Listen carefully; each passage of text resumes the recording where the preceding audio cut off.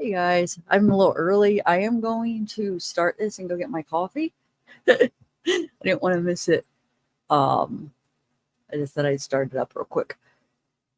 Uh, 1 second, guys. 1 second. All right. Yeah.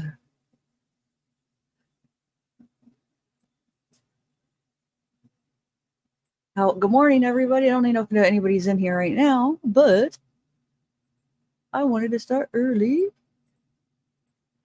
Let me get it to pull up, and then I am gonna go get some coffee, just so we don't miss it. I'm gonna get some yogurt and coffee. Hold on, let me get it pulled up real quick. Is it lawn crime? It does have it up. Thank God they got the reminder up, which I'm happy.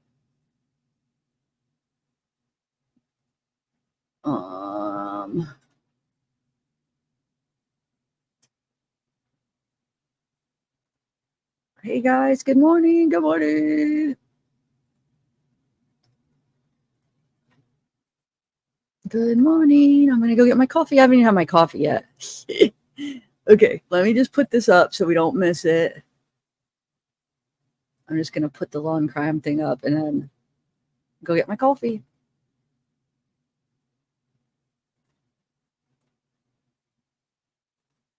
So that's, you know what? I'm gonna put my earphones on just so I have it. Good morning, Mallory. Good morning, Ryan. I'm not ignoring you. I'm just pulling this up and I'm gonna run and get my coffee. I just want to get everything ready. Okay, right.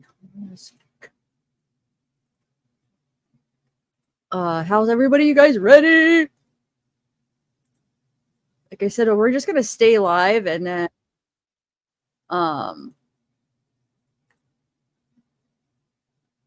we'll just I have a few videos we can even watch until the hearing, because I don't know how long the Spencer hearing is gonna last. As if it lasts all the way till 2, but I doubt it would last that long. You know? All right, let me share my screen. And I'm going to pull this up in case if it comes on when I'm gone. I'll be right back, okay? All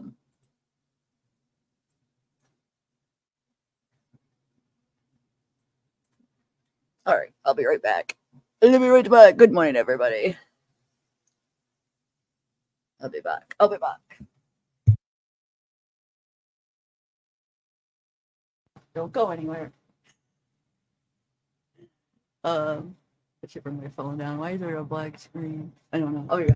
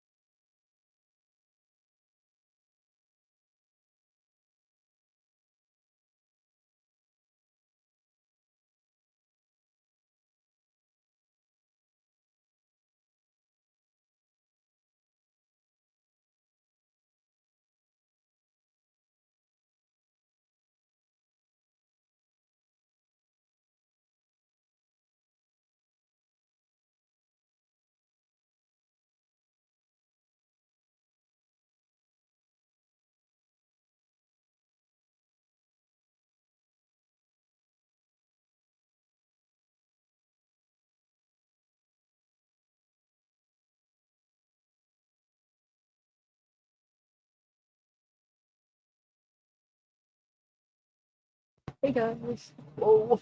Here. I'm ready. I got my pita coffee. Hold on 1 second.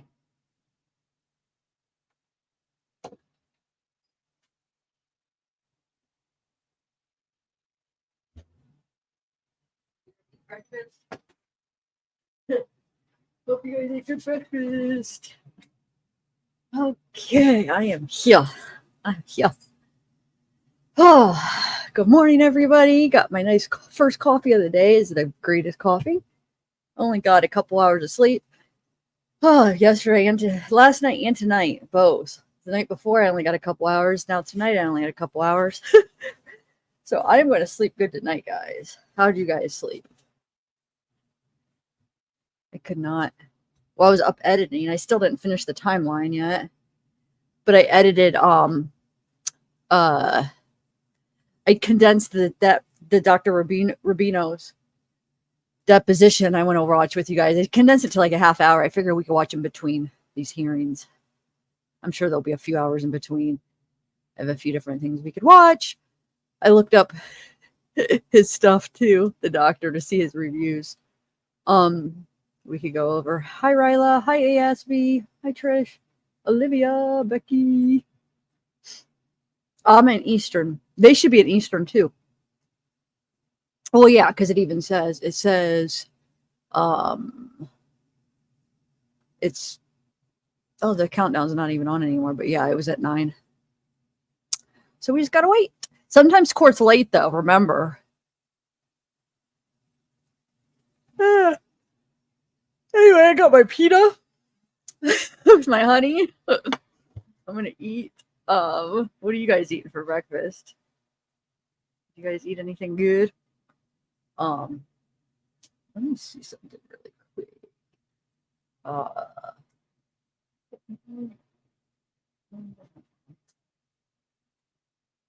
going to double check. I want to see something really quick.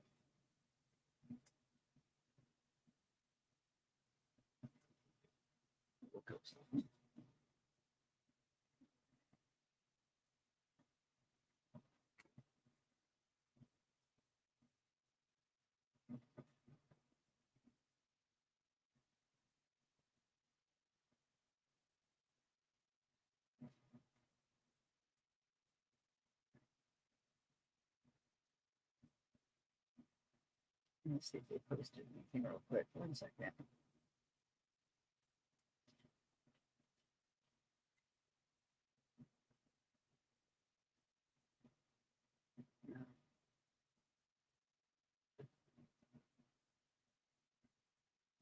Anyway. No. Oh, I misread the date. It's coming today. So I go down there. I'm eating my dinner. And I'm like, man, it hasn't came yet. I'm like, I checked. It's like, it doesn't say delivered. And I'm like, dang it. And then I'm looking. I'm like, it says 10 to 2. And my mom's like, well, you know, I saw FedEx across the street. I don't know. I'm like, oh my God, I hope they didn't deliver it to the wrong person. And then it just clicked on me. And all of a sudden I was like, oh my God, it says the 27th. But the reason I thought it was yesterday is because I got a text message that says your package is coming today. So in my head, I don't know, when I looked up on my computer's website, the tracking, and it said between 10 and 2, I thought it was yesterday, you know, because it said today, the text. So the whole time we're waiting. And then, well, during dinner, I realized it's today. So it's coming 10 to 2 today. Yeah. So my mom's down there. She said she could wait down there until this is over, but hopefully it'll be there between 10 and 2.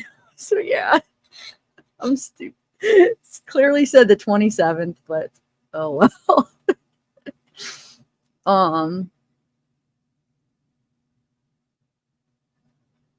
Are you serious? You know what the blue hearts stand for? That's the freaking Wade supporters.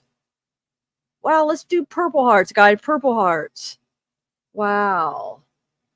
I hope they realize, like, I'm thinking some people maybe are watching and are not following all the stuff going on behind the scenes, and they're seeing the blue hearts and they're thinking it's for the victims. Maybe. Do you think that could be it? Because there are people probably following the case that aren't following all the drama, or I don't even know if you want to call it drama, but like the stuff going on that we've been following, they might not be following it. Does that make sense? And they might be seeing like, oh, blue hearts. I don't know. I could be wrong. I mean, I know there are. Wonder how many you think are supporters, Wade supporters. You think there's like thousands or?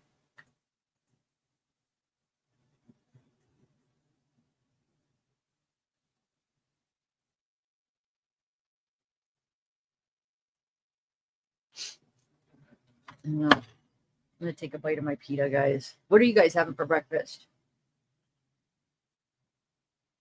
Anything good?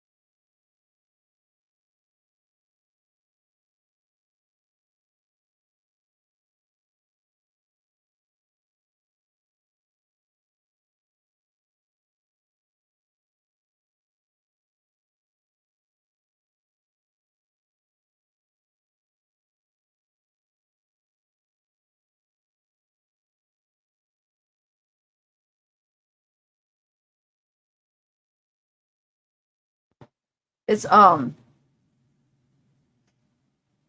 I put honey's on it. No, I can't control a commercial RLF. I don't put them in there. The YouTube will put them in. I can't control when they come on. That's out of my control. I can only do it after I upload it. And still then I've seen sometimes where I put them in, they don't always exactly go. So I mean, realistically, I only have so much control, but when I'm live, I have no control when they come on. It's not like I can go on and like just be like, oh, let me turn that commercial. No, I can't. I don't know. They just put them on. The settings are for after. I can manually do it after. I don't, and I do. I manually do them after, but you can't do them during the live. When the thing uploads, then you can put them in where you want them after, but not while it's live. So anyway, exactly. That's what I have. The best 19 I've ever spent too. It really is. And I took way too long to do that. Like I just got Premiere probably like about a year, maybe a little over a year ago. I can't believe I took that long. Now that I have it, I'm like, oh my God, how did I go without it? It's so awesome.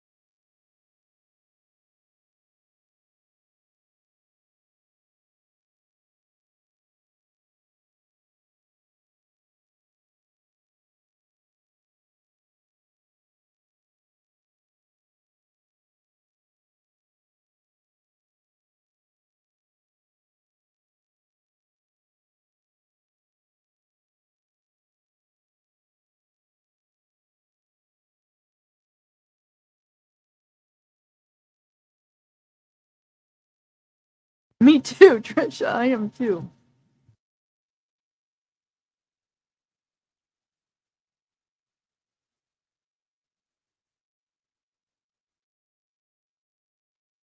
Sorry, I couldn't wait to eat. I should have just waited till it started. You guys are sitting there watching me eat. I'm hungry. That's usually the first thing I do when I wake up, though. I usually eat before I drink my coffee. I eat my pita and yogurt, and then I brush my teeth first, actually. I don't know. That's probably silly. I should wait till after. one nation under God, indivisible, with liberty and justice for all. Good morning. Please be seated.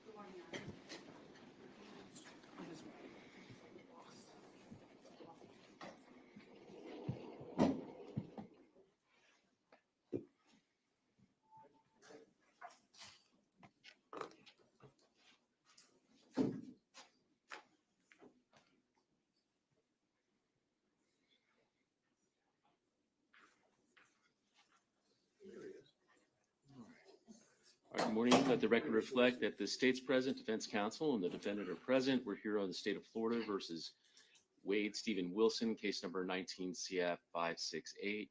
And we're here for Spencer hearing this morning. Are both the state and defense ready to proceed? State's ready, Judge. Defense is ready, Your Honor. Thank you. Yes, sir. All right. Very well. If everybody will announce themselves for the record. We are Andreas Gardner and Sarah Miller on behalf of the state. Good morning.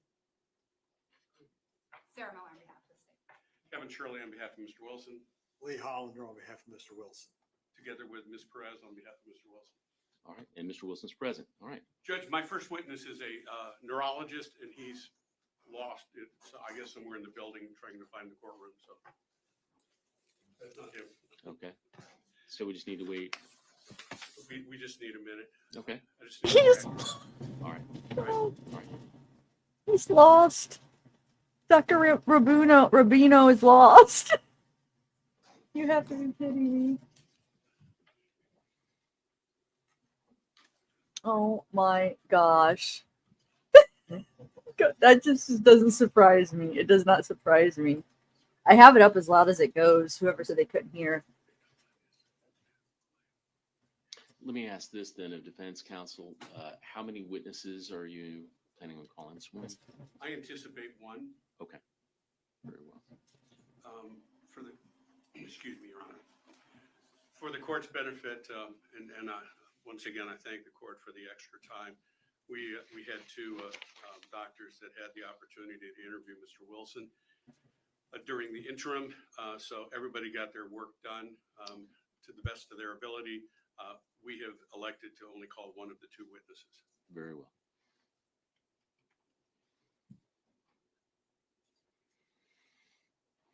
And you say that witness is in the building, as far as you know. Yeah, let me see. Ms. Perez is going to call Okay. him and find out exactly where he is.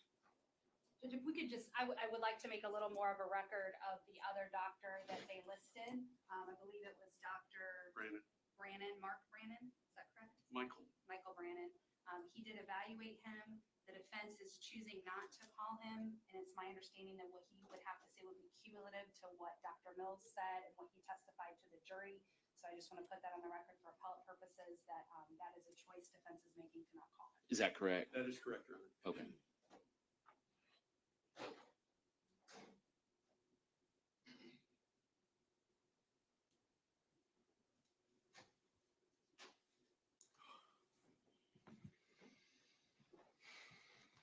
Now, I feel I need to clarify.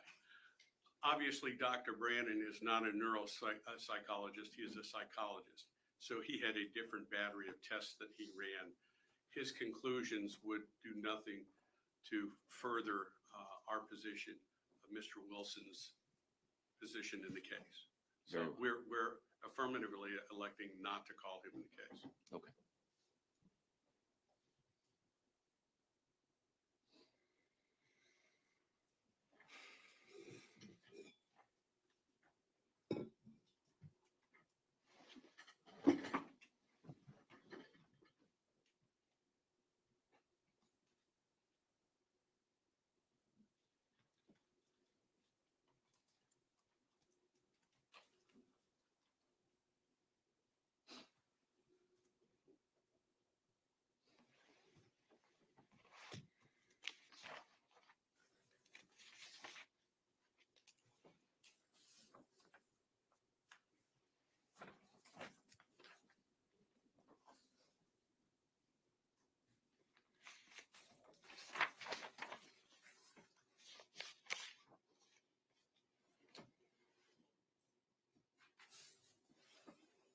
The volume's up as high as it goes. I even checked Law and Crime. It's the same volume. So it's them.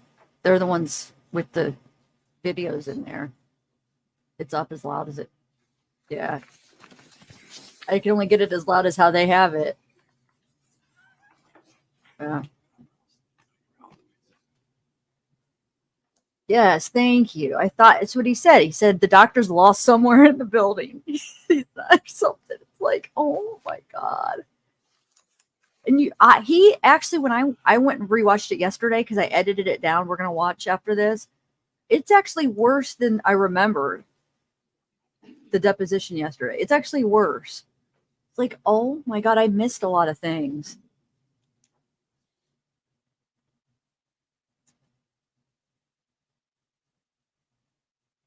Sarah, hey Sarah, yeah, I know, right? Oh my God.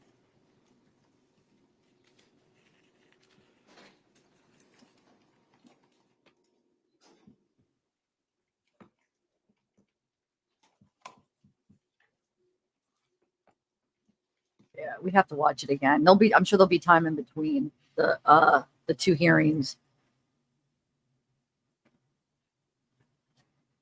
Because I condensed it down to a half hour. I cut out all the time. So I did cut out the time where he took forever to answer each question. But just so we could just hear his answers quicker, we could watch it. I can't believe that they're waiting on him. Come on, doctor. You're holding up the court. Wade looks tired.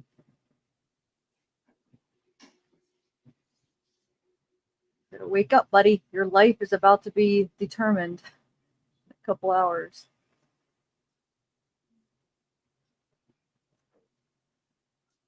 Rose. Casey.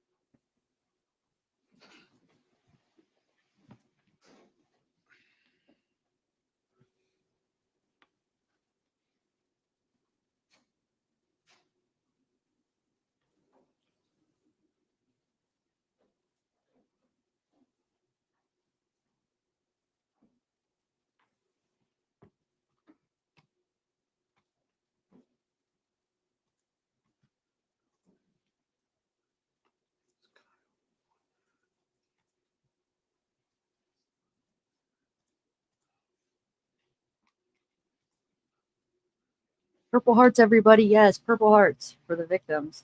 No blue hearts. Hopefully Long Crime will turn it up, like somehow get the volume up. So I'm sure they're getting complaints in their chat, and then because they're the only ones that have control. I have mine as loud as my computer's up as loud as it goes.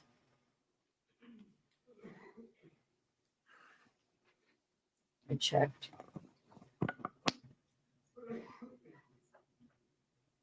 Let me check it.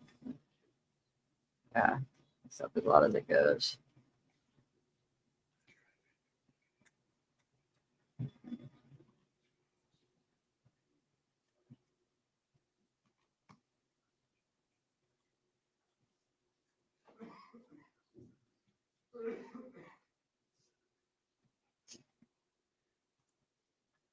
Come on. They're waiting on the doctor, guys. This is crazy. Hey.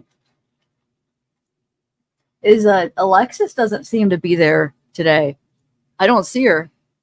She was there all the trial. Now maybe she'll be there for the sentencing. Wonder who that girl is sitting right there.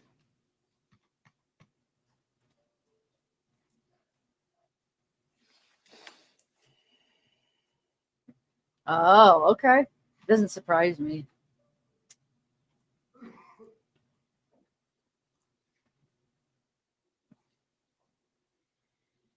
Dude, this has got to be a joke. After yesterday, now this? How is this doctor even in business still? I'm a little bit confused. Like, how could somebody be that? As if he's just like going through like a hard time, or he's just really medicated. I don't know. I'm really confused how it's 9/11.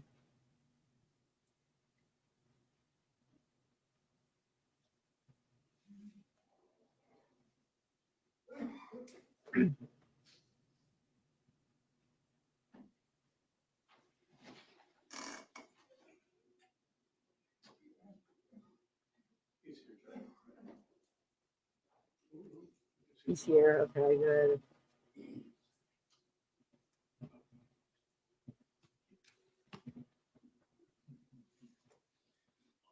We'll watch it after. We'll watch it, Molly. I have a live up, the deposition, but we'll watch it.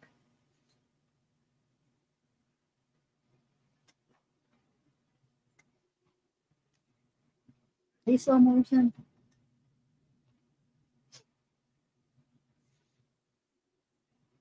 Yeah, pretty sure. I mean, I'm thinking it's Rubino. Unless if it's a different one. He was the one that was supposed to be here.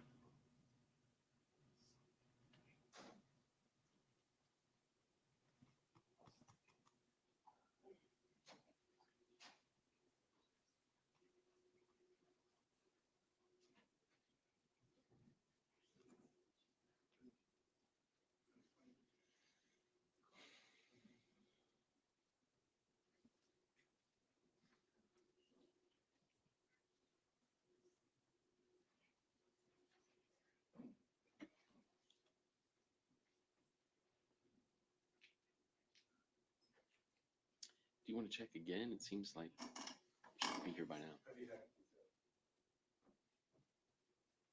Judge is getting mad. Like, what the heck, dude?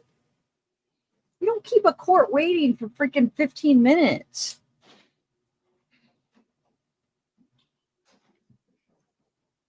They picked the wrong doc. I mean, how did they find? It's probably the only doctor that was wanting to do what they wanted.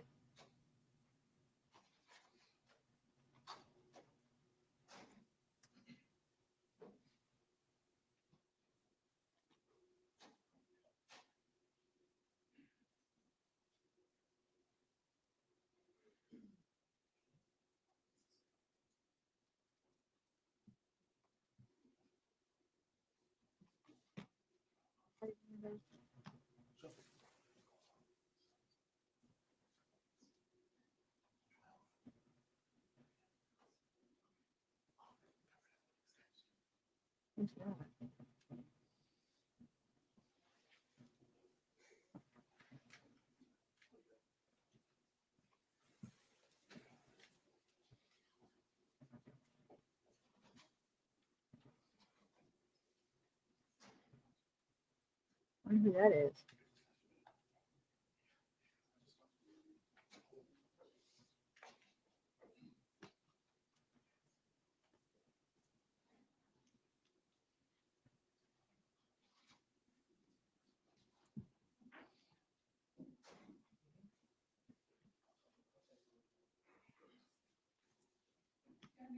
May we approach from our waiting just to address something? I'd rather not right now. This is, I can't even believe it. They are, Shirley's probably so regretting. Shirley's not that bad, guys. After yesterday, I kind of have a new respect for him. If it wasn't for him, we wouldn't have been able to watch yesterday, I don't think.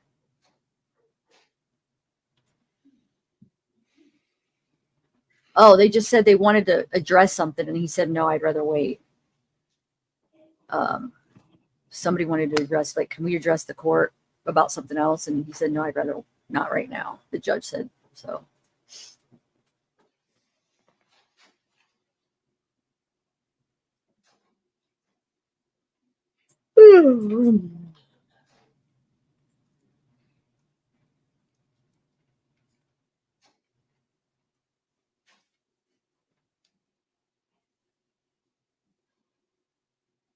Oh, thanks, Lucy.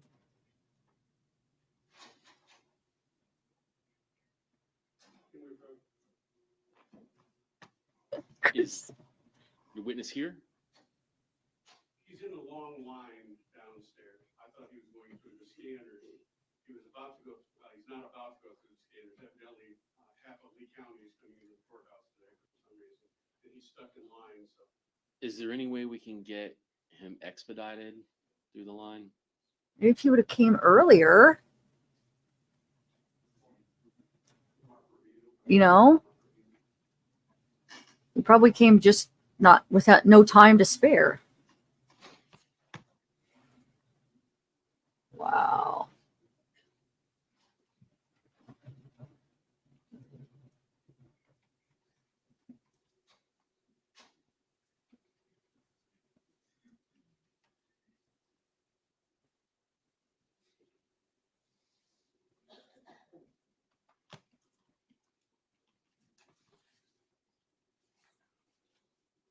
Really, Kirsty? I just compared both and it sounded the same to me on my phone. Hold on.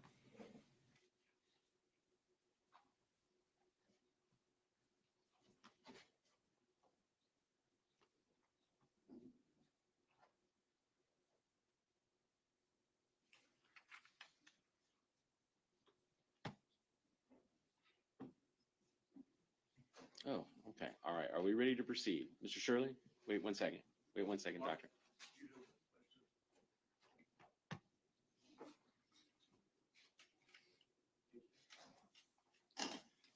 All right, Mr. Shirley, are you ready to proceed? We are ready to proceed. You have your witness here.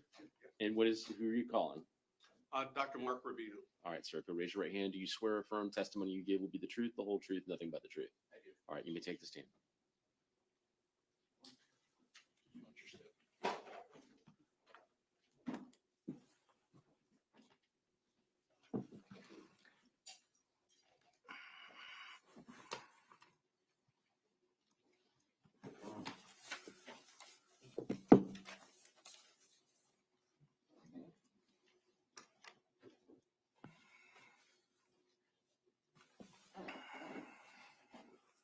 Just want to get this up.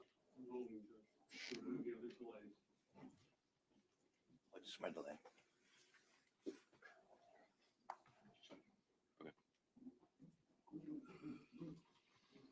Is there a way to make that bigger? Yeah.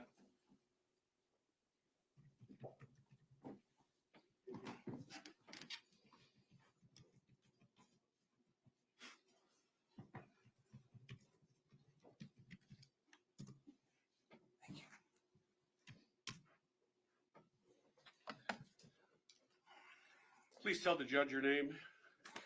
My name is Mark Patrick Rubino. Mr. Rubino, how are you employed? I'm self-employed All right. as a neurologist. Are you an MD? I am.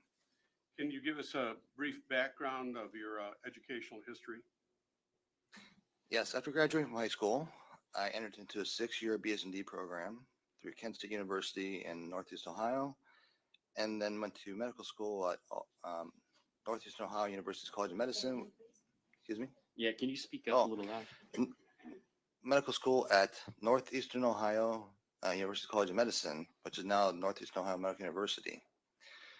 And then I did my transitional residency at Summa Health Systems in Akron, Ohio, and then neurology residency at USF in Tampa. And I've been practicing in Naples since 1999. Right. You specialize in neurology, is that correct? I do. Are you board certified in neurology? I am. Have you ever testified as an expert in a case and allowed to give your opinion in a courtroom before? Yes. How many times? This would be 78 times. Okay. And the majority, if not exclusively, is you're a witness for the defense, are you not? I am, because I've never been asked by the state.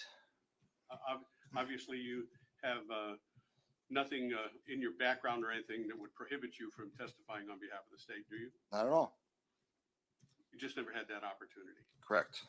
And are you being paid for your evaluations and your testimony here today? I am. And at what rate? $400 an hour. Is that the rate approved by the JAC? It is. Did you have an opportunity to become engaged with our defense team? I have. And do you recall just approximately when that was? Sometime in March, I think. Okay. Do you know Wade Wilson? I met him. Did you had the opportunity to talk to Mr. Wilson? I did. Okay. And how did you talk to Mr. Wilson? In person? You can say that. The first part was in person with him basically bound and shackled. And that's when I did my exam. And the second part was with him still bound and shackled behind a glass wall. Okay. But that was in person, I take it. All right. The first time you visited with him when he was bound and shackled, but you actually had contact with him, for what purpose was that contact? That purpose of that was for my exam, my neurological examination. Okay. What type of neurological examination? Just a neurological examination. Okay. Do you run several tests? Yes, it has several parts to it. All right. Why don't we go through the parts one at a time? What's the first part? Mental status. Okay. And how do you test that? I would usually do a Montreal Cognitive Assessment as a formalized version of a mental status. I'm going to have you speak up a little louder. Okay. Sorry, it's hard to hear you. Montreal Cognitive Assessment test. And I'm sure the judge has heard this before, but for the record, can you tell us what tests or what examinations comprise this? Of the mental status? Yes. The cognitive test Yes. that you said was the first test you asked to perform. It's broken down into visual, spatial, and executive, naming, memory, attention, language, abstraction, delayed recall, and orientation. Okay. And so how do you test for these? First part, I have them do the first part. Very first question is something called trails, where you connect letters, numbers, in sequence and a pattern that's been established. Okay. And was he able to do that? He was able to do that, yes. All right. What was the second part of the examination? Copy a cube. And was Mr. Wilson able to do that? He drew something, but it wasn't a cube. Okay. What was it? What was- did it look like? It was a funky square. Okay. The best I can describe it. And I'm going out of order a little bit here, but do you give scores to each one of these? Well, each counts as a point, and then these points are all added up to a final score. Okay. What was the next test after the cube? Clock draw. All right. And describe how that is conducted. You're supposed to draw a clock with all the numbers on it, which pretty seems straightforward, but it's amazing how some people can't do it. I'm still having a hard time understanding what he's saying. I don't know if it's just volume or. I'm trying to turn it up as loud as I can. If you could just project louder, All right, I'll talk louder. Is that better? that's better. All right, so the clock draw is a test where people seem to sound pretty easy, but a lot of people mess it up. So how did Mr. Wilson do on that? The numbers are on there, but there's no 12. He had put 1 in the place of the 12 in the first place, so that throws the numbers off. And then he just put a couple X's in the center. And at this point, I think he got a little frustrated. All right. So he didn't actually draw hands to the clock when you told him what time to reflect on the clock. No hands on the clock, no. Just 2 X's? 2 X's. You said Mr. Wilson appeared to be frustrated to you. How did he express himself? I can't do this. Part of it was the police were there because not police, the officers were there, and he was just getting very paranoid and very anxious that they were watching him. Okay. Was he asked to perform any other tests? Yes, actually, I did the rest of the test in the rest of the MOCA in the blocked exam room. Okay. So the officers were not present? Correct. They were not able to observe. We're Mr. making Wilson? them nervous. Okay. So what other tests did you ask him to perform? At that point, I went on and did cranial nerves. What is that? It's assessing cranial nerves. It's the nerves that arise off your brain. And how do you test for that? Well, I don't test for one because it's olfactory. I really don't test for two either because that's vision. I'll test for 3, 4, 5, or 3, 4, and 6, which is extraocular movements. And why are you looking for those? Well, it's part of a neurological examination, but what I found was he had some horizontal jerk nystagmus on bilateral gaze. Okay, what does that mean? Means when you test his eyes left to right, you'll see a couple of jerks in them, jerks in the eye movements as you go to the left and as you go to the right. Okay, is that to be anticipated of anybody who takes this test? Typically, people have normal movements. They have normal saccades, which is the movement of the eye, and then the jerkiness, as known as nystagmus, which could be from vestibular disease or midbrain disease. Okay. What did you do next?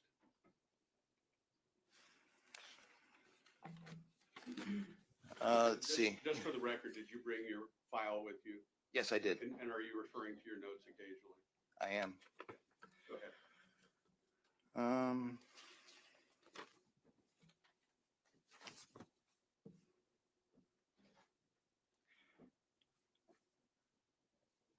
Cranial nerve 5, which is sensation to his face, which is cranial nerve 5, which is sensation to his face.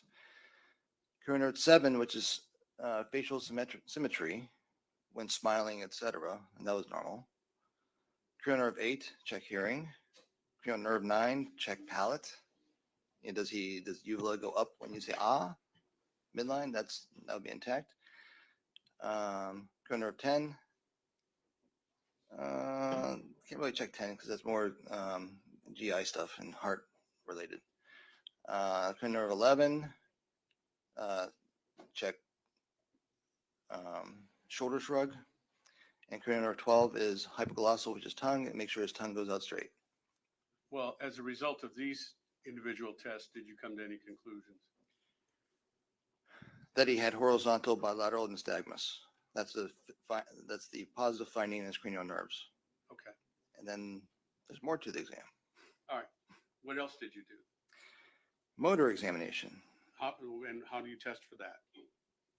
You physically test the strength of each muscle.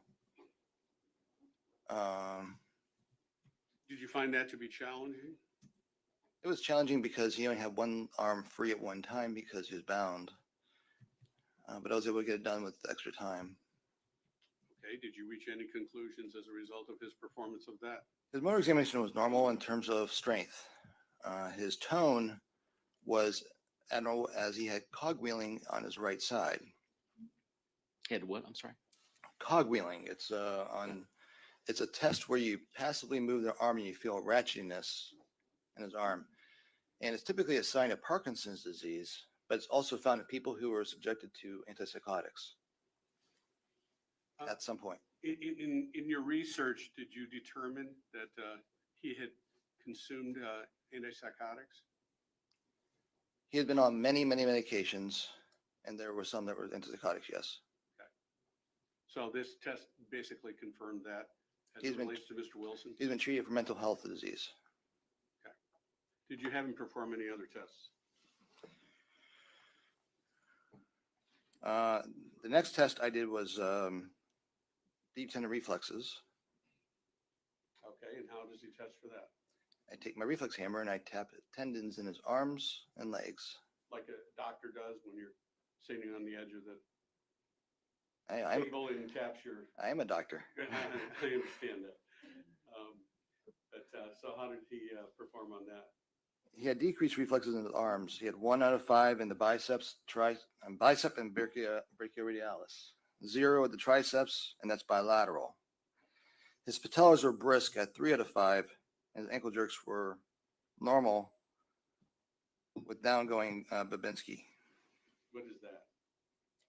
Babinski test is you strike the bottom of the foot, look and see where the toe goes. If it goes up, that means there's upper motor neuron problem.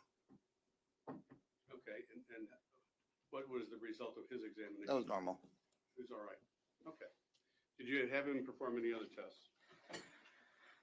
I testified sensation, which was normal, to temperature, vibration, and light touch. I had him do coordination with the finger to nose test. Okay, how did he do on that?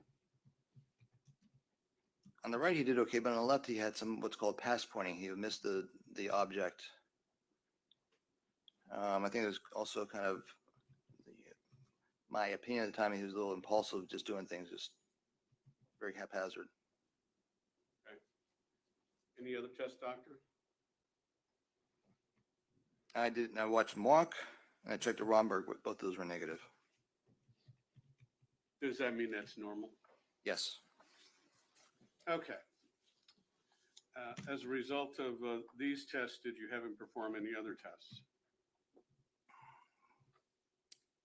While I was there or after the boards? While you were there? No, I just took a history. Okay. So you talked to Mr. Wilson about what had happened to him during his lifetime. Yes. Did you glean any information that you determined was important to your later diagnosis?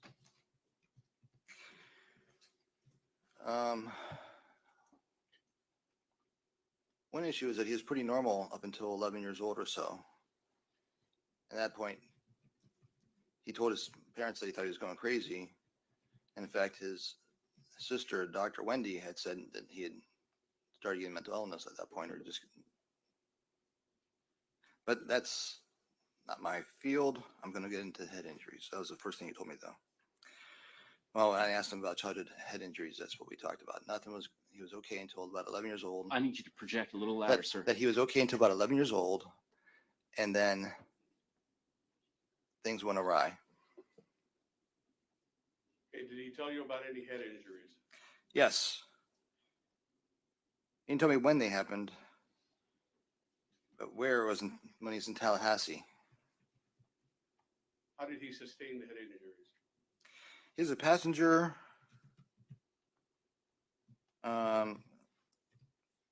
The driver rode off the highway and hit an oak tree. Did he lose consciousness? Yes, his head spidered the windshield. I asked him if there's a spider shape on the windshield, and he said, "Yeah, that's usually what happens when people wear those seat belts and get into a car accident." He went to the local hospital, but he left AMA. What does that mean? Against medical advice. He didn't wait to get assessed. Did he sustain any other head injuries that he reported to you? In the second MVA, also in the Tallahassee region, close to the beach. He was leaving the beach, but he was on probation. And the driver somehow also hit a tree.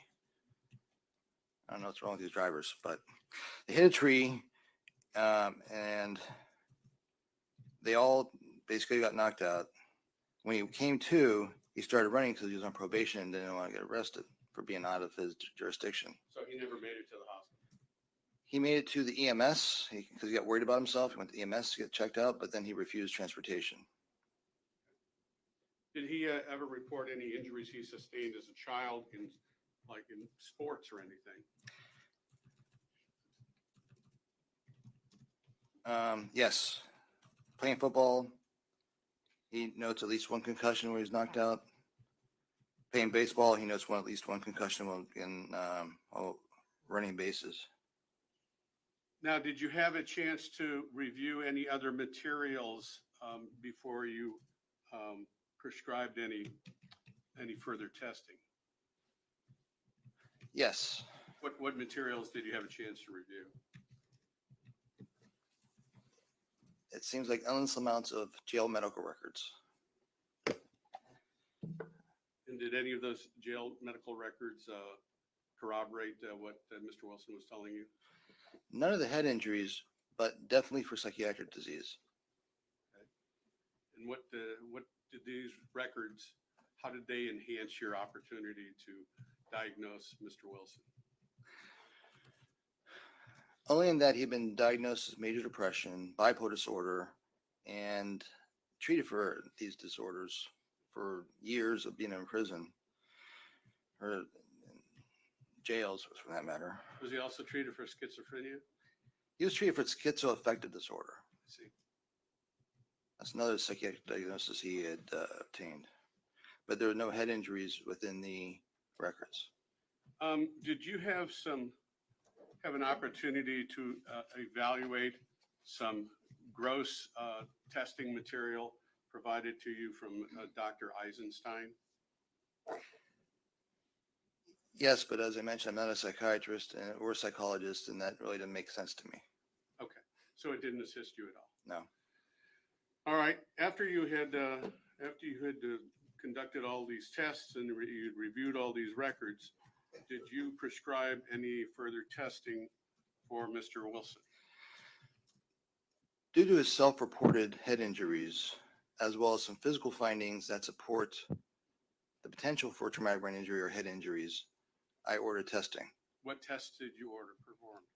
I ordered a MRI of the brain, performed a 3T MRI with DTI, that's diffusion tensor imaging, as well as neuroquant. I also obtained a CT PET FDG, fluorodeoxyglucose, in order to assess function of his brain. Okay. Were any of these tests performed? The MR of the brain and the DTI were done. Neuroquant was not done, nor was the CT PET, the FDG CT PET. Okay. Were you provided the results of these tests by Gulf Coast Medical Center? I was. And did they also include another test that had previously been performed on Mr. Wilson? Yes, a CT scan of his head done the year before. And did you review the CT scan? Yes. And did you find it of any value in your diagnosis? The CT scan showed no evidence of acute hemorrhage or stroke, as the report says, but you can see some lateral asymmetry on this CAT scan as well. Okay. May I have a moment, Your Honor? You may.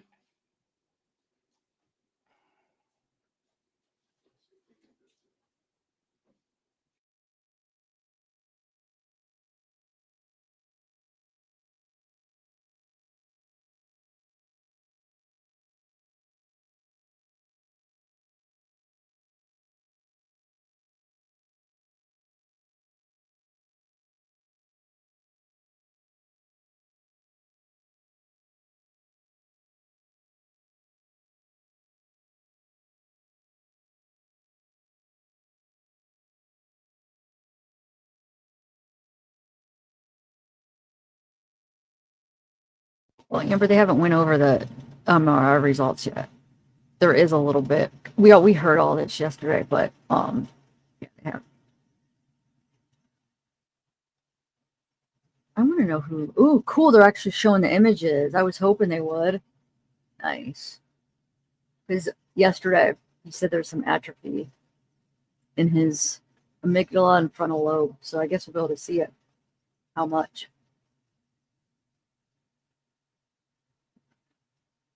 But I don't think there's much. And he also said that it would progressively get worse with age, but that doesn't explain, he already committed the murders. So we want to know how bad it is now, not in the future, you know? So.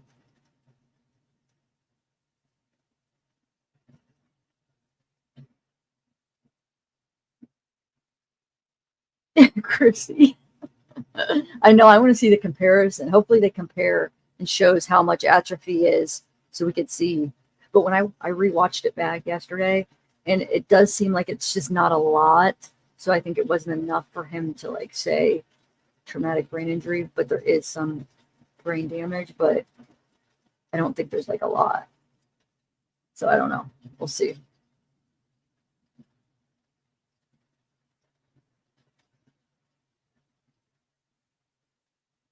Yeah, it's live, Michelle. They have it on mute. They turned off the sound for right now.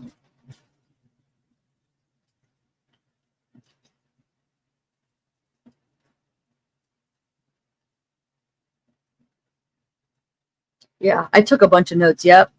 Impulse control, executive functioning, he said. This was yesterday. The And I'm sure screen he's, point.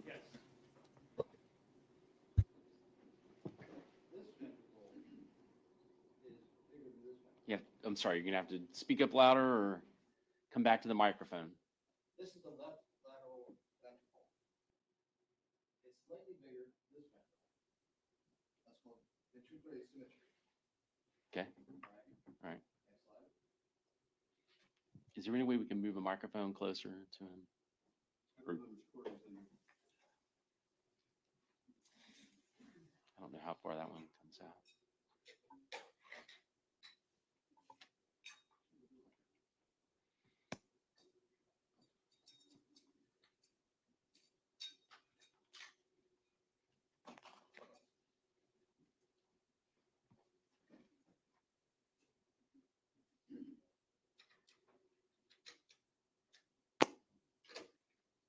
Better? Not yet. Oh, we can turn it on. Is that better? Oh, there it is. That's better. Okay. Okay, I don't know if anybody can see this, but I measured the ventricles to show that there's a difference. NeuroQuant is very helpful at showing us asymmetry because it measures this stuff, but we had no NeuroQuant, so I measured it myself. On the right side, which is your left, here, that's 3.55 millimeters. On the right side, that's 5.6 millimeters. So that's quite a difference in the ventricle size for one side to the other. Next slide. And here you can visually see it where the left or the right side is bigger than the left side. But also I'm going to point your attention to all the space here. In my opinion, his ventricles are very small for his age. But what is the purpose of the ventricle? The ventricles are the space inside the brain where cerebrospinal fluid is. The size indicates if there's too much water in the brain or too much brain in the brain. His ventricles are too small, which tells me that he likely has a pretty good sized brain.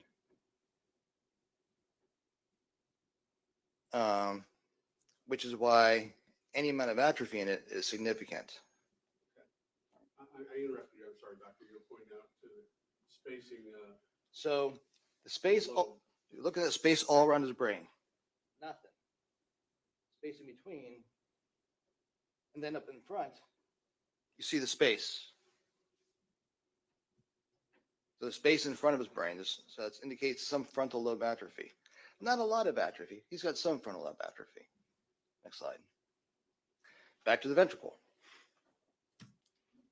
This is another location just to show that I'm not just cherry picking. His right, which is on your left, is 8.03 millimeters. On the left, which is your right, is 9.48 millimeters. Note this is all less than a centimeter. And again, here's left frontal. I'm gonna get back to that. Left frontal. Ready? Yep. All right, now we're gonna start talking about atrophy. What is atrophy? Atrophy is where the brain shrinks and pulls away from the skull and creates more spinal fluid on the other side of it. His brain has really no atrophy other than in certain locations. And where you see it is right in here and right in here. This area is where the amygdala is and the hippocampus is. The amygdala is part of the limbic system, and hippocampus is part of your memory centers. His memory on the MoCA was, he had 1 out of 5 on recall. So atrophy here, and then we start seeing the anterior frontal lobe. You don't even see brain here yet. You just see spinal fluid. Next slide. Next slide. Did you see the space here, space in between, and the space between here is more than space over here. And that's your orbital frontal cortex, part of your frontal lobe. Some atrophy, not a ton of atrophy, some atrophy. Okay, this is a color picture. This is our DTI. Let me get over here so you can see. Okay. You can move the microphone with you.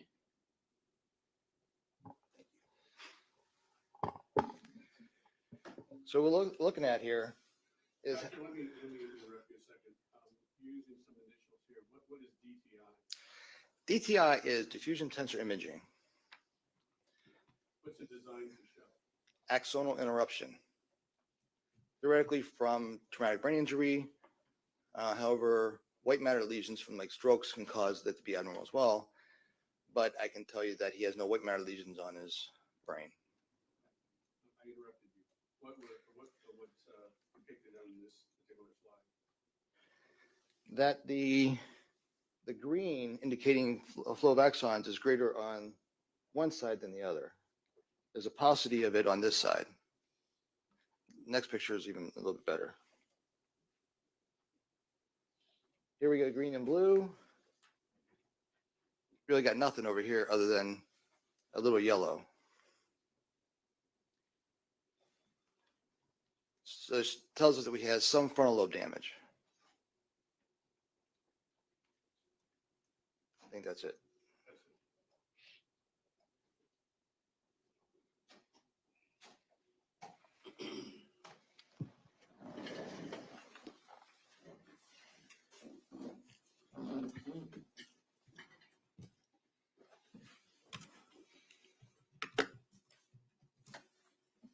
So if we put all that information together, what kind of conclusions did you come to as regarding Mr. Wilson's brain, his brain injuries?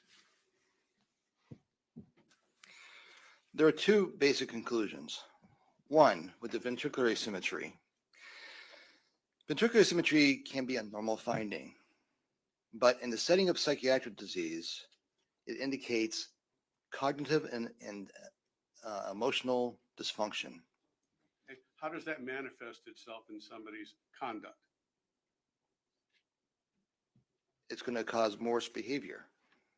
It's going to cause less thinking. It's going to cause less likely to modify your own behavior, basically. What was the other one? You said there were two. Evidence of some brain injury. The atrophy of his superior anterior temporal lobes as well as his frontal lobes is an important combination. When you have atrophy of your amygdala, which is one of your main points of your limbic system, it creates for emotional instability. It makes you more likely to get mad and not be able to calm yourself down.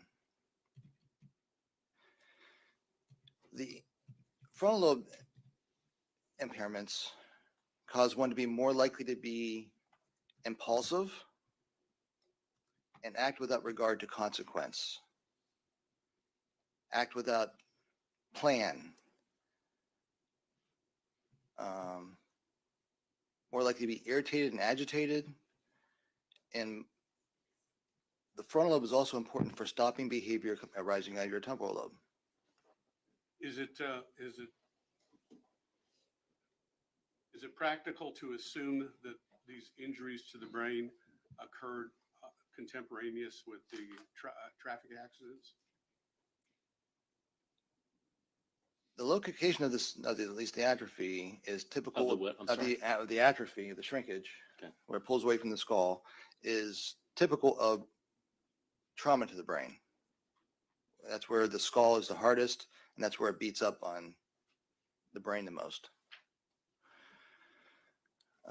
So if Mr. Wilson has been in custody since the date of his arrest, which was 2 days after the incident, presumably he had this same brain injury back in 2019. Yes, but atrophy takes time to develop. It didn't just occur in the last year. It's probably been occurring over the last several years. Is there anything that can be done to repair or replace? No, but medication can be helpful at modifying his behavior mostly from psychiatric disease, because this isn't somebody with this injury on top of bipolar disorder, major depression, schizoaffective disorder, whatever it may be.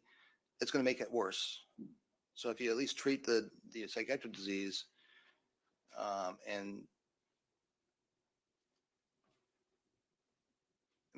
basically a simple answer is this can be treated.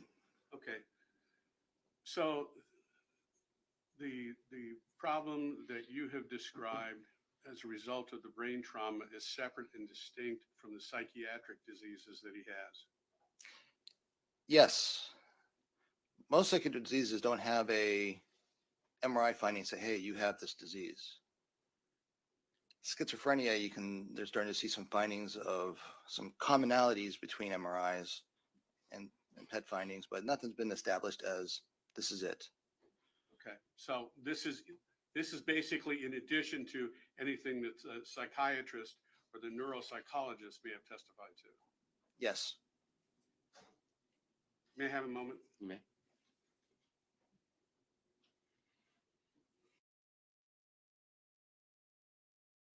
Got back just in time.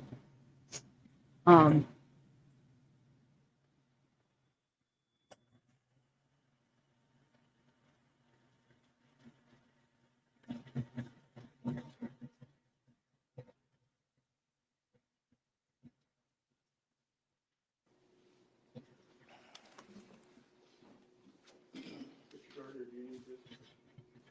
do not, thank you.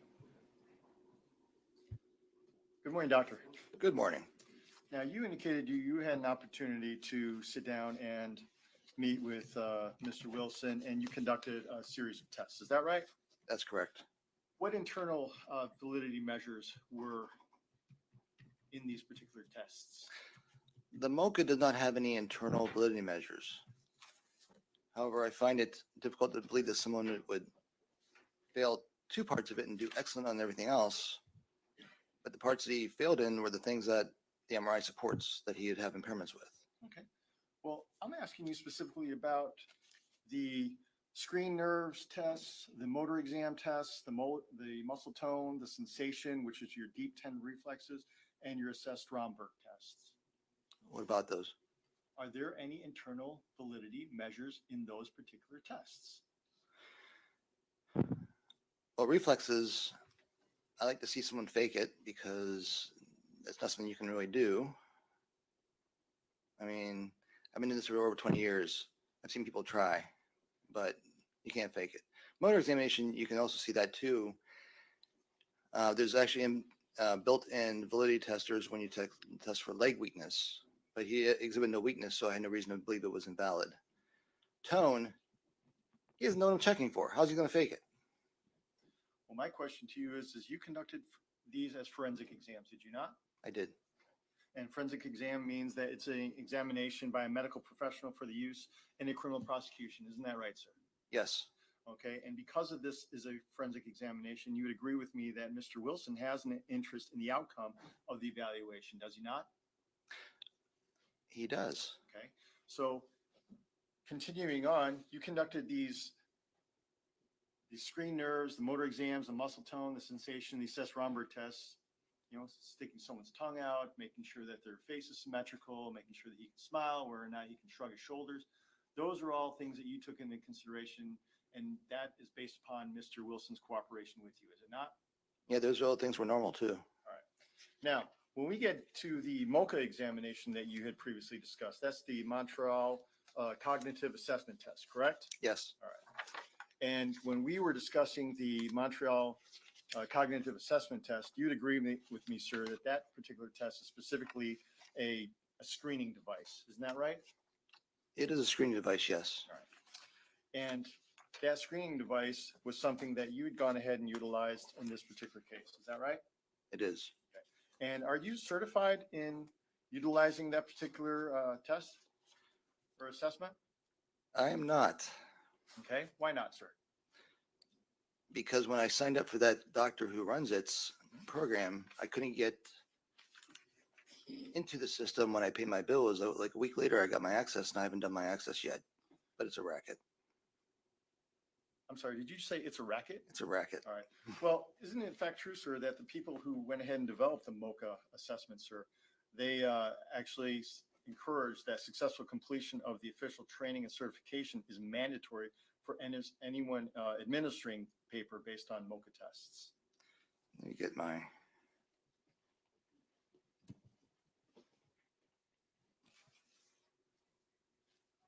I paid something like $200 for this thing.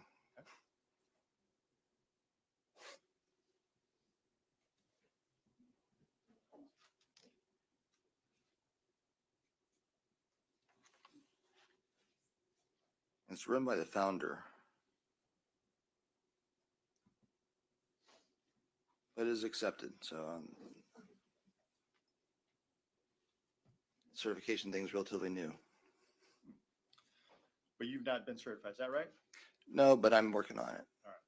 Well, as far as the Montreal Cognitive Assessment Test, you also acknowledge the fact that there was no internal validity measure as it relates to that particular test. Is that right, sir? No, but it needs to be interpreted in the setting of everything. And given where I see atrophy, it seems like it would be a valid indicator of his performance. His memory's terrible. He has atrophy in his anterior temporal area. His executive function is impaired. He's got frontal lobe atrophy. So it makes sense to me. Okay. Well, you'd also agree with me, sir, that the internal validity measure is to determine whether or not someone is giving a good effort. And you have no determination as to whether or not Mr. Wilson was giving a good effort when you conducted the Montreal Cognitive Assessment Test, correct? Correct.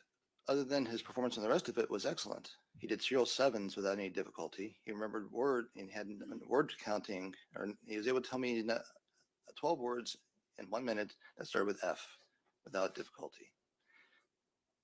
That's usually somebody, if they're going to fake it, they're going to fake it there. Okay, well, isn't it in fact true, sir, that Mr. Wilson has some issues as it related to the memory function portion of the Montreal Cognitive Assessment Test?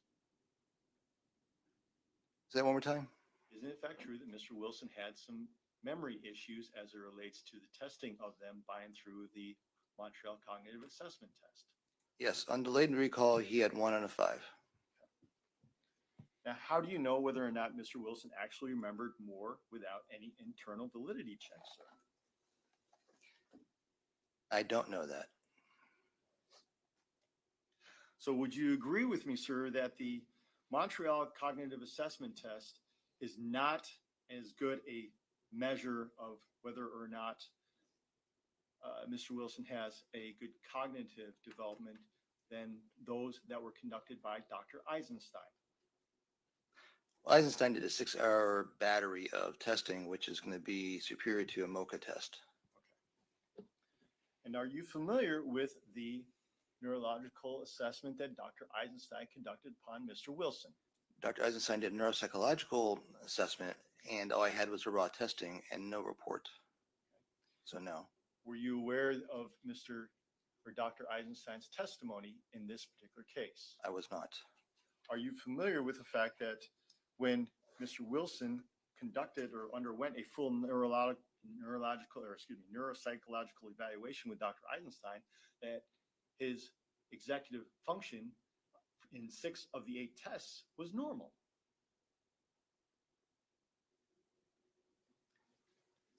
Does 6 out of 8 suggest anything? Is that any impairment? Is that absolutely normal? I don't know. Yeah, he had executive functioning in 6 of the 8 tests, and the last 2 tests he didn't finish. And that's the only reason why they were scored in the way in which they were. And why didn't he finish? Because he was tired. 6 hours. Now he gets impulsive and frustrated. So what specific tests revealed that Mr. Wilson was impaired in the executive functioning and delayed memory when you conducted your tests, sir? It was a much shorter part. It was trails, copying a square, and drawing a clock. That was executive function. So are you familiar with the Dallas-Kaplan phonetic verbal fluency test, sir? That's the counting the words, or the word come up with words. Yes. Like what that was done on the MOCA. No, that were done Verbal by, fluency. that were done by Dr. Eisenstein. Verbal fluency is a neuropsychological test. I don't do neuropsychological tests. I'm a neurologist. I'm limited into something like a MOCA. But you've heard of the Dallas Kaplan Executive Function System, I is that have. right, sir? Okay. And would you agree with me, sir, that that's more of a comprehensive measure of executive function than the MOCA? Word finding is going to be left frontal, posterior broca, and not necessarily indicative of executive function. It's more indicative of language. Well, let me ask you this. Did you see any of the neuropsychological testing that Mr. Wilson underwent that was performed by Dr. Eisenstein? Let me see test pages.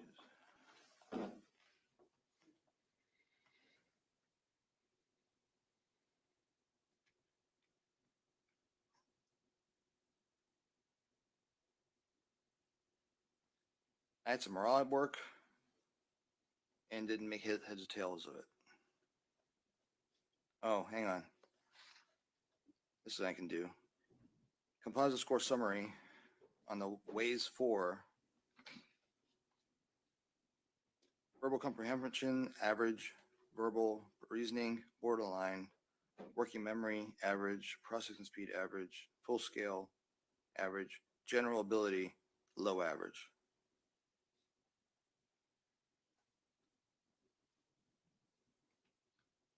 So wouldn't you agree with me, sir, that the neuropsychological testing that Mr. Wilson underwent by Dr. Eisenstein would be of help in addressing your opinion with regards to executive function?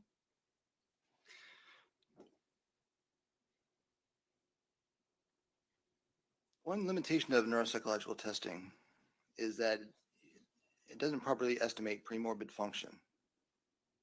If you look at Mr. Wilson's grades back in grade school, he had A's, mostly A's, B's, and C's. What happened?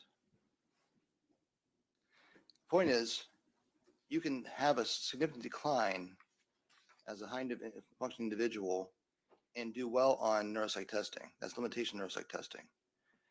It's one of the limitations I have with people coming in, I evaluate for dementia. If they were doctors or scientists, they sent to neuropsychologists, they come across as normal, but they lost 30-40% of their cognition already. They're dementing, but neuropsych testing was normal. So neuropsych testing has to be taken with a grain of salt.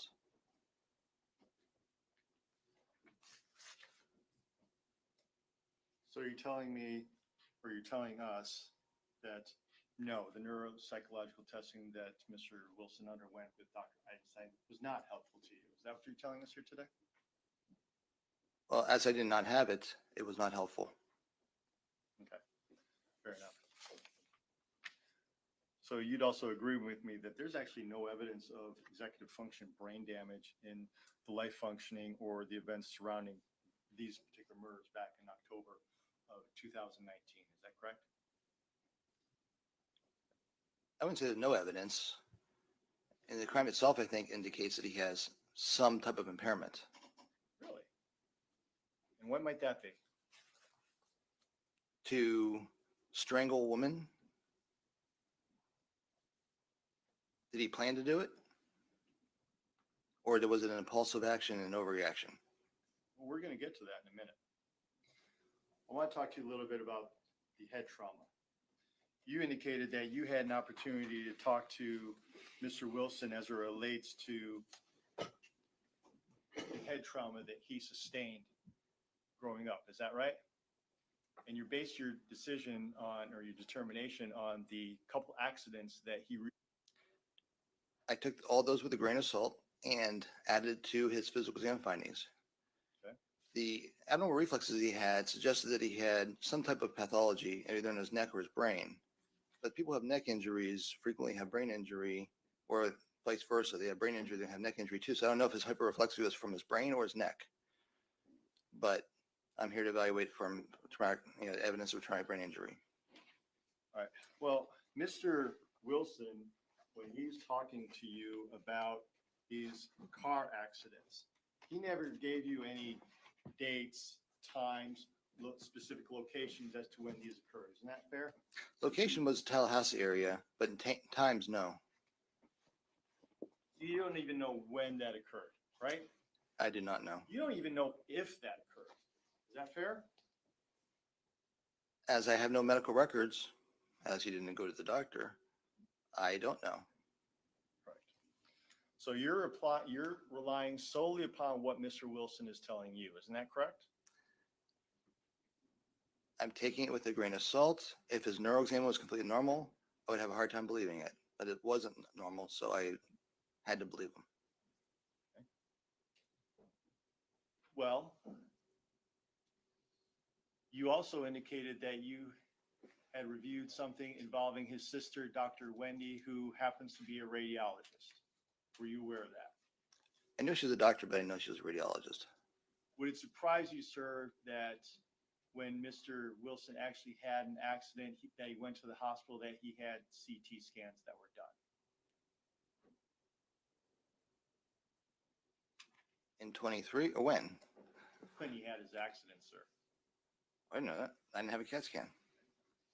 Well, would it surprise you to learn that his sister also had gone and reviewed those particular CAT scans and found them to be normal?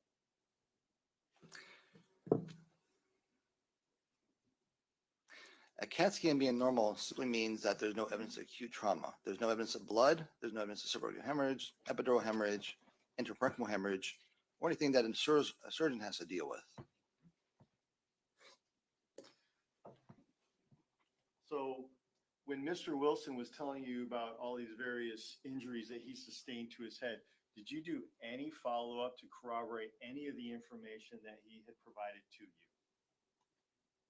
As I was aware that there were no medical records, I did not look for no medical records.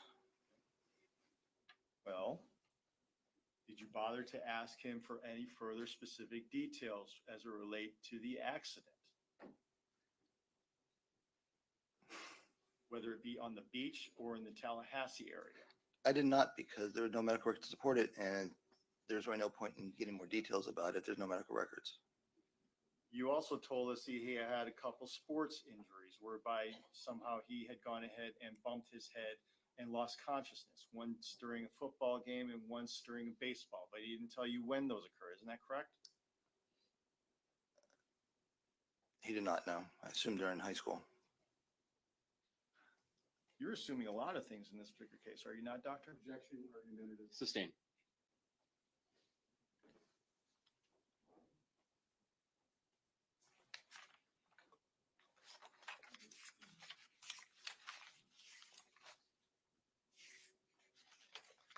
And Doctor, you indicated that you had an opportunity to review a series of scans in this particular case. One happened in April of 2023, and the other happened where you had an opportunity to review an MRI scan of August of 2024. Is that correct?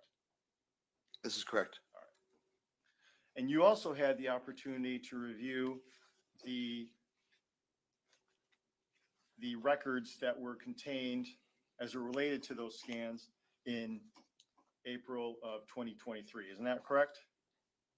I looked at my records. I do not have that scan. I do not have it. So, but I'm told it's normal.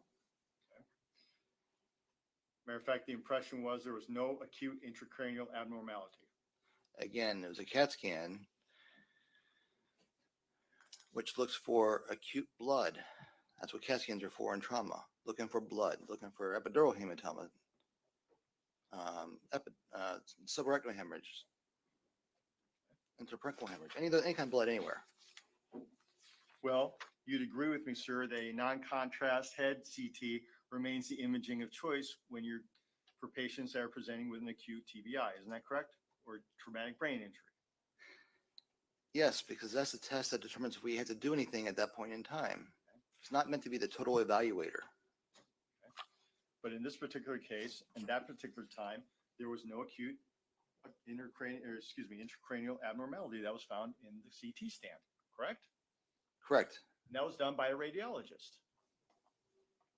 It was done by a radiologist and technologist, but read by a radiologist. The CAT scan being normal does not say he did not have a concussion.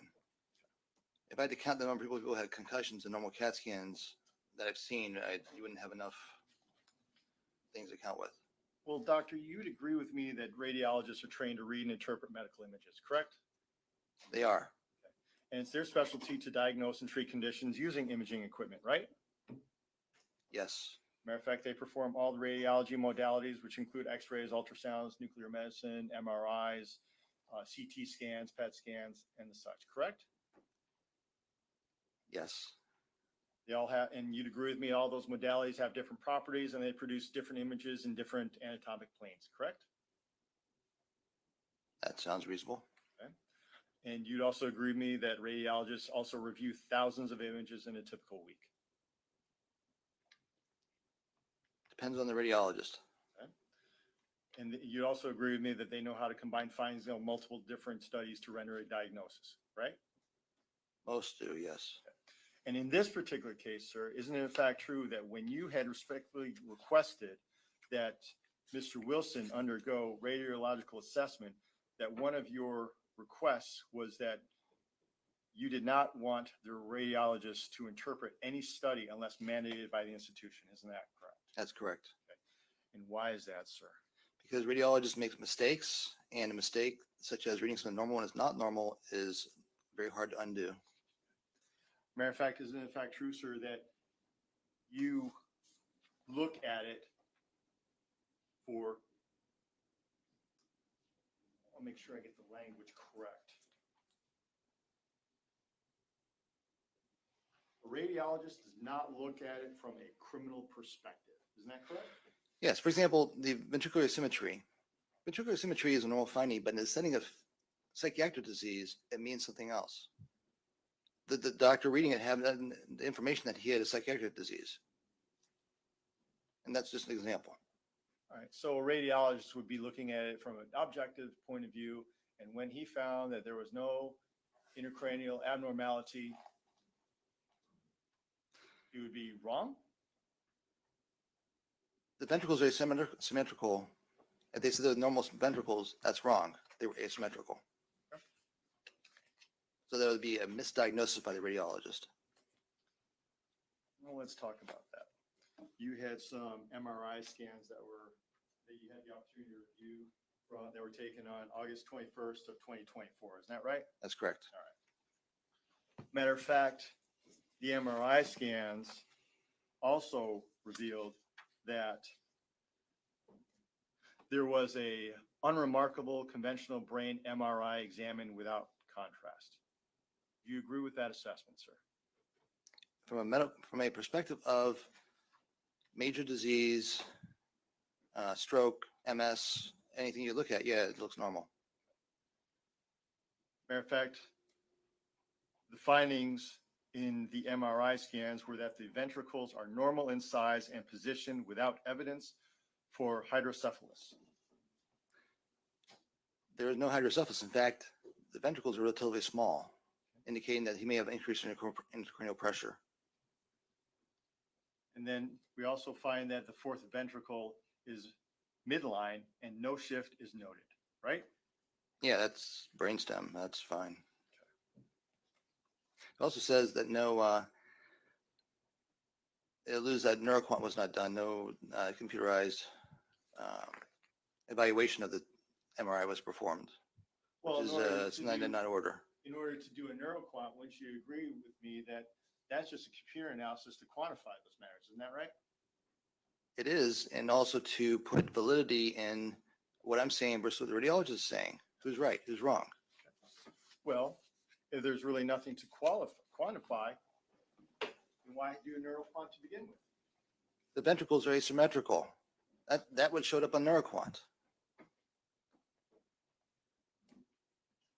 His anterior temporal lobes are atrophy compared to the rest of his left parietal lobe. Well, doctor, when we're talking about the MRI scan and the CT scans, both of the radiologists that had gone ahead and reviewed both of those particular records found them to be normal. But you're telling us here today that you found abnormalities. Abnormal as it regards to behavior. When you have asymmetrical ventricles and you have some relative atrophy compared to the rest of the brain. These are not gross abnormalities.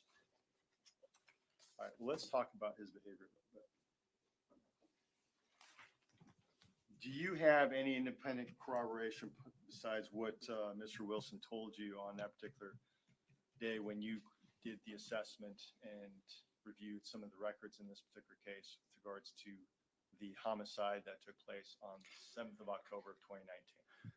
The homicide itself, I was looking through my records and I have no documentation of the action of the murders.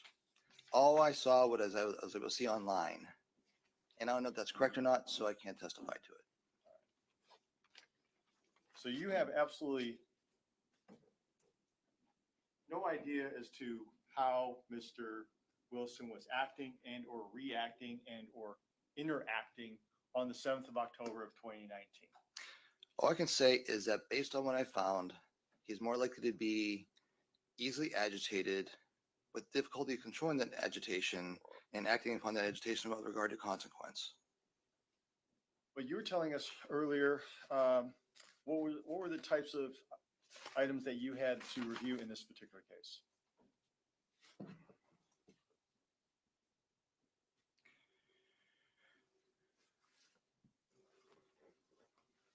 The juvenile justice face sheet, all the things he did, all the burglaries.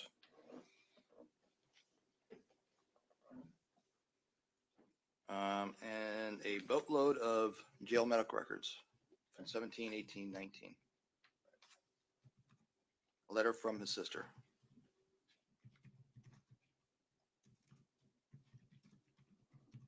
And that's about it. That's it. I just have I have hundreds and hundreds of jail records. And I could not find any Lee County hospital records in my jail records. So I don't know what you're finding. Well, wouldn't you agree with me, sir, that when you are in the process of diagnosing someone, that it's also important to make sure that you have some support for that particular diagnosis? It would be great if I had something. Most of these inmates or these convicts don't go to the hospital. They have hit their heads. They don't go anywhere. They run from the law. They're always in trouble, and they refuse medical care. So consequently, I have no medical records. You'd also agree with me that a lot of these individuals aren't exactly forthcoming when they relay history to you as it relates to them. Isn't that correct, sir? This is true. They have secondary gain. So wouldn't you agree with me that it's important to see how a person functions in his everyday life, to have a kind of a baseline? I gleaned a bit of his behavior, judging from how many times he was in juvenile detention and his complaints while in juvenile detention, all the depression, the anxiety, and all before he was in jail for this.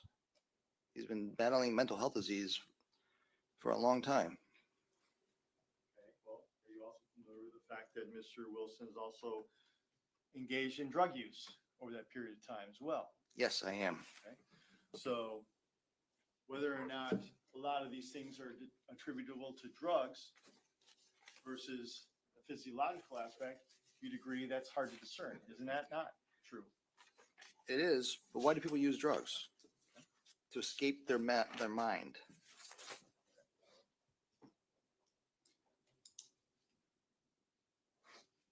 Let me ask you this, doctor. What efforts did you undertake to ensure that Mr. Wilson was telling you the truth?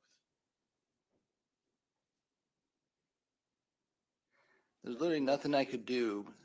The only way I can tell if they're telling me the truth, if I have medical record support with what they're telling me. He told me that he was on medication, that I can verify. So with some of the medications he was on, that I can verify. But as far as the head injuries, nothing's documented about those. So I have no idea if that's true or not. I suspect it's true because his brain supports it, but I don't have any records to corroborate it. Well, did you have the opportunity to review a statement that was given to law enforcement by a gentleman by the name of Joshua Lukic? That does not ring a bell. Well, Joshua Lukic is an individual who called 911 regarding Mr. Wilson telling him that he had just killed 2 individuals. You didn't have the opportunity to review that statement, did you? I did not have that statement, no. Matter of fact, you didn't have the opportunity then to listen to that 911 call, did you? I have not. Did you review of the statement by Ms. Stephanie Johnson, who was with Mr. Wilson throughout the course of the evening and the morning of the murder of Ms. Christine Melton? I have not seen any statements. So you don't know what, if any, effects or symptoms Mr. Wilson was undergoing back in October of 2019 when he committed these murders. Isn't that fact true, sir? The all I'm testifying to is that his brain is such that he's more likely to be impulsive without recourse to consequences, easily agitated, and easily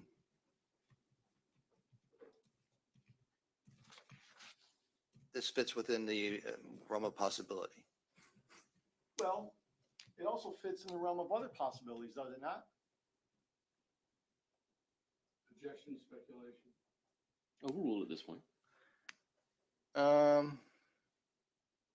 What are you talking about? Well, you're assigning his actions to one particular. Well, it's going to be multifactorial.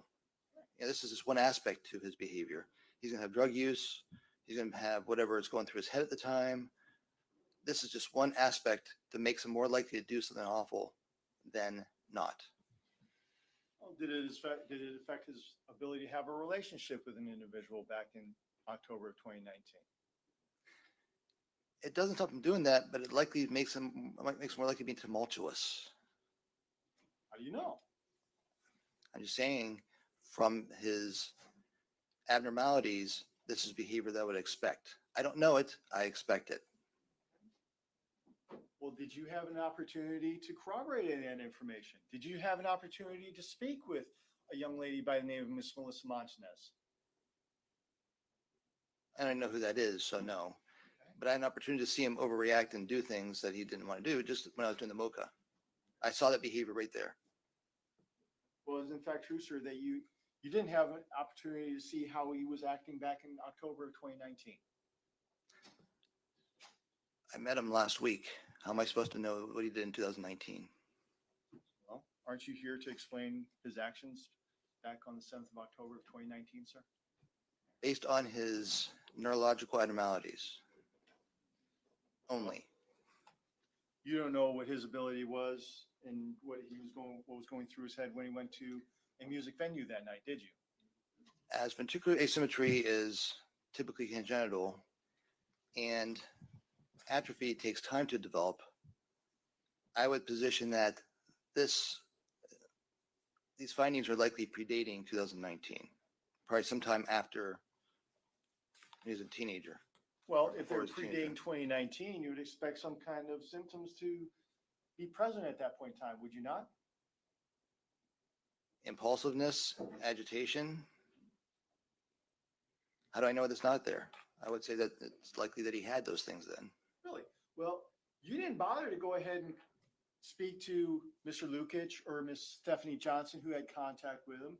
You didn't have contact with Miss Melissa Montanez, who could tell you a little bit more about her contact with Mr. Wilson, did you, sir? I did not know them. How am I supposed to contact them? Well, you had the case report, did you not, sir? I did not have the case report, no. You didn't have the case report as it applied. I did not to have any of that, Mr. nope.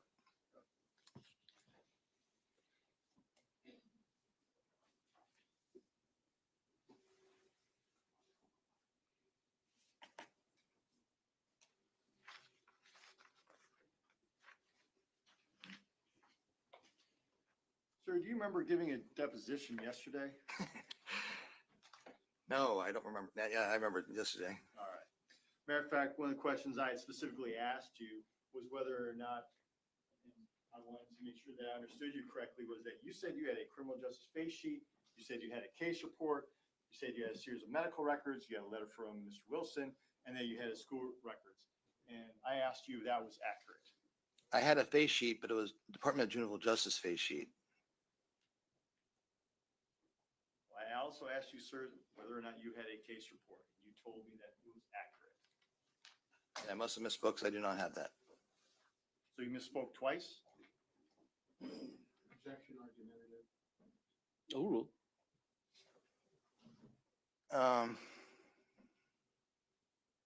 It's a record. I have a bunch of records that are all that look like jail medical records that are all a couple hundred pages each of just mundane information. So yes, I misspoke twice. So getting back to October 7th of 2019, did you have an opportunity to speak to some ladies by the name of Shayna Williamson, Dawn Griffin, and Amy Slobodian about what they saw? I when did Mr. not. Wilson was I do not know who battered? they are. I didn't know they were involved. And I did not talk to them, no. Okay. Did you have an opportunity to review a statement of an officer by the name of Timothy McCormick, which depicted his No, I did contact not. with Mr. Wilson? I did not talk to anybody, so I'll save you some time. Well, did you have an opportunity to watch the video of the interaction between the officer and Mr. Wilson? There's a video? No, I did not. I don't have that video. Did you have an opportunity to watch the video of the interaction that Mr. Wilson had with the audio of the interaction that Mr. Wilson had with Detective Nick Jones? No. Did you have an opportunity to listen to any of the jail calls that Mr. Wilson had made to a number of individuals? No. Have you had an opportunity to review any of the emails, numerous emails that Mr. Wilson has gone ahead and sent out? Didn't have them, so no. So if he was able to recount details of the murder and those details were backed up with evidence, you'd agree with me that his executive functioning or his ability to remember these items and what you have gone ahead and learned as a result of your assessment of Mr. Wilson may not necessarily be accurate? Long-term memory and memory events that are very impactful tend to stick better than shoe, red, velvet.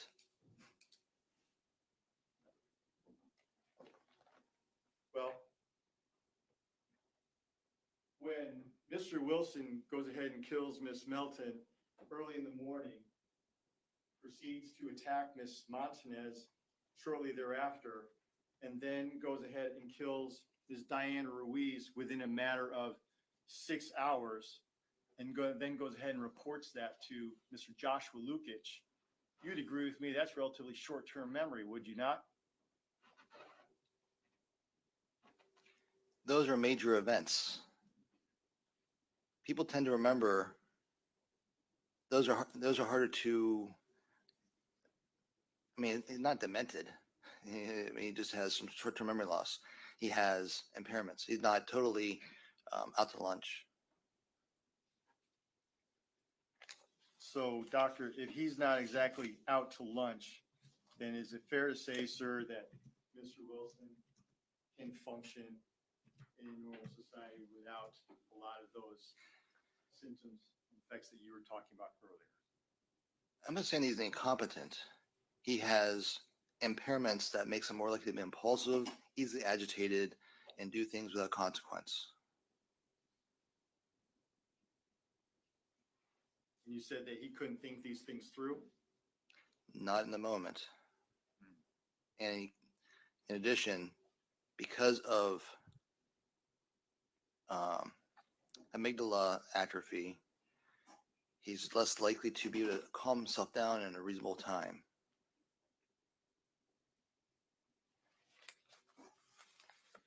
How long would it take for him to calm himself down, sir?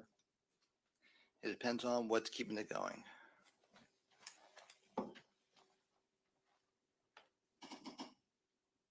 Well, if he had atrophy, that indicates that he would have some kind of loss of brain mass, correct? He has reduction in brain mass. It's not gone, it's reduced. Well, if you have loss of brain mass, wouldn't you also have ventricles that would increase in size? Not when it's on the outside of the brain, such as the amygdala. His lateral horn is actually relatively large considering the rest of his ventricles. So the lateral horn of the temporal tip is a little wide considering the level of ventricular size elsewhere. So, yes. Let me ask you this last question, doctor. Would you agree with me, sir, that you're attempting to correlate brain changes that you observed in Mr. Wilson to predictive behavior? That would be my limitation, yes. So what you're telling us here today is that you would have been able to predict that Mr. Wilson would have gone ahead and committed those murders back in October of 2019 of Miss Melton and Miss Ruiz based upon his changes in his brain. Is that what you're telling us here today? No, only that he would be more likely to than the average individual.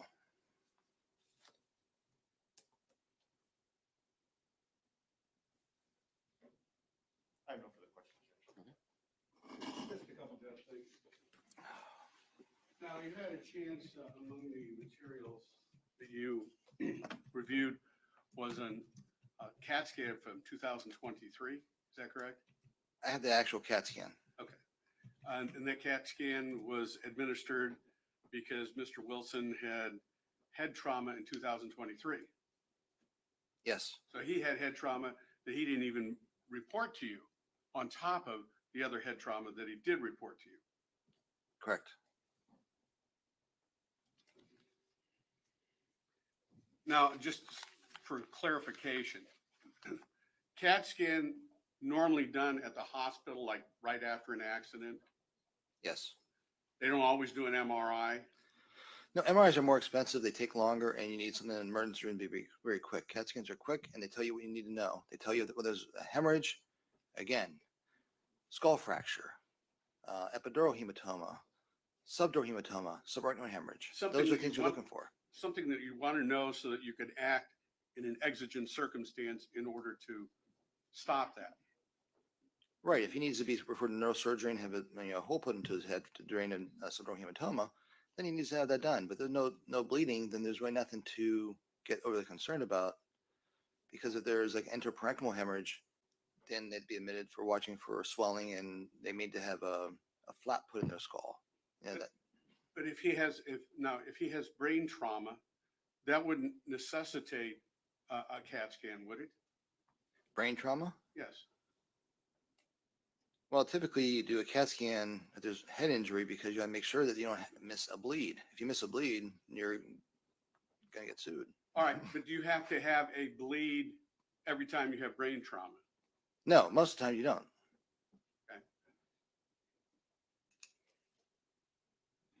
So a CAT scan wouldn't help you if you're trying to do the analysis that you were trying to perform with Mr. Wilson. Only if it's grossly abnormal.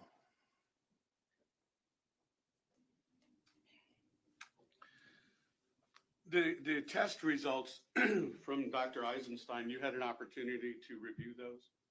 The test sheets, Yes. yes, I couldn't make heads or tail of them. Okay. But nothing in there stood out as being inconsistent with your diagnosis here today? No, because I couldn't make heads or tail of them. Okay. But I mean, he's in there reviewing, he's a neuropsychologist. Just because it says neuro, he's not testing for the same thing that you are. Is that correct? That's correct. Neuropsychologist is different than neurology. All right. So as a result of his testing, his testimony, that of the psychiatrist, Dr. Mills, they're more focusing on things like the bipolar and it's not schizophrenia. What was Schizoaffective disorder. Schizoaffective disorder. They're focusing more on those types of things. Right. And you're looking at long-term brain injury, for lack of a better term. I'm looking at neurological consequences of trauma and development. Okay. And ventricular asymmetry is important because he has psychiatric disease. You mentioned the term atrophy a few times. Would you contemplate that there would be additional atrophy in the future? I would, this is me speculating, so I don't know, but as he ages and there's general atrophy, he'll have more atrophy in his frontal lobe and his temporal lobes. Okay. But you said medication may help? Medication could adjust behavior at modifying some of the impulsiveness, the agitation.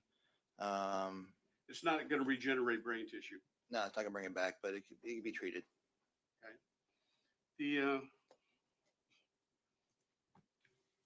Were you aware that he had consumed drugs that evening before he committed any of the homicides? I was aware of drugs, yes. Do you know what type of drugs? No, because I was aware because I read it online somewhere. Okay. Would controlled substances, depending on what it was, aggravate the anticipated conduct of Mr. Wilson? It all depends on what it is. Marijuana would tend to calm someone down. Methamphetamine would make him much more agitated, and any kind of the stimulants would make him more easily act without thinking. So there are controlled substances out there, depending on what he took, that could have made him a lot worse that evening. Yes. Now, the fact that Mr. Wilson killed a woman with his bare hands at some point in time during their conduct with each other. Then a couple of hours later, he goes out and he savagely attacks his girlfriend. And then a couple of hours after that, he goes out and kills another woman. Is that the type of conduct that you would expect and anticipate from somebody with his brain injuries? His brain injuries, his psychiatric disease, as well as the drugs he's on, likely resulted in this awful behavior. I don't have any further questions. Okay. Anything else? No, Your Honor, thank you. All right, you may step down. Thank you, Judge. Can you take a break, please? Okay, do you have any other witnesses? No. Okay. You do? Okay, yes, all right. We'll take a 10-minute recess, come back then at, well, a little bit more than 10 minutes, come back at 10 minutes to 11. So 10.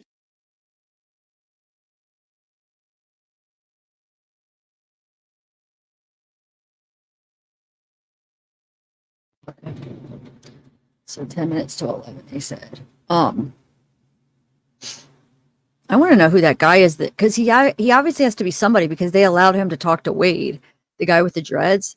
They don't just allow it. No, not anybody can just go up and talk to him. So I want to know who he is, because he, remember before the hearing, he came up and he was talking to him. So it has to be somebody official or something, because he should. I don't think anybody's allowed to go. Usually nobody could just go up and talk to the defendant. I don't know. Well, the doctor, you guys, if you guys didn't see the deposition yesterday, and if you think he did bad today, wait till you see the thing yesterday. He did better today than he did yesterday. I'm going to upload the condensed version of the deposition. If we have time, depending on what you guys want to do, in between the hearings, we could watch it. It's a half hour. I condensed it to a half hour. Dude. Yeah. I wish you would have explained those scans better,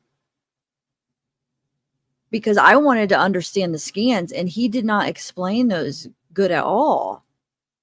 It's like, we're not neurologists. Like, you need to explain what that stuff means. You know what I'm saying? He's just like, oh, yeah, there's atrophy. Well, explain where you're seeing it and where it shows and different things. And then when he says something like it's yellow and this one's green or whatever, it's like, explain what we're looking at. So I was kind of upset because I wanted to see the scans and I wanted to have him explained, good, because we had a freaking scan of his brain. Let's see. But yeah, he didn't do a good job at explaining it at all.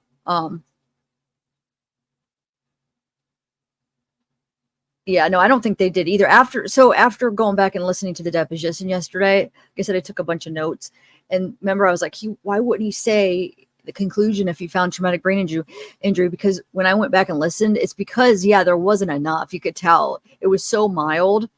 And what he said is, and he even said it today, he said, it'll progress with age. Well, we don't care that. Like, what we want to know is if it was bad enough during the incident, which was 5 years ago, You know what I'm saying? He even said it's progressively getting worse. So 5 years ago, it wasn't even as bad as it is now.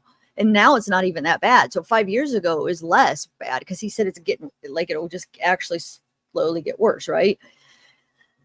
Well, we want to know in 2019 is what the important thing for this hearing is. What was, if it's not that bad now, yeah, I don't think it really was.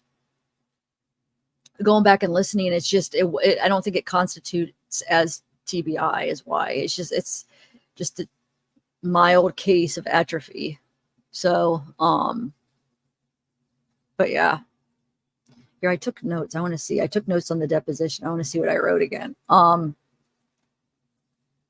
Let's see.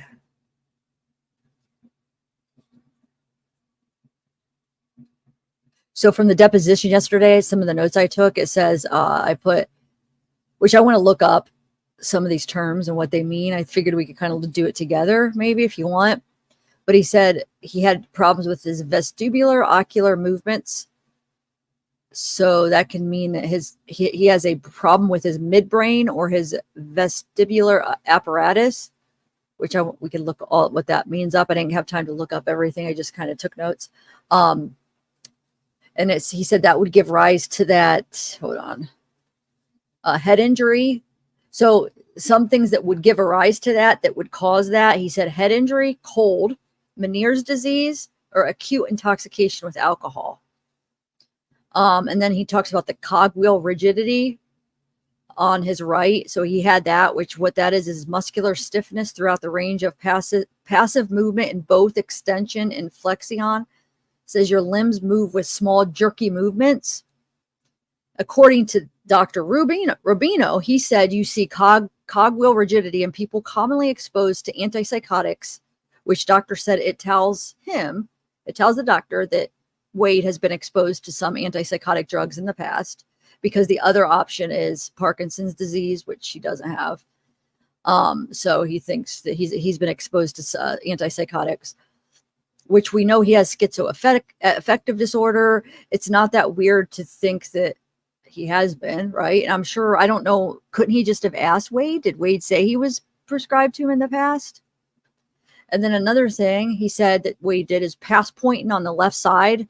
So he shot past it a couple times. So he had Wade touch his nose and then touch the doctor's finger, and Wade would shot past it a couple times, indicating a coordination problem on the left side, which gives right to left cerebellum injury, and any inputs from the cortex to the left cerebellum. So there's some kind of injury because he couldn't, the coordination, he just shot past it when he tried to touch it. He said he got jumped 3 times, got knocked out all 3 times he was jumped, which could have caused some injury. He also said, remember, these are all from the deposition yesterday, so he might have repeated some of this today, but if you're hearing something and you're like, he didn't say that today, these are notes from yesterday. So he said, the bio parent. So this is what Wade told him. He said his mother was 14 when she had him, and his mother used drugs when pregnant with him, which we know, I believe Steve. So I think that's a lie. I think Wade might have thought she did, because he also did say, the doctor did say, he almost assumed because she has drug problems now. So I guess he assumed when she was pregnant, she probably used drugs too. But Steve said, no, she didn't.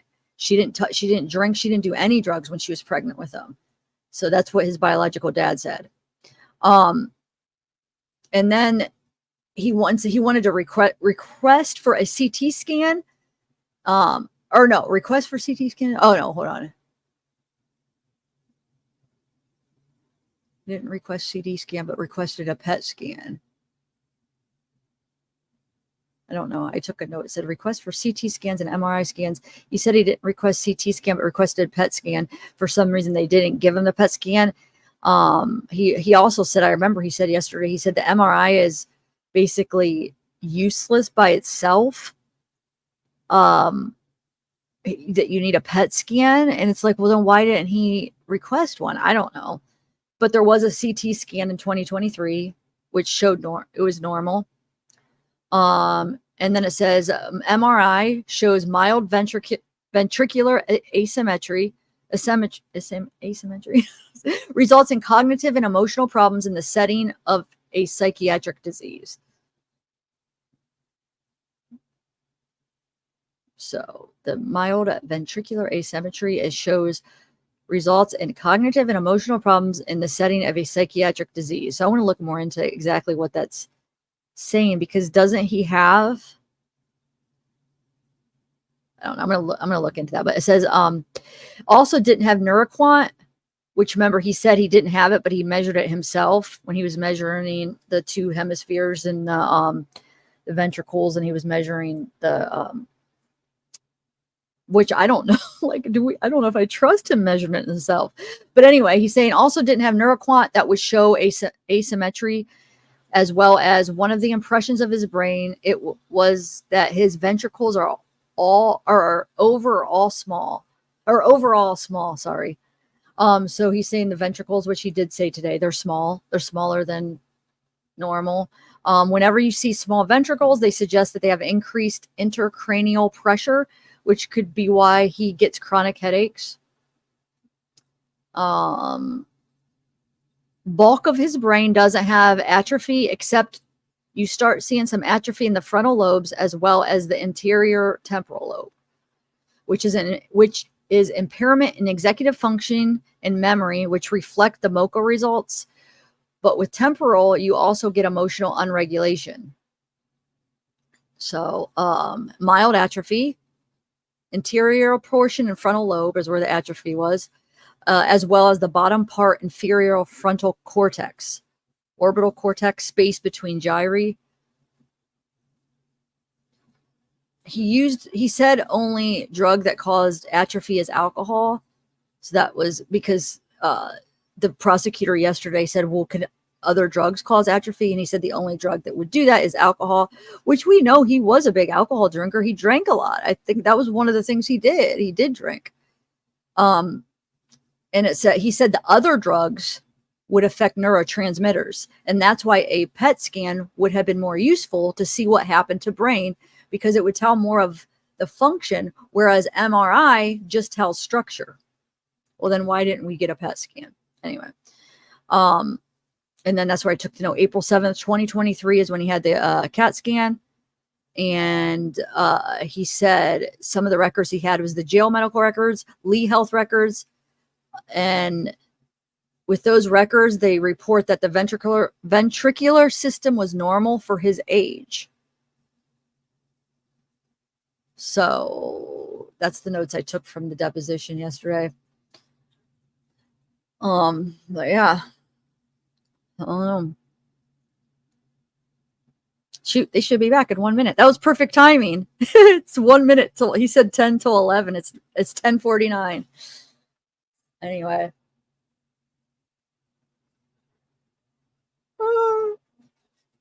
Oh man. I need to get some coffee though. Wonder if I might go get some coffee, go down and get my second cup of coffee when they come back. Oh, I will, Denise. I'll read the report when after this hearing. I'll read the report. I read it on that live that got taken down. I went over so much good stuff on that live. I'm so mad. I'm almost done editing the timeline part. I'll put back up. But with the OD, I have the document. It's only like a page. I'll read it after this hearing. But yeah, he OD'd on April 7th, 2023. And then they did the CAT scan.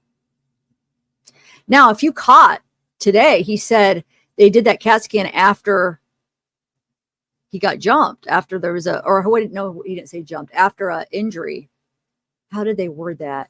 So I'm wondering, something happened. Like we know he OD'd the 7th. Did he fall and hit his head or something when he OD'd, or did he get jumped? Because they're saying that's why he had this CT scan. They said I forget how they worded it, but it was after an injury. So they did the CT scan. But we know April 7th was an OD. So I'm wondering if there's how that worked. Did he get an injury to his head because the OD? Or was it right before the OD? I don't know. But they didn't give they said in 2023 after a injury or I don't remember the word they used. I don't know if they said jumped or an injury. Do you guys remember? They just said it here. And that's why they got the CT scan. So I don't know. But it didn't show anything. I mean, it was normal. So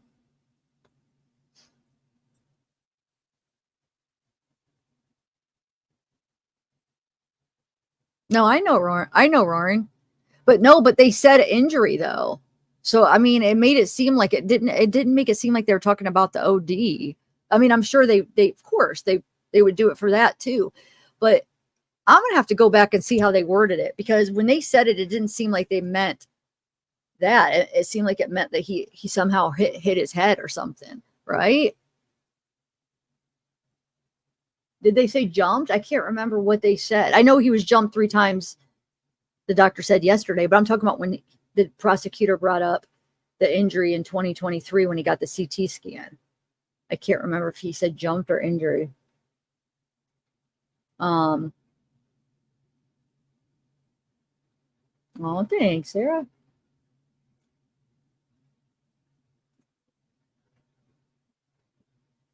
All right, here we go. All right, I'm going to run down and get coffee when it comes on. Everybody go get a cup of coffee. We'll have a coffee together. All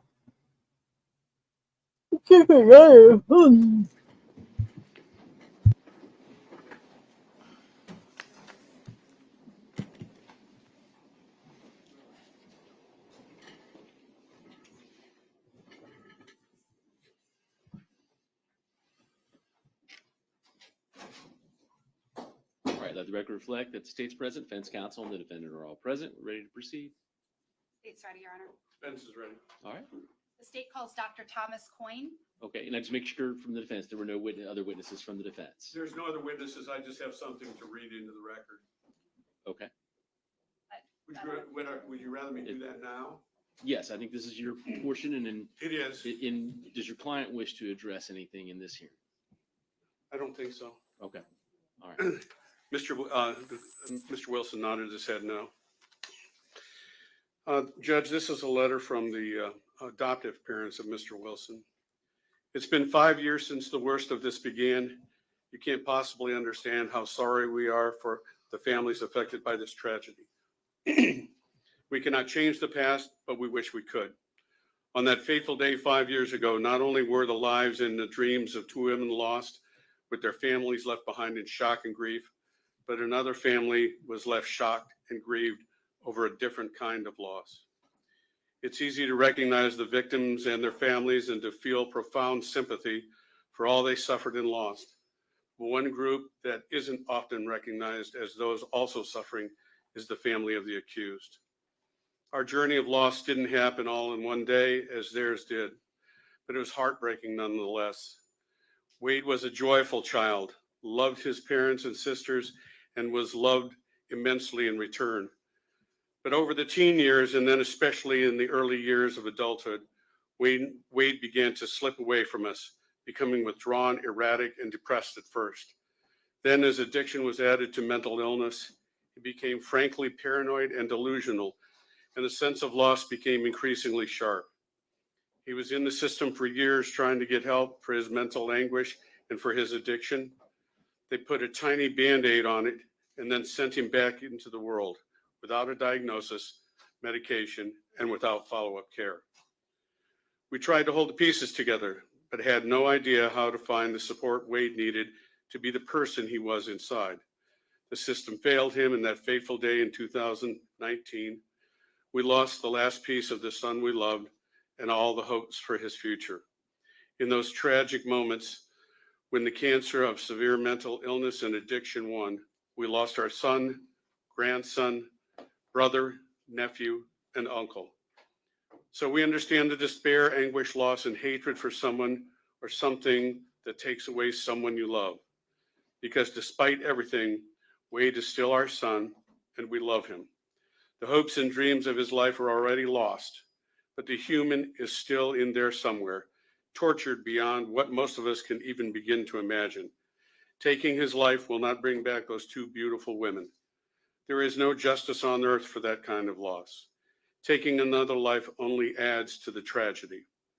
Please see it in your heart not to kill our son and make our innocent family suffer even more. The system designed to help those who suffer and are lost failed him. That system is broken and would be only further broken if it took Wade's last breath. That broken system owes Christine, and it owes Diane, and it owes their families, and it owes our family.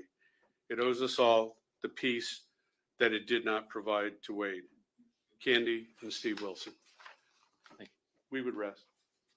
Judge, I would just ask that you colloquy the defendant to ensure that he doesn't want to speak at this hearing. Oh, well, Mr. Wilson, you have an opportunity, just like during any of the Not other this phases hearing. of, well, let me just finish real quick. Any other phases during the case, if you want to address the court, I would permit you to do that. Obviously, everything's recorded, but you would have that opportunity if you wish. No one can prevent you from addressing the court if you wish to, and no one can make you address the court if you don't want to. So it is a decision that's solely left up to you if you want to address the court or not. Not today. Thank you. Later, when I come back, I will. Today, Okay. no, I won't. Okay. Great, thank you. The state calls Dr. Thomas Coyne.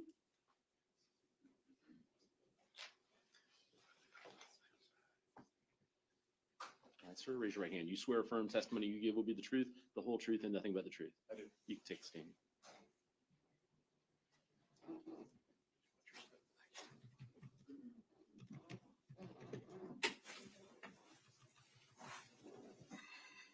May I inquire, Your Honor? Man, Good morning, sir. Morning. Please state your name for the record. Sure. Thomas Coyne, Coyne. Dr. Coyne, did you testify in the guilt phase of this trial regarding the autopsies that you conducted? I did, yes. What is your educational background? Sure. I completed my undergraduate degree at Rutgers University, followed by medical school at Robert Wood Johnson Medical School, which is also at Rutgers University. At that same time, I completed a PhD in toxicology. After medical school, I completed a residency in general pathology or anatomic pathology at the Hospital of the University of Pennsylvania. At that same time, I also completed a fellowship or subspecialty training in neuropathology. And last, I completed a subspecialty training in forensic pathology at the Miami-Dade Medical Examiner Department. And so right now, I'm currently board certified in anatomic pathology, neuropathology, and forensic pathology. Since we're here discussing the brain, specifically the defendant's brain in this case, would you describe what is neuropathology? Specifically, it is the study of brain disease in all forms. And so we assess the brain from all ages, from fetal stages through old age. And we look for both normal features as well as all different types of features of disease, ultimately to find out if there was any pathology that may explain why a person died. Now, when you were a part of this neuropathology program, could you just explain what the practical part of that program entailed? Sure. There's several different practical components. One area is working directly with surgeons as well as neurologists in the hospital in diagnosing disease in patients who are living. And so we would review a person's most often their biopsies with a comprehensive medical team looking at a person's presentation as well as their clinical findings, radiological findings, and then add in our pathological findings. From a medical examiner perspective, we look at the actual brain in deceased persons. And so my job is to look at the brain to see if there is any underlying disease or injury that may explain why that person died.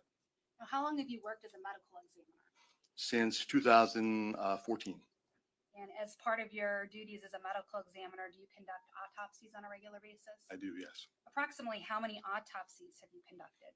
Close to 4,000 now. Now, as part of your autopsies that you perform, are you equipped to examine the brain and determine whether the brain shows any signs of atrophy or any kind of injury? Yes, specifically my neuropathology training allows me to do that. And in every autopsy, do you examine the brain? I do, yes. I examine both brains at autopsy, and I also receive brains from offices and other universities throughout the country to examine brain for disease. And do you testify or have you testified as an expert specifically just for the brain? Yes. And can you just describe that? I couldn't tell you exactly how many times. I've probably in my career testified over 50, but less than 100, and been deposed a number of times as well. In all instances, I'm generally called upon to testify as both a forensic pathologist as well as a neuropathologist, and at times as a toxicologist. But I have been called on probably greater than 25 times specifically just to testify as a neuropathologist. Now, are you familiar with the field of radiology? I am, yes. Could you just explain what radiology is? Sure. Radiology is very similar to pathology. We're called upon to identify disease or injury, assist other physicians in their management and diagnosis of that disease to further treatment. But specifically radiology, so me, I use my eyes, my hands. I use also the microscope as my tools to examine a tissue. Radiologists, for most radiologists don't have that opportunity, so they use various machines which employ either a radiation or some form of magnetism to create images of those organs.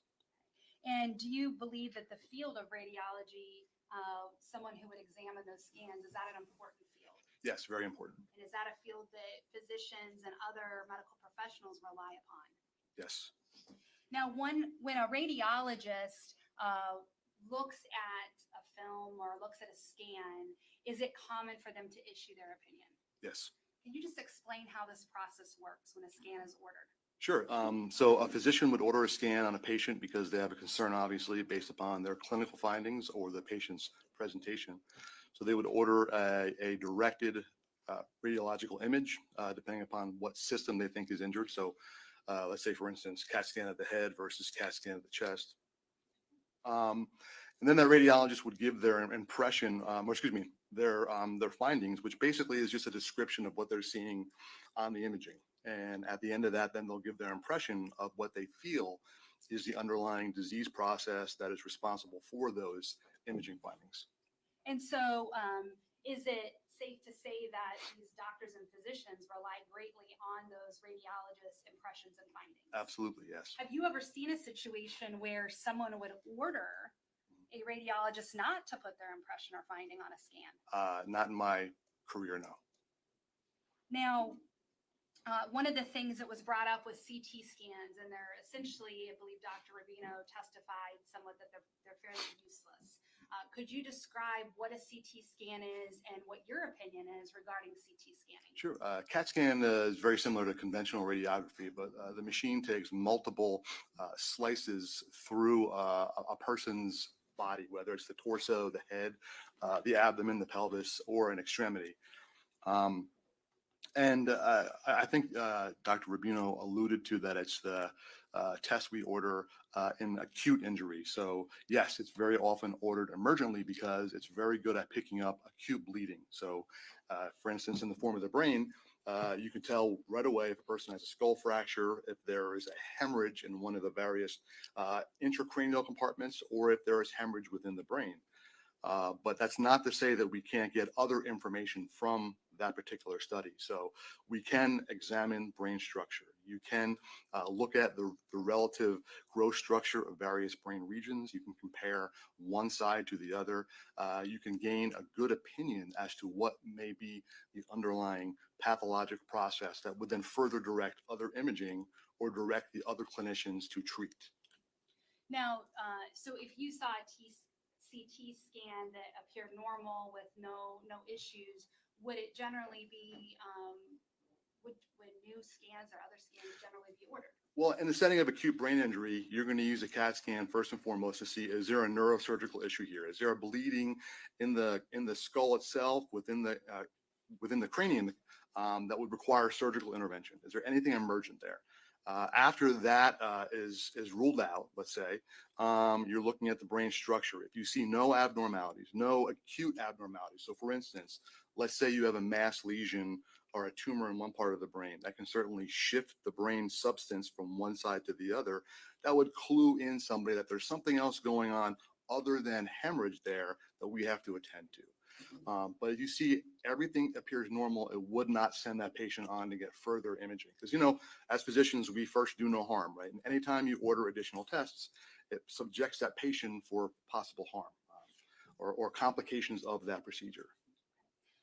Now, are you able to connect with what you see on a scan and predict behavior simply from looking at a scan? No, there's no poor correlation between looking at changes and imaging to predicted behavior. And I think, Dr. Rubino talked a little bit about that with regards to Alzheimer's earlier, and I can speak to it from a pathologist. We certainly know that in patients with Alzheimer's disease, they can have brain degeneration with significant atrophy of the brain. And you can see that atrophy on imaging. And then if that patient dies, I can look at that person's brain and see an enormous number of plaques throughout the brain. But the level of atrophy or the degree of plaques or plaque burden doesn't necessarily correlate with predicted behavior. So I can't say that a person with this amount of atrophy would have, a corresponding amount of cognitive decline, because there are a lot of inter-individual differences. Each person has their own functional cognitive reserve. A lot of that's based on education, also based on genetics. So the long and the short is, it's very difficult to predict behavior from looking at a scan or even me looking at the brain itself. So you would disagree then when Dr. Rubino testified that he could determine the defendant's behavior simply based on the brain scan? Yes. Now, another thing that was mentioned was the fact that the defendant had these football injuries and some sports injuries. Are you familiar with CTE? Very much so, yeah. As a matter of fact, neuropathologists are the only ones that can truly diagnose CTE. Okay. And can you explain what is CTE? CTE, or chronic traumatic encephalopathy, is a type of neurodegenerative disease similar to Alzheimer's in the sense that the pathology is based upon the accumulation of tangles known as tau or hyperphosphorylated tau. The interesting thing about CTE, or chronic traumatic encephalopathy, is that what is necessary for the development of the disease is a history of either concussions or subconcussive injury to the brain. Now, if you were to watch the news, it would appear that every football player who hits their head has CTE. What is the reality of that statement? That's not true. As a matter of fact, my son plays football. I think the benefit of sport far outweighs those risks. And I say that because the prevalence in society for those with CTE is still quite low, even amongst football players who play recreational sports or at the collegiate level or even at the professional level. It's still around 3%, which is very similar to other neurodegenerative or the prevalence of other neurodegenerative diseases. There's a lot of selection bias with regards to CTE. That is because people who have symptoms are generally with those who then donate their brain to find out if those symptoms are due to CTE. And more often than not, they find CTE. But overall, no, the prevalence is quite low. We know that there is probably a inherited genetic predisposition to develop CTE, because in about 30% of those who have CTE, they have other comorbid neurodegenerative disease.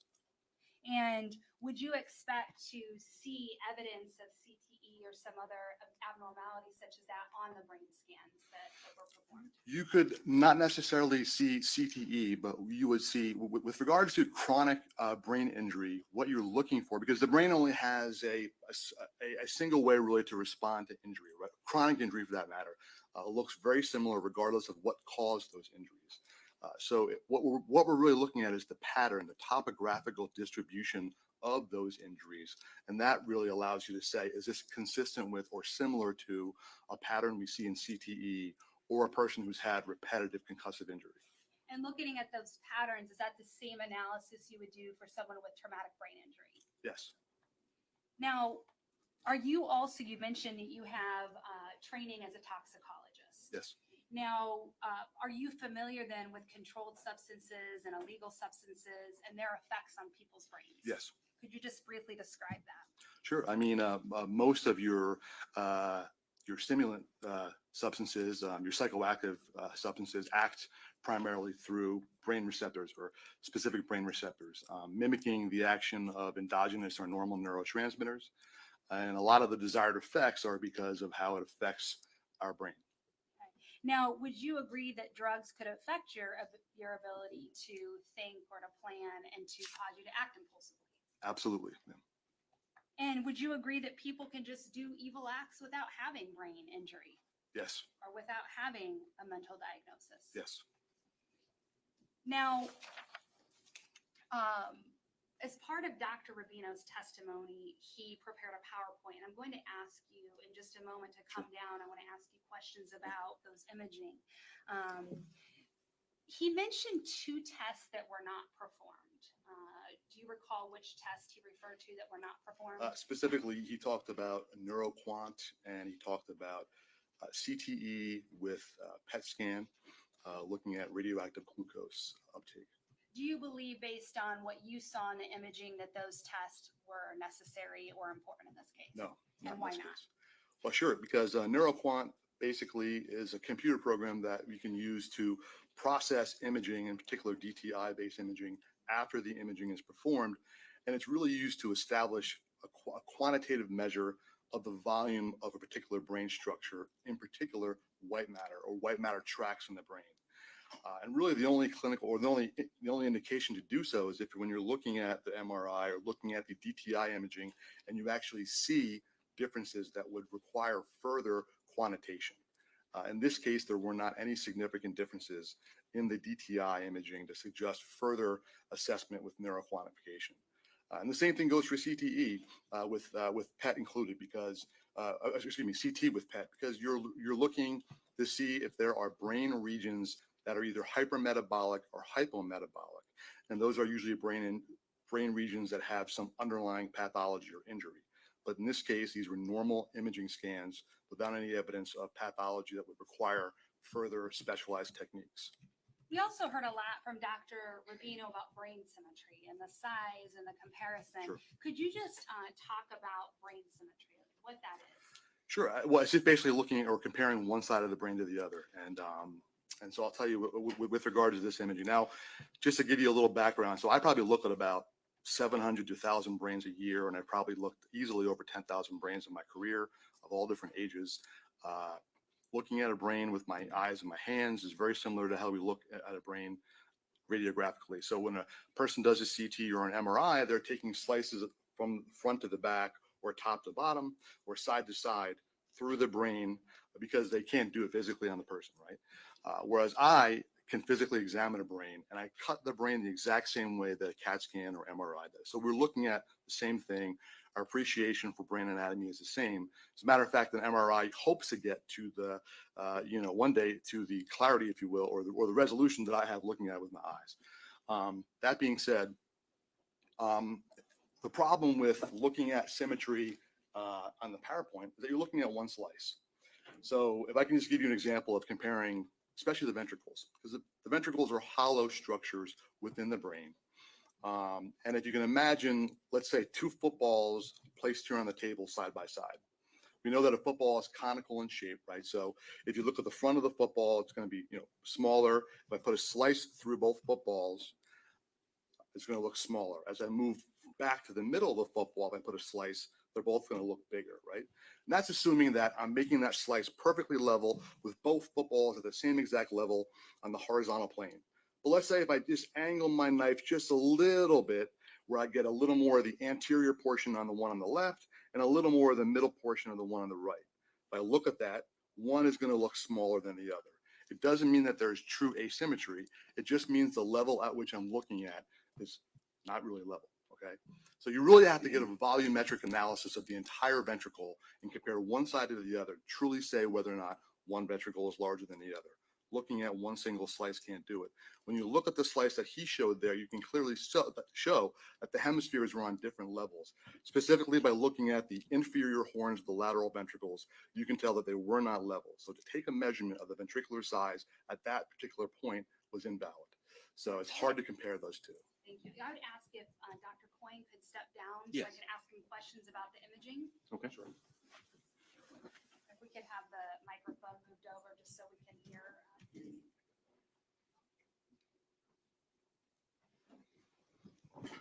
Dr. Coyne, I want to go through the PowerPoint that Dr. Rubino prepared. Sure. And are these the scans that you also reviewed coming here today. Yes, yeah. All right, so let's start with this scan. What do you note about this first scan? This is a horizontal section through the brain. You're looking here at the ventricles, which look more white, if you will.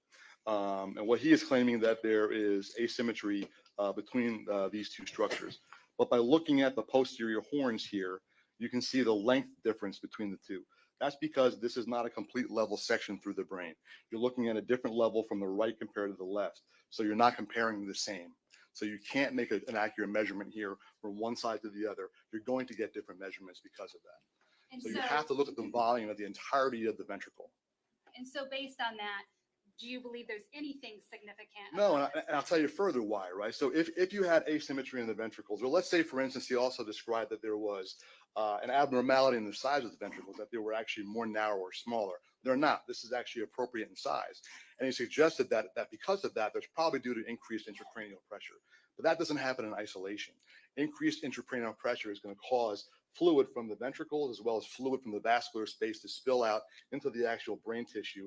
And that's going to cause abnormalities in the CSF pattern, as well as it's going to cause hyperintensities around vessels. You see none of that here in this actual scan whatsoever.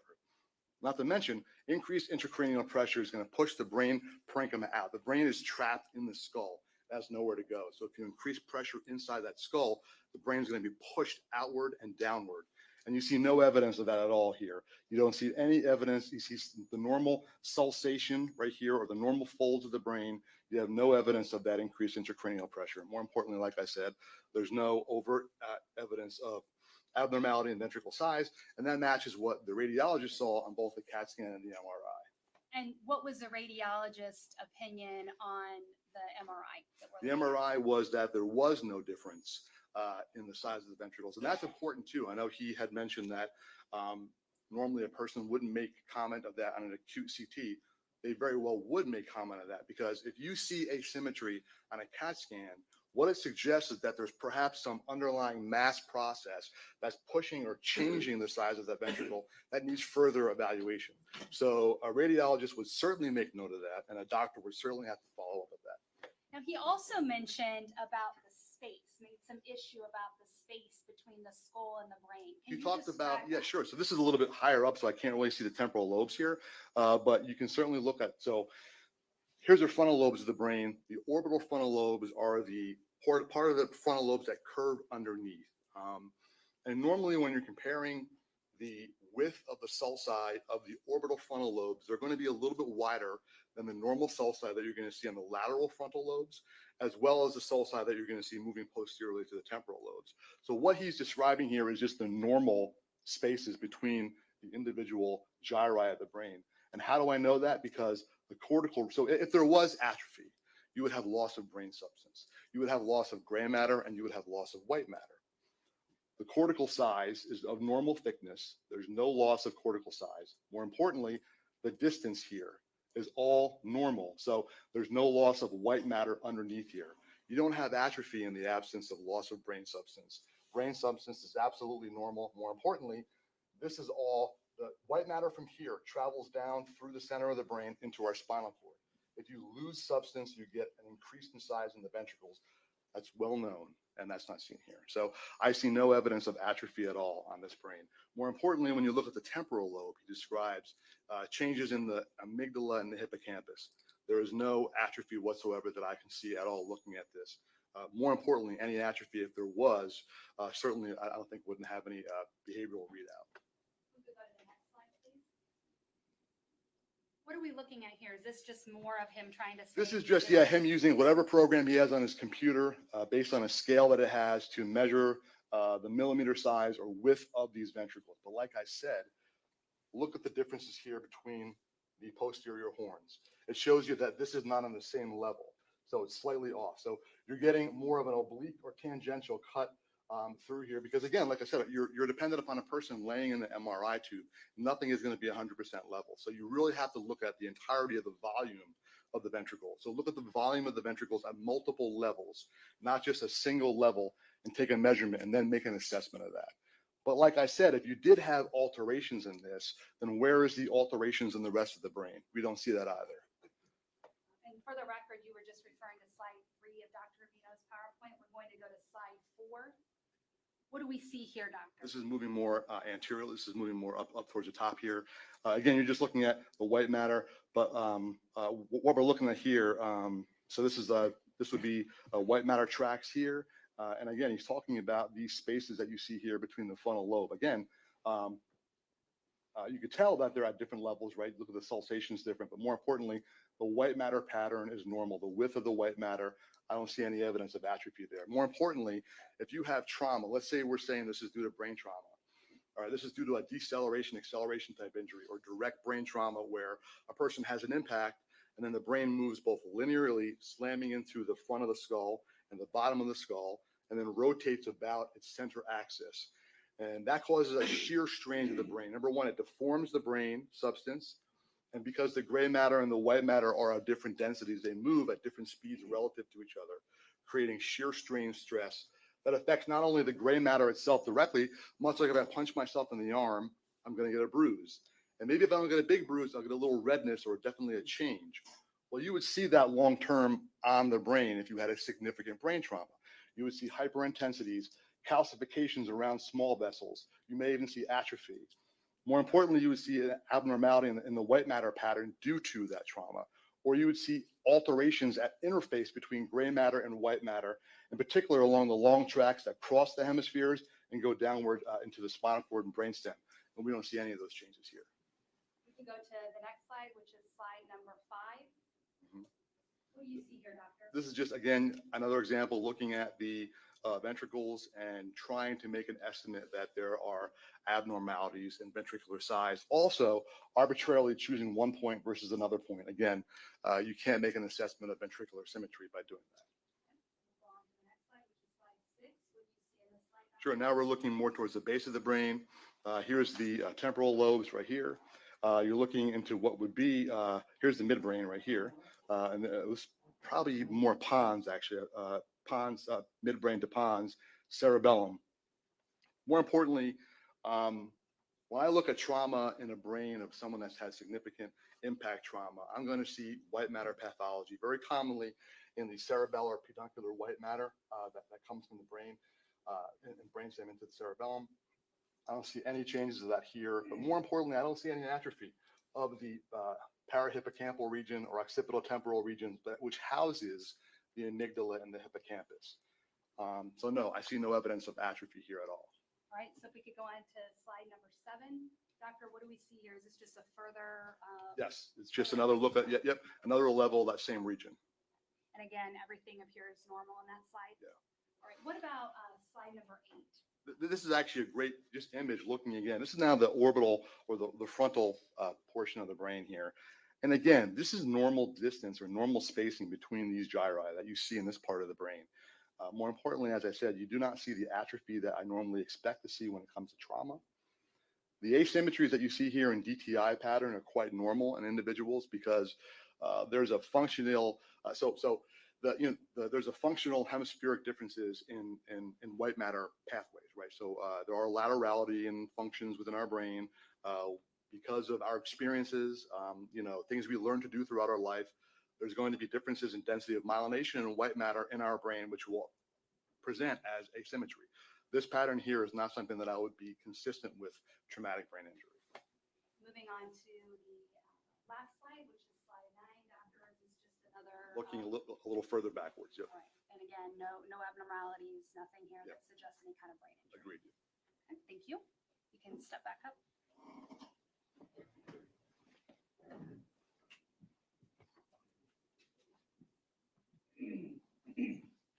So, doctor, based on your review of these scans, would you have ordered anything further if the defendant was your patient? As a radiologist, or just as a physician for that matter, I would have looked at these and said a normal brain. If I was writing up a brain pathology report based upon this, I would call this a structurally normal adult brain, and I wouldn't be concerned about anything significant to chase after.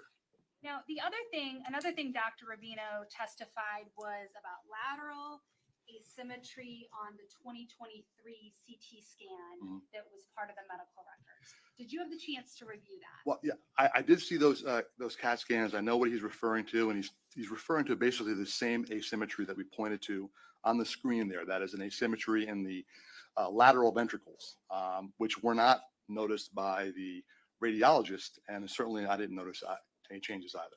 So again, same assessment from 2023 as you've made now. There's no evidence of asymmetry. Yes, I mean, our brain is not 100% symmetrical. When you look at one side or the other, you're going to see differences in just the general morphology that you can pick out with your eye. But again, it's really the total volume that matters. And in this case, that wasn't done. It's inappropriate to do one single measurement like that and then generalize to the asymmetry of a ventricle. Now, the other thing he talked about was the difference in size of ventricles. Could you just explain whether that's significant or not? So I know that there is certainly a wealth of literature out there looking at ventricular asymmetry and its involvement in psychiatric illness.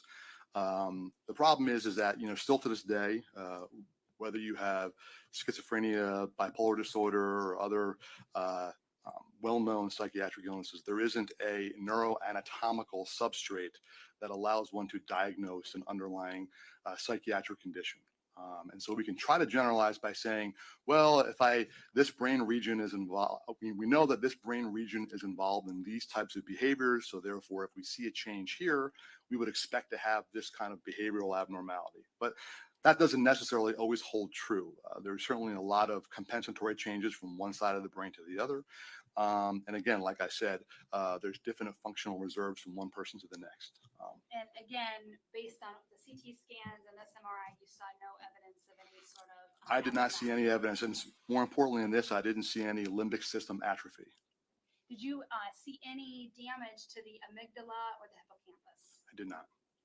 Now, the other thing that Dr. Rubino testified. Just to add one thing, not only just the hippocampus and the amygdala, but the nerve fiber tracts that are important and integrate with that, the fimbria, the fornix, as well as the surrounding white matter. And those are all normal. Yep. Now, we talked about the MoCA test, and I believe it's a one-page assessment. Mm-hmm.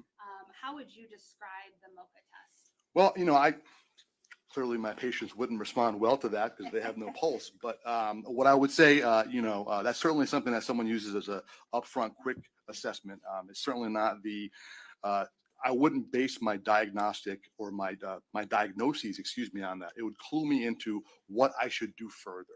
In other words, if I'm doing an initial assessment of a patient and I see, hey, there may be a problem here with short-term memory or concentration, then I would do additional neuropsychological testing to really hone in on those abnormalities. A snapshot is a bad thing to make any opinions on, especially in this case because of the setting. We already discussed, and he even alluded to that when he performed the test, that there were guards overlooking Mr. Wilson, that he appeared nervous or anxious. That would certainly, cause an upregulation in your sympathetic nervous system or the activity of our sympathetic nervous system, which antagonizes normal short-term memory. And we can think all of us, if we were taking a test and we had someone looking over our shoulder, we would be much more anxious, and our ability to think through that test would be more difficult. And even you could talk to law enforcement officers who tell you that, in situations of stress, when your heart rate goes up and it reaches a certain level, your ability to concentrate and think is decreased. So the same thing in this scenario. It's hard to really draw conclusions about one person's short-term memory from a single assessment. Furthermore, same thing with the cranial nerve assessments. If a person is shackled or in a setting where they're not able to truly, really give a true clinical examination. And lastly, I'll just say, again, reflexes and things of that nature. Sure, a person. Dr. Rubino has been doing this for 20 years, but understand that there is a subjective portion of that too, right? One person's 3+ out of 5 may be another person's 4+ out of 5. So there are inter-individual differences, even in the clinician who's doing who's performing the test. So you brought up a point that this test is subjective. Would you agree that when a radiologist is reviewing scans, or when you yourself are reviewing scans, you're doing it in an objective way without making some sort of criminal analysis or criminal finding? Sure. And actually, the first part of the radiologist report, and the same thing with the pathologist report, is going to be the description. You're going to just give an unbiased description of what exactly you are seeing. And then in the impression, you may give your impression as to what you think may be going on. But again, that's from a medical perspective. That's me letting the other clinicians know, hey, this underlying pathological process is probably going on, so you need to do additional tests. But we don't think about it from that perspective. So when Dr. Rubino testified that he didn't want the radiologist to put his or her opinion of what they saw because they might be wrong, and he's looking at it from a crime point of view, what is that? I would take affront to that as a pathologist if someone told me not to give a diagnosis on a slide I looked at or tissue I examined, because I had the requisite training to do that. I went to school and did many years learning how to properly interpret that particular test. Another clinician hasn't. And so they shouldn't make an opinion above a radiologist. They should use the radiologist as a consultant to help them guide their clinical decision making. But they don't have the capacity to make a better decision than a radiologist does. That's my clinical opinion. Now, going back to the MOCA, I got sidetracked a little bit when we were talking about subjective versus objective opinions. But would you agree that the MOCA is simply just a screening device? Yes. So it's not actually considered a diagnostic. It's one of the many tools that you would use in formulating a clinical picture. Now, would you agree that a lot of different testing that a physician might perform or a psychologist might perform, that there are certain standards or certain requirements in order to perform that test? Yeah, and every test that we do. Yeah. And what is the purpose of being properly certified to administer a test? Well, it's reliability, number one. I mean, you want to make sure that you are appropriately administering the correct test in its correct form, so the answers that you elicit are can be, actually examined, right? And utilized. And then you need to have some sort of inter-test reliability that your test is being performed the same way somebody else would be performing the test. Therefore, you can compare your answers or your results to somebody else. That's the only way you can truthfully arrive at a diagnosis that can then be, approached with treatment. So would you agree that in order to administer a test based on testing requirements and testing standards, that person should be administered and how to give that test? They should be, yeah. Now, Dr. Rubino testified about essentially his opinion was based on the MOCA failure in conjunction with the MRI. Again, did you see anything when he says in conjunction with the MRI? Was there anything significant about the MRI that would suggest?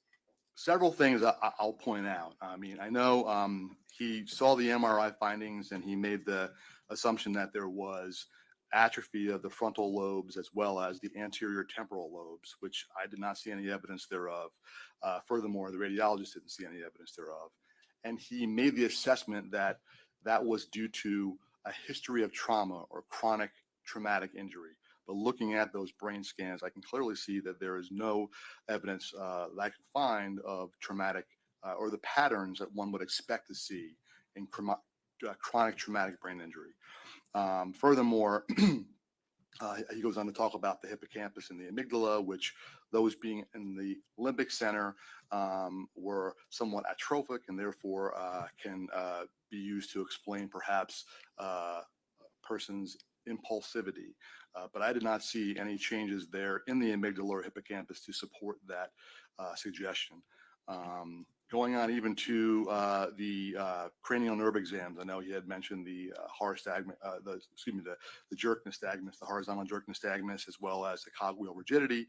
I think he had looked at or said earlier that was somehow supported in the MRI, but we're talking about brainstem function here, specifically nigrostriatal extrapyramidal motor system, which he said, sometimes we see in Parkinsonism, and that's true. That's more ventral midbrain, and we saw the picture of the midbrain in there. And that's not something that I would see specifically in trauma. In other words, if forces are directed towards the brainstem, I'm not going to only see injury to the midbrain, I'm going to see injury as well as to the pons and medulla, which are structures that are continuous with that. I'm also going to see it in the white matter structures that are communicating with that structure, and we see no evidence thereof. More, if you do see extrapyramidal motor system defects, I could argue more importantly that it may be very well related to hypoxia or even drug use, because certainly increased dopamine signaling in that part of the brain we know is associated with toxicity. Dopamine itself can be toxic. Dopamine, the metabolism of dopamine by our brain produces semiquinone radicals. It produces oxidative stress, leads to damage to that part of the brain. More importantly, hypoxia can as well. We know people who survive cyanide poisoning have Parkinsonism type behavioral characteristics afterwards. And that's again, because that region is more susceptible to hypoxia, more importantly, reperfusion. So let's say if you had an episode where you stopped breathing or were on drugs, let's say opiates and breathing very slowly, and then suddenly restored function, that reperfusion there could produce injury to that brain region. And that would be more consistent with the findings on cranial nerve exam than trauma, because I don't see any other associated findings or even imaging findings that would lead me to believe trauma caused that. So as far as the brain scans, they're not consistent with that finding. Yes, that's correct.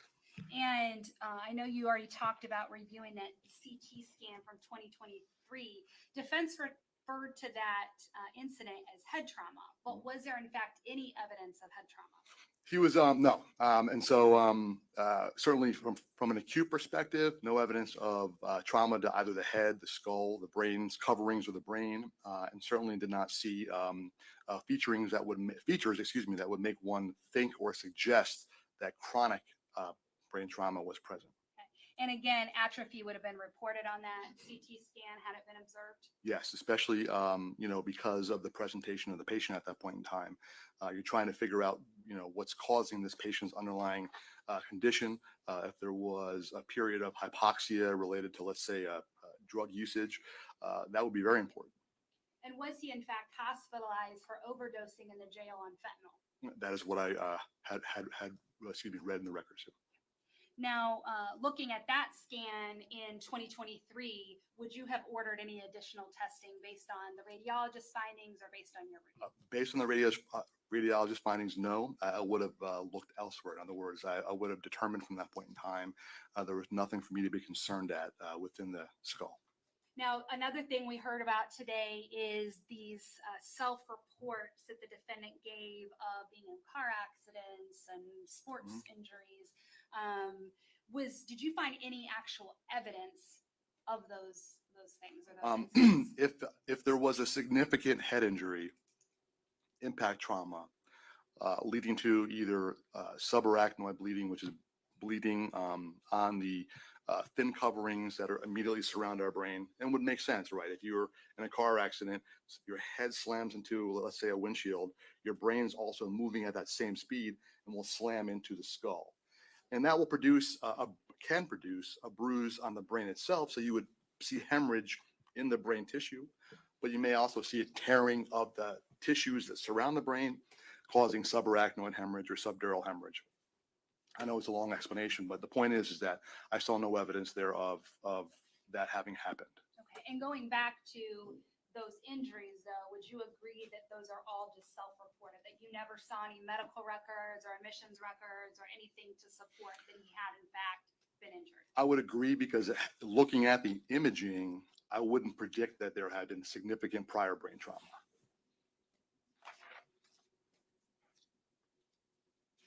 So, based on all of your review of the records, based on the review of the scans, based on hearing and looking at Dr. Rubino's report, let me just quickly, before I actually ask you that final question, was Dr. Rubino's report believing that he had traumatic brain injury issued prior to any scans? No, not that I know. I mean, so his report, I only became aware of it yesterday, but his report, I believe, was based upon the results of scans that were performed prior. That's what you're asking. I'm not too sure. I'm sorry. So when Dr. Rubino issued a report, I believe the state sent to you, and in that report, he ordered new brain scans. Okay, yeah. So that report where he concluded he believed that there was some sort of brain trauma, was that conclusion then before we actually had those new scans? I believe that conclusion was based upon his assessment of him physically. So not including those Not- scans. It not was including just the his scan, yeah. physical assessment. Yeah, that's my He belief. believed it was Yeah. traumatic brain injury, ordered the scans, and then that supported. Yes, his- because he had the history from the patient telling him about this history of trauma. He did the cognitive assessment as well as the assessment of motor skills, made the assumption that there was underlying brain trauma, and then had the scans performed. Doctor, do you believe it's appropriate to make a diagnosis of traumatic brain injury before seeing any current scans? Not a diagnosis. You keep it in what we have a differential diagnosis or a working list of potential diagnoses based upon a person's history, as well as their presentation, their clinical presentation. And so you make a list of possible things that can go wrong. And obviously, brain injury is in one of those categories of dysfunction, right? You think about prior ischemic injury, ischemic meaning lack of blood flow to an area of the brain, not necessarily a stroke. A stroke could be one of the causes, but you think of mass lesions, you think of, for instance, prior drug overdoses or exposures, and you put trauma on that list, but you don't make a definitive diagnosis. You have a working list. Then you use your other modalities to sort of narrow that down. Hey, I'm looking at these imaging here. Do any of the patterns here suggest one of those diagnoses? And certainly the patterns that you normally expect to see in traumatic injury were not present in those images. So now, final question. Based on Dr. Rubino's testimony here today, based on your review of the medical records, based on your review of the MRI and the CT scans, what is your ultimate opinion as far as whether the defendant suffers from any kind of brain trauma or brain injury? I saw no evidence that there was any underlying structural abnormality to the brain that would be consistent with chronic brain trauma. So I would say no. To me, it looked like a structurally normal brain. No further questions. The state tenders a witness. All right.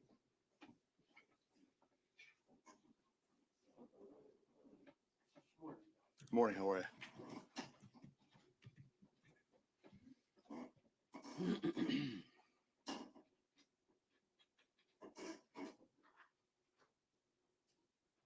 As I recall from the last time you were here, you're the chief medical examiner, Panama City?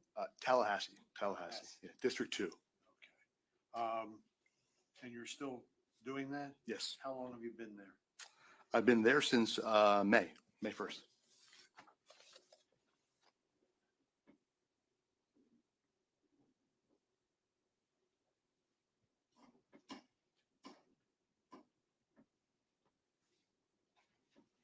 Your presentation today seems to be based, if I'm right or wrong,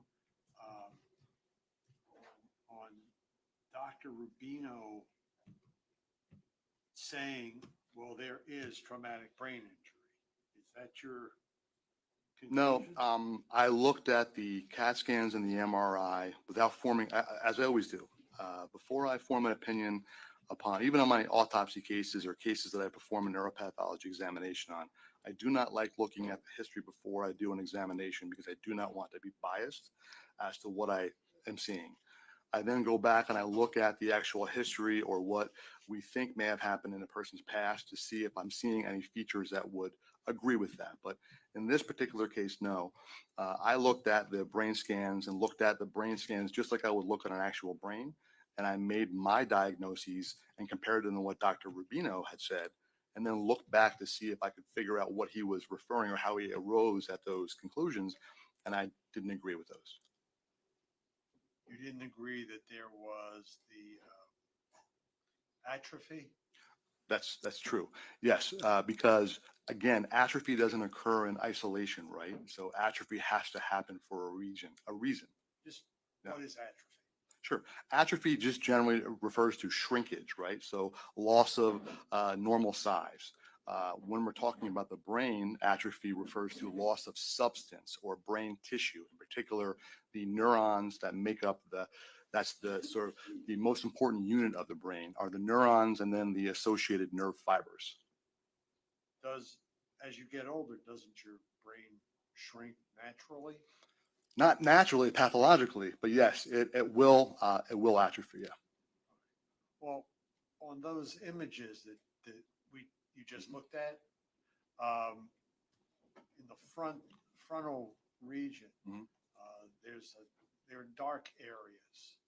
Is that part of the atrophy? No, you're looking at different T1 and T2 images. So dark, normally fat lights up when you go to T2, water and fat will light up. And so you're looking at just the different types of MRI images, but there wasn't any abnormal white matter pattern that I can see. But more importantly, it isn't just, so if you have a dark area, you have to have a corresponding, which if you're saying that a dark area of the brain is due to loss of tissue, well, then you also have change in the tissue around it, right? So in other words, tissue gets lost, infarct, trauma, what have you, there is hemorrhage, inflammation, and then you have scarring. And so you have a change in the morphology of the tissue around it. The tissue in this brain is normal. There was no atrophy, abnormal change in the gyri. So there was nothing that I could see that I would attribute to atrophy. If, I think that image was taken last week, August 21st. Mhm. If Mr. Wilson had suffered traumatic brain injury, and I'm not sure how you level that. Sure. But I mean, not everything is a complete blow to the Yeah. brain. But if he did suffer that, and it could regrow, regenerate, Well, fix itself. the brain doesn't regrow. The brain has a very limited capacity to regrow, at least with regards to the nerve cells or the neurons, right? So ultimately, the central nervous system, when we have injury or loss of nerve cells, you have replacement of that by scar tissue, and the scar tissue in the brain is called gliosis, or the astrocytes fill in that void. That tissue never regenerates. There are areas of the brain that have stem cells, but they really do not contribute to reorganization of the brain following injury. So when you have injury and loss of tissue, it's essentially gone forever. But that doesn't necessarily mean that there's a impairment. I mean, the brain works around the injury, right? Impairment with regards to what? Are you saying to when the original injury occurs? Correct. So when you have a concussive injury, let's say, really is injury to the white matter of the brain, right? And when you have a concussion, you don't have to have cell death or loss of those neurons, right? You can have a disruption of the cytoskeletal elements on the inside of those nerve fibers. And that disruption of the normal cytoskeletal elements causes abnormal flux of ions, swelling of that nerve fiber, and therefore the normal electrical signal that would move from the top of the cell to the bottom of the cell is disrupted, right? If not impeded. And so while that process is repairing, it's not regenerating, it's just slowly going back to normal. That can take weeks to months. The cell then is returned to its normal state, but the cell itself doesn't die. So therefore, you're not actually losing and regenerating a cell. You're just allowing for the normal repair process to occur. You're allowing for the inflammation to subside. Now, if the injury is severe enough, you would lose cell tissue, and that's irreversibly lost. It really comes down to the amount and level of tissue. Let's say he did have trauma to his brain and he did have concussive injury with loss of tissue. It's not significant enough for me or anyone really to see here on this imaging technique. You're probably going to have to look even microscopically or use really, really sensitive techniques. But even so, if it's severe enough to produce abnormal function, you should see it on the imaging. The claims of pre-existing injury, they were quite some time ago. Sure. Okay. Now, what happens if you have pre-existing injury and you add FLACA to the mix? Let me ask you, what is FLACA? Well, it's that very similar to the sort of novel psychoactive stimulants. It's sort of, they have somewhat stimulatory as well as hallucinogenic effects in the brain. And or cocaine, let's say. What effect would those have if you've got pre-existing, minor, not necessarily traumatic, but Well, it's very hard to predict because it really depends upon what structures of the brain are injured and where there's minor trauma. Because cocaine, is going to cause a massive alteration in brain dopamine, right? And so that's primarily going to affect, your respects to cocaine limbic system, perhaps excuse some. me, I apologize. What's limbic system? Oh, sure. Those are the structures of our brain that include the hippocampus, as well as the amygdala, the mesiotemporal cortex, structures of the brain that are interconnected there, and they really are involved in our emotions, our emotional learning, as well as short-term memory formation. Those structures are involved in taking our environment and sending on short-term memory to become long-term memory. But to answer your question about drugs and their effects, drugs will have adverse effects on a normal brain, right? It really comes down to not so much brain structure as it works at the molecular level, right? People that have our drug metabolism enzymes play a role. Our drug receptors and how well that drug can bind to a receptor and activate that nerve. So it goes much deeper than that. But drugs themselves can have, you can't predict how prior brain trauma would affect the effects of a drug. It really comes down to what areas of the brain are injured. So in other words, nobody knows what the effect of Yeah, drugs yes, it would really be on an individual basis, and and there's so many variables there. It'd be hard for me to answer that.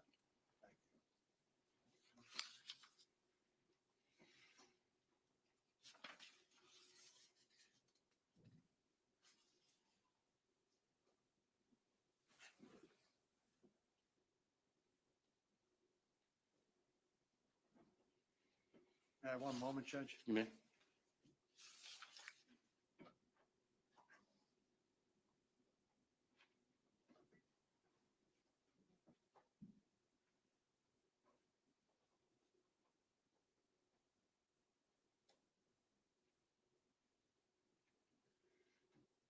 I assume some of this, but I'll ask you. Sure. Have you ever met Mr. Wilson No, I other have than in not. court? No, I have not. Have you conducted any testing on Mr. Wilson? No, I have not.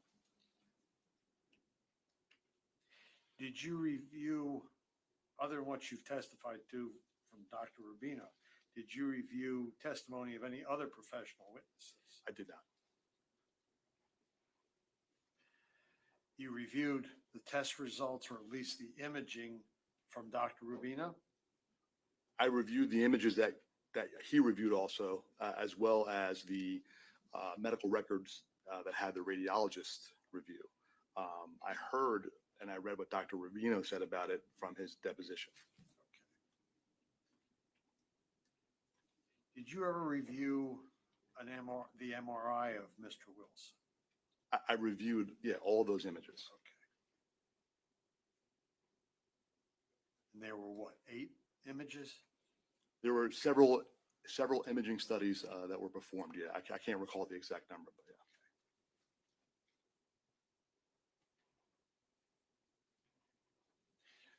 Did you prepare, from what you reviewed, did you prepare any images, presentation to support your testimony? No, I just my knowledge and my knowledge of the literature and my experience.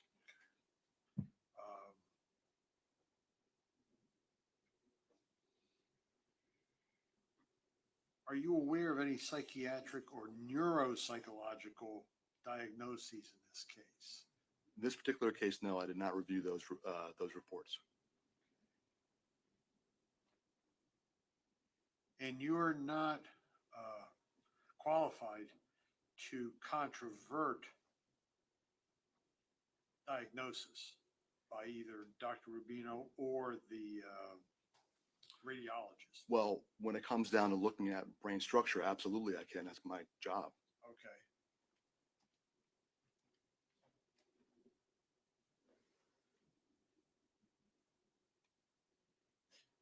Now, if Mr. Wilson is compulsive based on the addition of cocaine or flocka to the mix, or he's unable to recognize implications from his conduct, are you saying that, in your opinion, the MRI does not support that? The MRI images? Well, so take a step back. How cocaine or any of those, psychoactive drugs can affect a person. Certainly, we know that they can phenocopy all of the positive and negative symptoms that we see in schizophrenia, as well as the psychoses that we see in bipolar disorder. Within that realm of behavioral activity, one would expect to see agitation, impulsivity, and other abnormal behaviors while under the influence of those drugs. That those do not correlate with having to have abnormal imaging findings. That can occur in a structurally normal brain. It has to do with the effects of the drug interacting with our brain receptors. So you can have, So you can have a normal brain and still exhibit those behaviors. And I didn't see any changes on his brain that would be anything that would deviate significantly from normal. thank you, Judge, thank you. Thank you very much. All right, anything else? All right, sir, you can sit down. Thank you.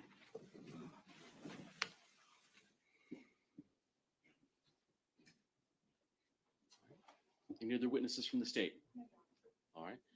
So any other witnesses or any other evidence of any mitigating circumstances under Spencer that the defense would like to have the court consider at this time? just have some arguments. Okay. You want to do that now, or you want to do that soon?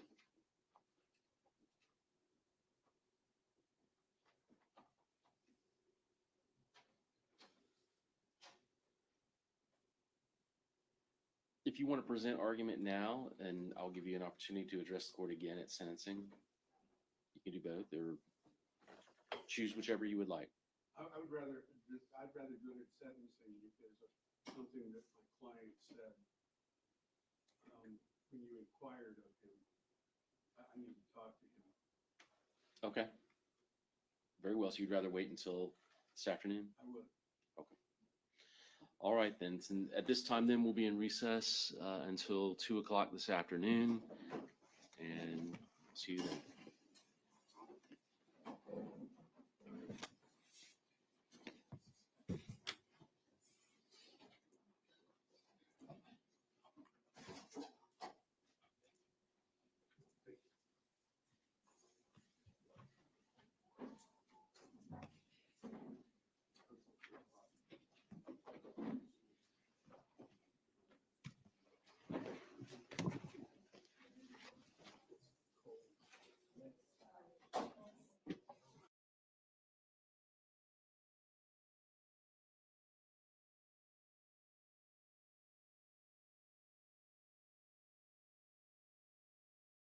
Okay, guys, sorry.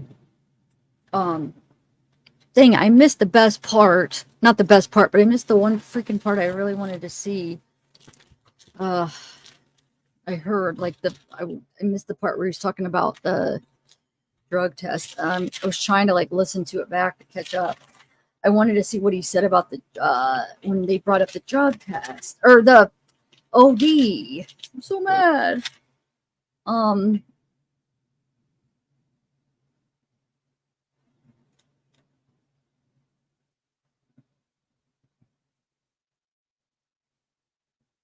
Okay. Okay. So 2 o'clock. Did he say 2 o'clock? Oh my god. He said 2, right? Or right? He'll be back at 2. Yeah, I'm gonna stay on because we've got 2 hours. Don't you think I should stay on and we could chat? Hold on, let me remove this. I'm trying to find the part though. I wish I knew the part. I almost want to rewind it and find the part where he was talking about they asked about the CAT scan for the OD and he brought it up and I missed what he said. It makes me mad. I was doing so good too, taking notes, and then I got sidetracked.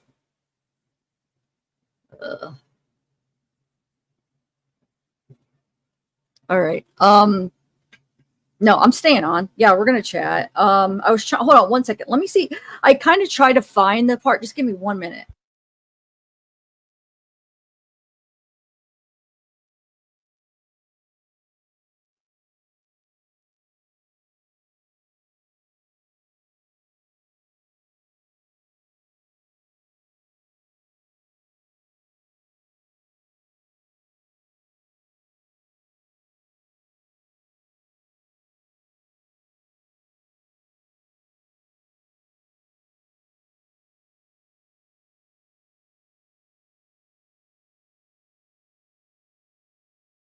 want to do real quick while I'm looking for it? Let me play that video that I edited.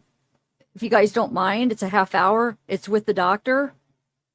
The deposition from yesterday. Can I play that real quick while I find this part that I wanted to find? And then we'll go over. I want to bring up his reviews. I want to bring up the other lawyer. Also, there's a few videos other videos we could watch too. So hold on. Let me bring up the deposition from yesterday. But this is going to be the condensed version. So remember, I cut out all the downtime. So remember, if you guys haven't seen it yesterday, if you want to watch the full one later on, it's on the last live I did. But remember, a lot of these times when they ask Dr. Rubino a question, he took like minutes to answer, but I cut it all up where I cut down the space. So like you could hear the whole thing quicker. You know what I'm saying? But a lot of the times he took forever to answer. It was kind of, interesting how that happened. All right, let me share that. And then I'm going to try to find the part that I missed. Hold on, picture. What did I label it? 1 second.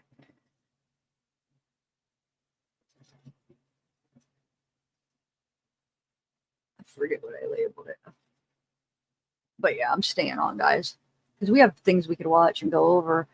Oh, I want to read the OD thing. So I'm going to read the OD. But before I read it, I want to find the part that he was talking about it. Okay. So I'll read that report after we watch this deposition. Like I said, it's only like a half hour because I cut it down. This is from yesterday. If you guys hadn't seen it yesterday. Here we go. All right. Madam Court Reporter, we're going to start off with a new question. Dr. Rubino, how were you contacted in this particular case? Wendy Perez contacted me, or Kevin. Wendy Perez Okay, when were you contacted, sir? in March. Were you asked to do anything back in March? I was waiting for a report, as best I can remember, but that report never got done. So I didn't get anything done until he was actually convicted. Next question I have for you, sir, is what percentage of your income is from legal work as opposed to clinical? Roughly 10%. In this particular case, could you please advise me as to what materials it is that you were provided to review? Department of Juvenile Justice base sheet, basically Justice Investigation Services, Tunda Wilson Lee County Medical Records, Part 1 and Part 2. Wade Wilson Medical Records 1, 2, 3, 4, and 5. Wade Wilson letter, Wade Wilson school records, Wade Wilson documents. Okay, so just so that I understand, you said you had a criminal justice face sheet. You said you had a case report. You had a series. I found it. Yes, I found it. Dude, so I was right. Remember when I said, why did he refer? He said, I said, when they asked him, they referred to trauma. They referred to a trauma or injury on April 7th. Remember I said that? And I was like, did he hit his head or something? Because that was the day he overdosed. And that's what they said. There was nothing. So they talk about the April 7th where he had the CT scan, which that is normal to make sure that, because he quit breathing for, OD, to see if there is any damage to his brain or whatever. But yeah, we could probably play this part again later if you want. I just wanted to play. Okay. Well, do you guys want to watch this first? The deposition, the shortened version. Series of medical records. You had a letter from Mr. Wilson and you had his school records. Is that accurate? It's accurate, yes. All right. Anything else, sir? That is all. Well, I have his imaging. And that was what was just conducted. Is that right? That's right. Okay. And I'm assuming that also includes the CT scans from April of 2023. Is that right? Give me a second.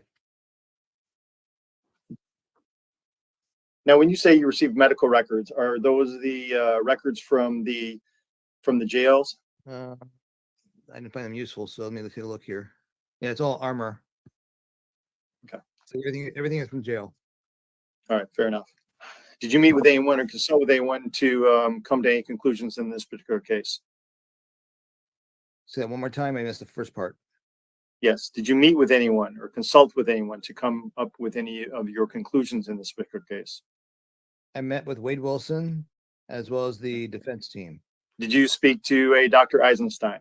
That's whose report I was waiting for, but I don't recall. I might have, but I don't recall listening. I talked to Eisenstein about other things, so I'm not sure if I talked to him about Wade Wilson. Okay. Did you speak or review a report by Dr. Hyman Eisenstein? Not that I recall. I have nothing in my records. I didn't have any. I had no reports, Okay. and I don't remember talking to him. Okay. Did you speak or review any reports made to you regarding Mr. Wilson from Dr. Mark Mills? No. Did you conduct any of your own tests or examinations upon Mr. Wade Wilson? Yes. What exactly did you do as it relates to any tests or examinations upon Mr. Wade Wilson? I performed a neurological examination of Mr. Wilson. And how did you go about doing that? I must say it was challenging because he was under restraint most of the time when I was trying to examine him. Basically, I did a test called a MoCA, Montreal Cognitive Assessment Test, and then I evaluated his cranial nerves. I evaluate his the look in his eyes, his pupils. I check his extra ocular movements, check the sensation of his face. I check to see if his face is symmetrical, see if his tongue comes out straight, whether he smiles straight. And that's all I can really check in the situation we're in. Then I'll do a motor examination, which I'll check his strength, which is challenging to do when he's restrained, as well as check his tone, which is also challenging when he's restrained. Could you please repeat that for me, please? Also check his tone, muscle tone. Okay. Difficult to do when he's restrained like he was. Sensation, his deep tendon reflexes, his coordination by doing a finger and nose test, evaluate his gait, as well as assess Romberg or not. Romberg is where I have him standing with his feet together and he closes his eyes. Yes. You indicated that you initially spoke with Mr. Wilson and had a consult with him. Is that correct? I initially did the exam first, which is backwards because the way the jail was set up. Usually I Okay. talk to him first because I like to know what I'm looking for. Here I had to kind of do it things blind, where I was examining him, then I took a history. So you're telling me that you went ahead and conducted the neurological exams before you went ahead and had a consult with Mr. Wilson. Is that right? That's correct. And what did you begin with first? Montreal Cognitive Assessment. Let's talk a little bit of Montreal cognitive assessment. How did you go ahead and have him perform or conduct the Montreal cognitive assessment test? I have a sheet called Montreal Cognitive Assessment, and I put it in front of him with a pen, and I ask him to start with trails, which is the first test. And then I give him the directions on how to do it, and he does it. Then he's got to copy a cube, Yep. and then he has to draw a clock with numbers on it, and then put time on it. You want to go to the next section? Yeah, I believe the next section is a series of animals. Yes. Okay. So while we're kind of watching this, I wanted to show you some of the reviews on the doctor. You guys want to go over some reviews? We'll kind of like watch this in pieces. So, well, first of all, I wanted to go over, now that I try to get caught up on that part, but I feel like I missed the whole like last 10 minutes of that. I was doing good at first, taking some notes, but okay. So where are we at? I want to kind of go over real quick. What was the doctor's name? They just testified. I'm so glad he testified, dude. Like, he explained the scans. Like, he actually sounded like a doctor. Like, I don't understand. I feel like that Dr. Rubino is the only doctor maybe that they could get to work with them. Maybe, I don't know, but dang it. Okay, so hold on one second. I want to look up this term real quick. I want to go over the notes that I just took from this guy. I forget what his name is, though. What was his name, guys?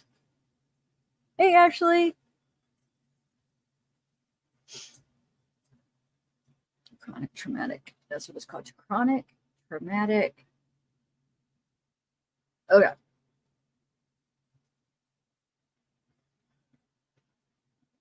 Hold on one second.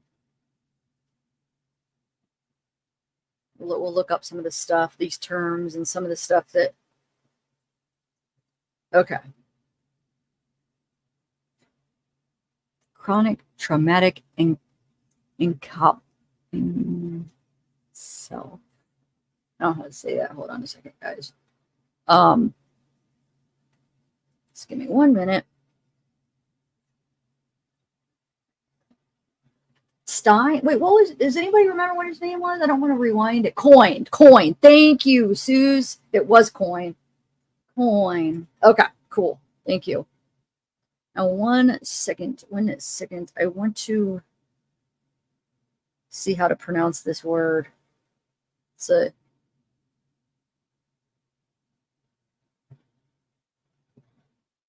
and then we'll talk about it. I just want to see how to pronounce it. Encephalopathy.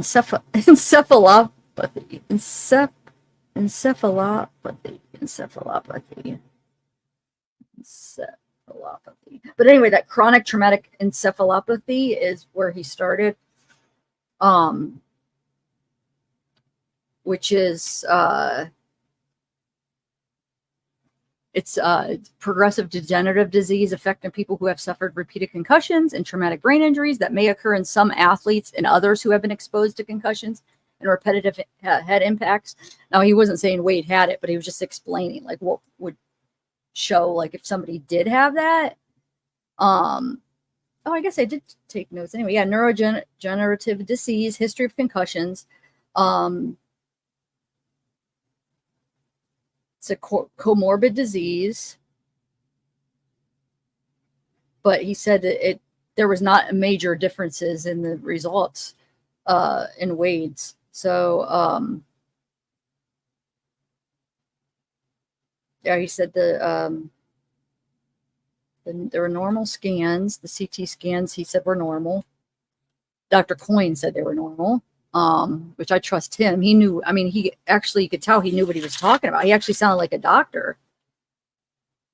Brain symmetry. So he said he's looked at 10,000 brains in his career. So he's seen a lot of brains. And since he's a medical examiner, he's actually, remember he said he actually cuts them himself and looks at them. So like, you know, for the imaging, they slice them up, but he's got some experience. Okay. So he said, he explained the ventricles. He said if how do you word it? Well, the images that Dr. Rubino used, he said the angle is off on one, so it'll look smaller. So the angle that it was cut at was not cut level. So the angle was off on one, which made the one side look smaller. So it looked like asymmetry, which it really wasn't. And you could tell because he said, you know, you could tell, what was it called? The,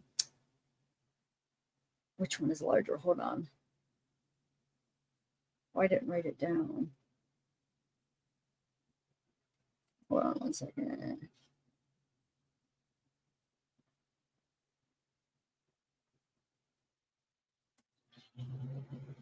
Oh, posterior horns. Posterior horns is a different length. So basically, he showed that in the brain, he was showing how it's not level because the posterior horns, one was longer than the other, which showed it was crooked. It wasn't level, which makes it look not symmetrical. And the whole point of what freaking Dr. Rubino was saying is, oh, look, there's no symmetry. So no, he said there is. It is symmetrical. It's just not, it's not level. And he proved it by showing the horns were like the one was longer. So it wasn't level. It was like this, which makes it look like it's not symmetrical, but it really was. So one really wasn't bigger than the other. Because they said like, yeah, so you can't compare the two hemispheres because they're not level.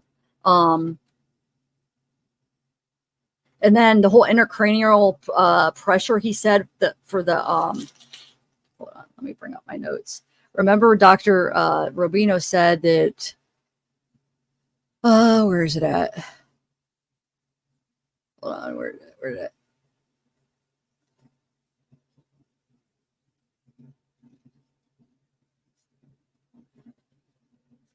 I gotta find it, sorry guys.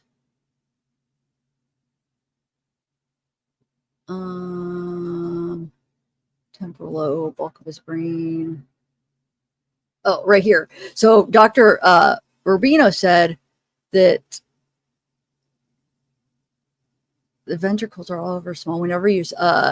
Whenever you see small ventricles, it suggests they have increased intracranial pressure, which is why he gets chronic headaches. But Dr. Coyne said, no, that's not true. Because if there was intracranial pressure, the fluid in the ventricles would spill out. So there'd be other things that would happen. Okay. So if there actually was this pressure that Rubino said there was, he said you would see the ventricles would spill out. There's no sign of it in the scans. The brain would be like pushed out. No sign of that. What else?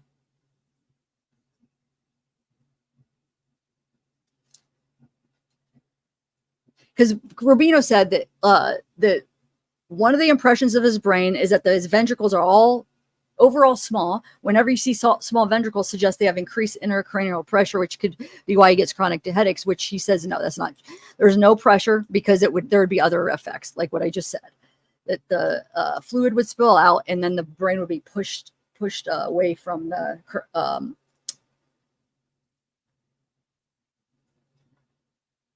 hold on a second.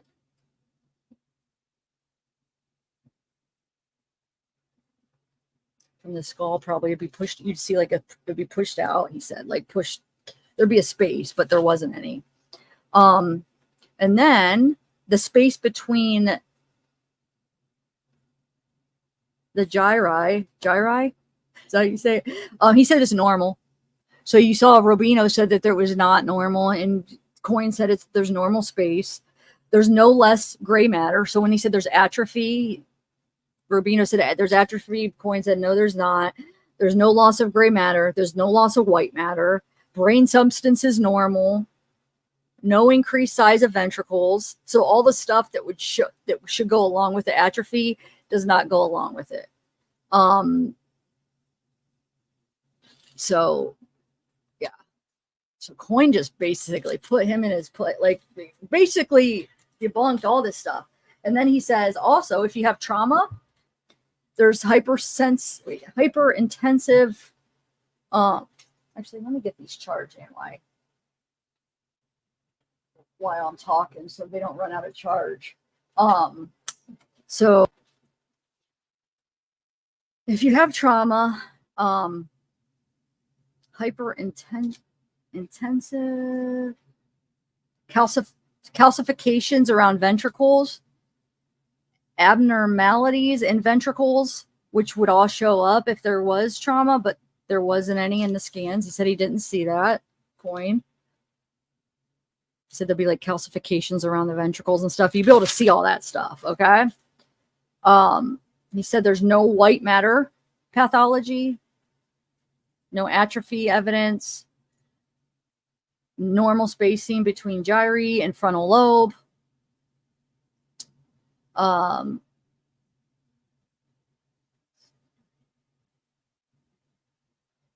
Sorry, I just like wrote down notes. So I got to read them and see what I was writing here. Functional hemispherical differences in pathways. His pattern, not something consistent with TBI. So the pattern that he had, you know, I think this is the one where he showed the was it the frontal lobe? When Rubino showed it and he's like, oh, it's yellow or whatever. There wasn't even any yellow color. I was so confused. It was that picture where they showed the frontal lobe and they showed like the pathways. He said the patterns, it's not consistent with somebody with TBI, traumatic brain injury. So he had normal pathways. And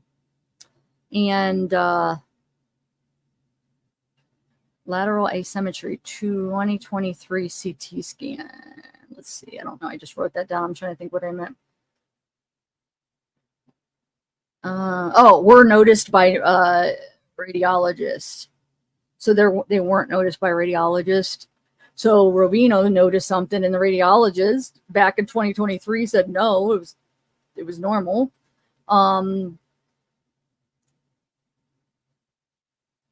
no limbic system atrophy, no damage to the amygdala or hippocampus, which Dr. Rubino suggested there was. Also, he said the MoCA test is subjective, and we know freaking Dr. Rubino is not even qualified to do the MoCA test. He said it. He said it in his deposition. He said it here. He's not even certified or qualified to do it. So on top of that, it's subjective too, and he's not even qualified. So, like, are you kidding me? And the radiologist stuff is objective. Those are all objective. You know what I'm saying? So that's important when going, because I mean, think about it. Rubino is the defense's witness, right? And that being subjective. Well, the radiologist's results and that, and even Coyne's, you know, reading that kind of stuff is all objective. So, history of trauma. So yeah, Rubino said the MRI showed atrophy in the frontal and anterior lobes due to history of trauma, but Coyne says no evidence of that at all. And the cogwheel rigidity, no evidence of head trauma.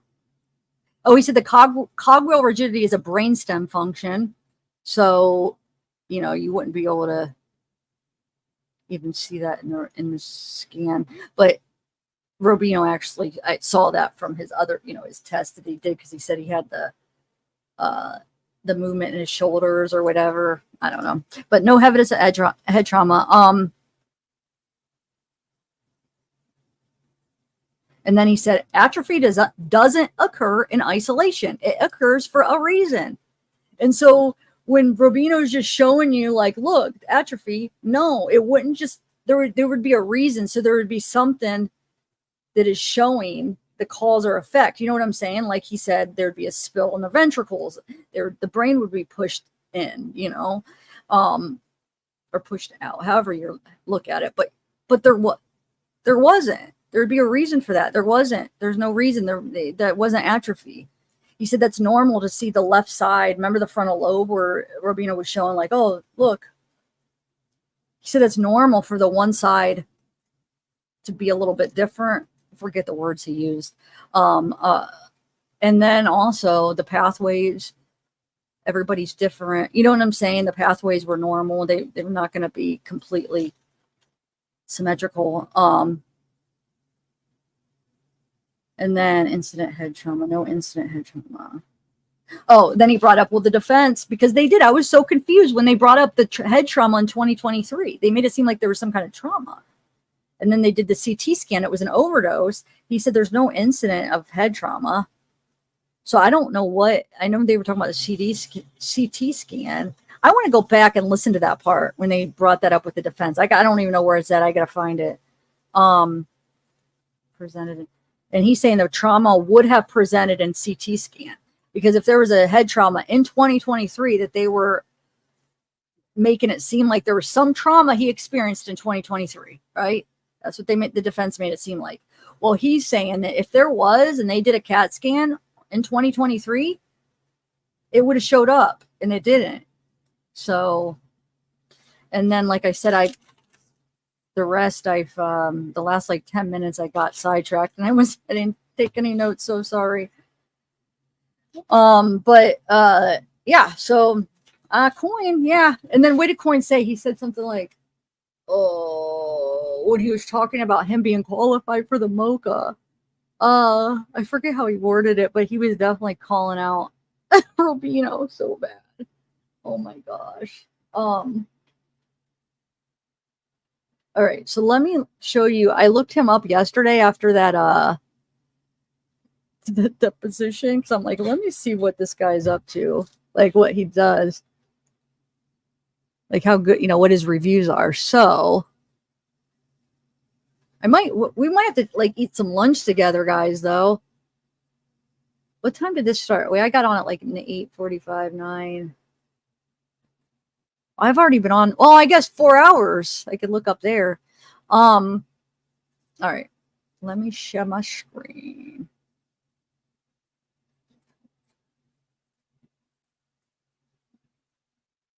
Right there, right there.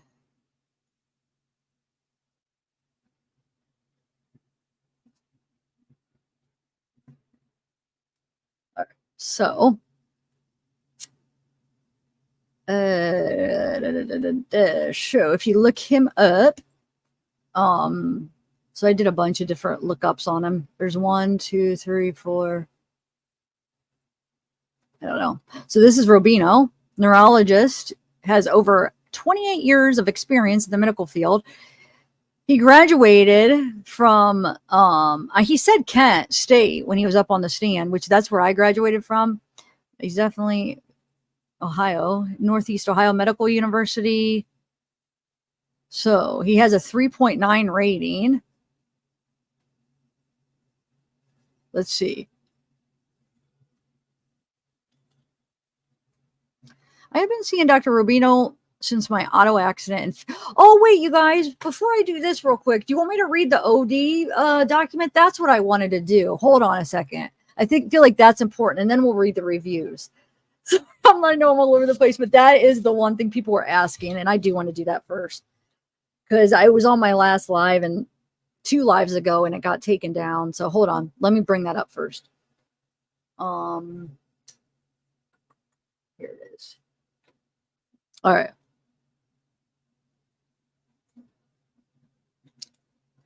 Okay, so here it is.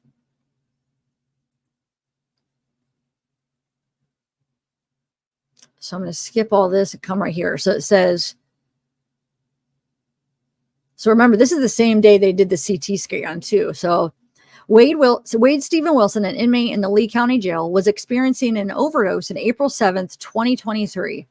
At approximately 10:18 a.m. Due to the severity of the overdose, Wade Stephen Wilson was transported by Lee County Emergency Medical Services to Lee Memorial Hospital. The medical records and trip sheets are relevant to the pending trafficking in amphetamine and conspiracy to traffic a controlled substance case against Wade Steve Wilson.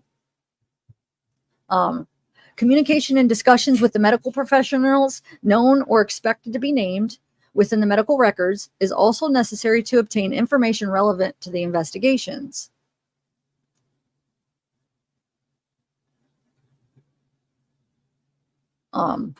These communications will be limited to the above referenced incident and location of the treatment, unless otherwise requested by the state and ordered by the court. Copies of the offense report and drafts of the proposed subpoenas are attached to this motion.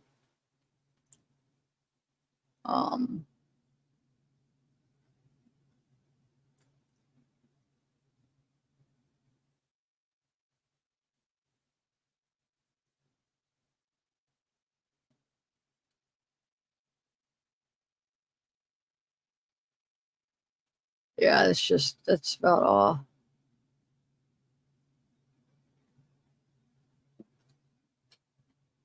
And then it goes, this is the report from the methamphetamine, which I've read twice. Well, I read twice. The one live got taken down that I read, but so I'm not going to read this again. It's just the, it's what happened with the drug smuggling into the jail thing. It goes on to like all the people talking and stuff. So that's what this is. Like I said, it's on one of my lives if you guys want to hear it. So that's that. Any questions on that? On this OD? So you see it says it's April 7th, 2023. All right. Let me see if there's anything else that we could go over documents wise before I. No, I think let's look at the reviews for Dr. Rubino. Do you guys want to? Is that interesting to you? Okay. So here's his reviews. 20 years of caring doctor-patient relationship. I have been seeing Dr. Rubino since my auto accident in February 2004 when he was with NASA. I am still seeing him for my back and neck injury from the accident. He has always been straight with me concerning my choices, both in regards to treatment and medications I take for the pain. He's always been there for me in regards to what I need at that time. He helped me working through my injury until I just could not work anymore. Another one's that I was lucky enough to find Dr. Rubino through my neighbor. I've been seeing him for several years. I would never think of switching doctors. And this next one, he got a 1 star. He is a good neurologist, but the receptionist medical assistant is very rude. Their billing is a joke. I called for an appointment and found out I had a bill that was 3 years overdue. I tried to explain that they never called me or sent me the bill, but the receptionist treated me as a criminal. I paid it, but will never visit them again. Now, this one gives 5 stars, always friendly and kind. I feel as though the staff and Dr. Rubino genuinely care for me. They've taken great care of all my medical needs throughout their nearly 15 years that I have been patient. He's a great neurologist, helpful, listens, and works on why you are seeking neurologist. His staff is excellent. He has helped me and many of my patients. Thanks. Wonderful, caring professional. Now here's another 1 star. I went to get an MRI reading done. It was completely wrong diagnosis. And this is really important for what we're talking about because that's what he was reading. It was his MRI, Wade's MRI. Maybe he's not very good at reading MRIs. Because yeah, it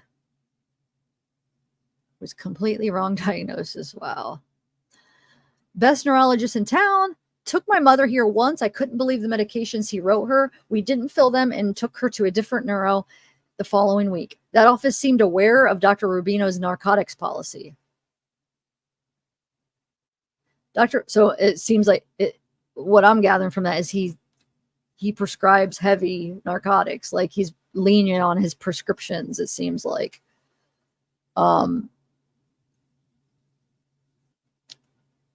It says, believe the medications he wrote her. Yeah. Dr. Rubino is thorough, analytically adept, and caring. He's my second opinion doctor and is the light years ahead of first in all manners. Just had my first visit and I thought Dr. Rubino was excellent. His staff is nice. Scheduling was easy. I've had severe migraines for 25 years, 2 to 6 days a week, and been treated by many doctors along the way. But I felt that he really carefully considered my current treatment and came up with a few new things to try to improve my quality of life. He also made a few suggestions for things to bring up with my GP that were not neurology related. I was very happy with the outcome. Here's another 1 star. He prescribed Dilaudid and fentanyl for migraine as opposed to searching out the reasons why I was suffering from these headaches. He just continued to up the amount he prescribed me. Now I have found that I have an anatomical variant that caused the headaches, which will only be fixed by surgery. I was being prescribed higher amounts of narcotics than cancer patients at the end of their lives. I would never have a friend or family member go and see this doctor. Wow. And this one gave 5 stars. He is the best. This one says, I've been a patient of Dr. Rubino's for over 5 years. He has had same staff all the time. He has always been very thorough, patient, and kind. I have never felt like just another number. He has always taken as much time as is needed to answer all my questions and make sure that I am okay with everything. His staff are also kind and considerate, as well as extremely professional. My quality of life has improved considerably under his careful care and guidance.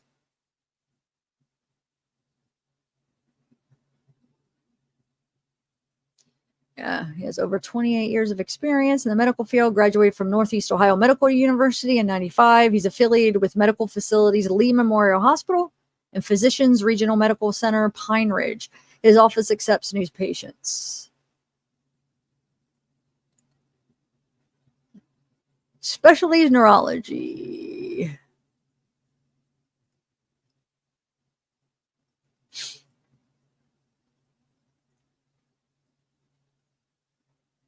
American Board of Psychiatry and Neurology, Northeast Ohio. Okay, let's see here. All right.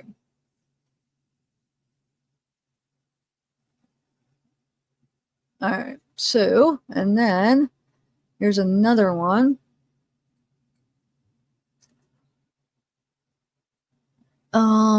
29 years of experience, board certified in neurology, graduated from Northeast Ohio Medical University. So I think he said he got undergrad was Kent State. Okay, so I've been seeing Dr. Rubino since my auto accident in February 2004. Oh, this is the same. Actually, hold on. Is this the same?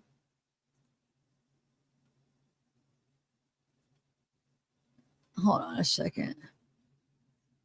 It's a different, I thought it was a different site. Hold on. I think it's, is that the same one? Oh, yeah. Never mind. It is. It takes you to the same one.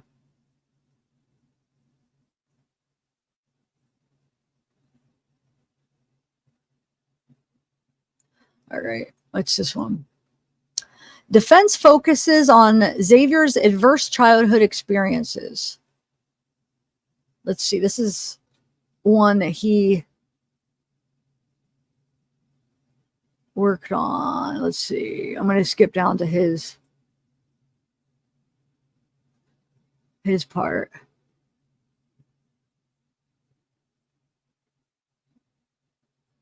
Here, right here. Here we go. So he worked on this case. So it says neurologist Dr. Mark Rubino said he found a tumor on Xavier's brain where language is processed. He felt this tumor was glioma tumor, and it was responsible for Xavier's hearing voices, as he reported. Under Assistant State Attorney Bon Johnson questions, Rubino said he was not 100% sure it was a tumor and was only 70% sure the lesion was a glioma. This might be all. Huh. I guess that's all that he said.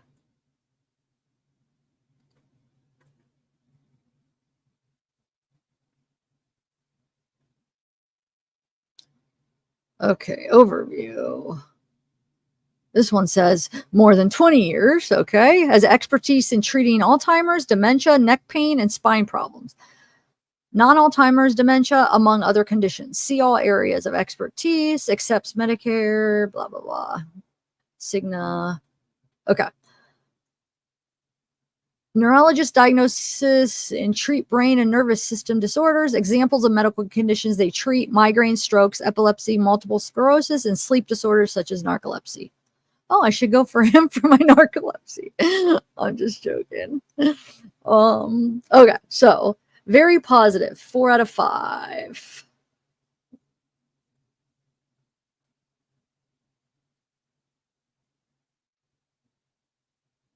Wait, where are the reviews? It said 28 reviews. Hold on. Did I miss it?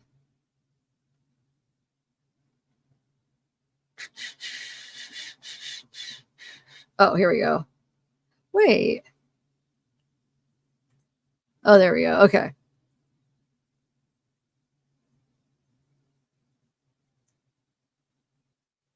Oh, shoot. They're not, they just say like very positive, positive, positive.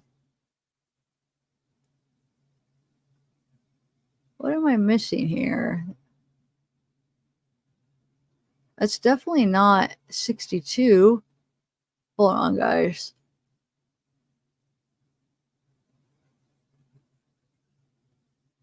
Huh.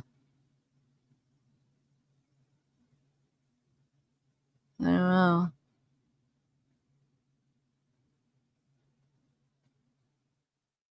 What do patients say about Dr. Rubino? Yeah. I want to see. Yeah, it just takes up here. But it's not even previous satisfaction, a treatment condition, previous patient's assessment. So it just gives you the positive, but I don't know why it's not letting me see all of them. Huh. Oh, well. What is this one? Oh, that's all right. So you want, and then let's look, oh my Lord, I can't talk. That one guy with dreadlocks that was talking to Wade, let's look him up and see. He's a lawyer.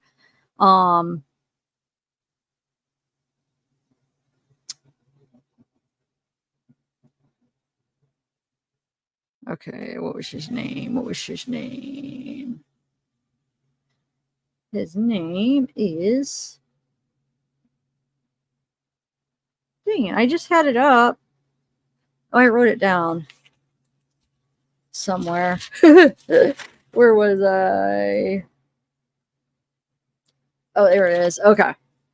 Hold on. I wrote it. It's Malcam Godwin. Let's check him out real quick.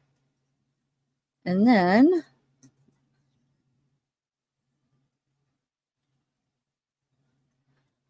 So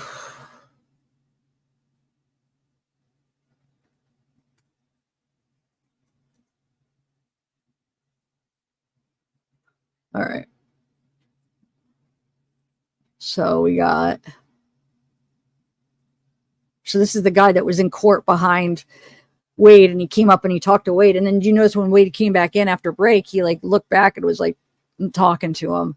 So it must be his new lawyer, right? He graduated from one of the top law schools in the nation, Wake Forest University of Law. While at Wake Forest, he was a 2-time semifinalist in their litigation tournament, while also holding the title of vice president at the school of the school's trial bar. While living in North Carolina, Malcam was part of the Innocence and Justice Project. He traveled all over North Carolina, advocating for defendants serving life sentences or on death row. There we go. Huh. Wow. Since 2014, Malcam has served the Fort Myers community as an assistant state attorney for 6 years. He has tried over 45 jury trials, with the crimes ranging from DUI, theft, drug sales, armed robbery, burglary, kidnapping, aggravated battery, and arson. It doesn't say murder. Huh. Mr. Godwin believes that everyone has a right to compassion, aggressive, and dedicated representation, whether that involves a criminal charge or civil issue. Malcam is here for you in your time of need.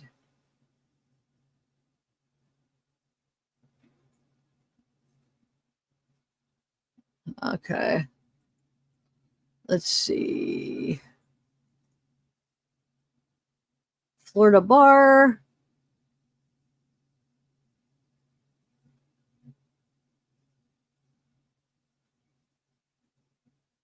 Huh. Here's the firm. Oh, that's where we were just at, the website. Oh, no, this is the firm he works at. This website. Criminal defense attorney. So we have Patrick McLean.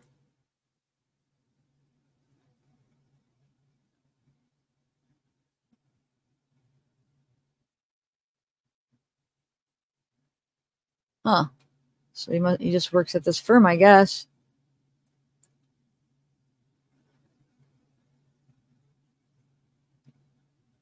Our team, let's see. Yeah, there he is. 2-time semifinal. Yeah, that's what we just read. Yeah.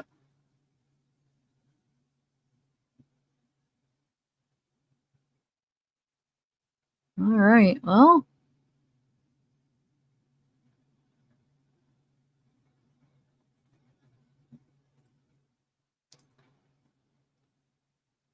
this is Instagram.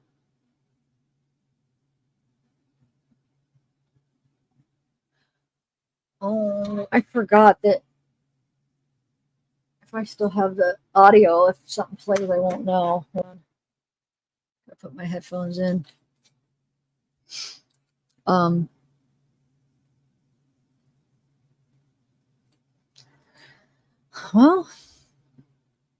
oh, here's some talking. Oh, hold on. What is this? Let's watch.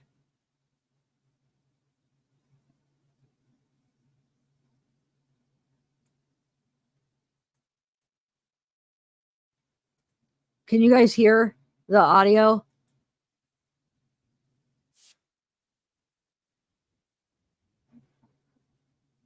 Can you hear? No? Okay. Of course, the audio got, hold on, I'm gonna have to reshare. Sorry. Okay, hold on. No biggie. No biggie. Just gotta redo it because my computer likes to just decide not to share the audio after it was shared. It's really fun like that. And it doesn't let me know. So I have to ask you guys.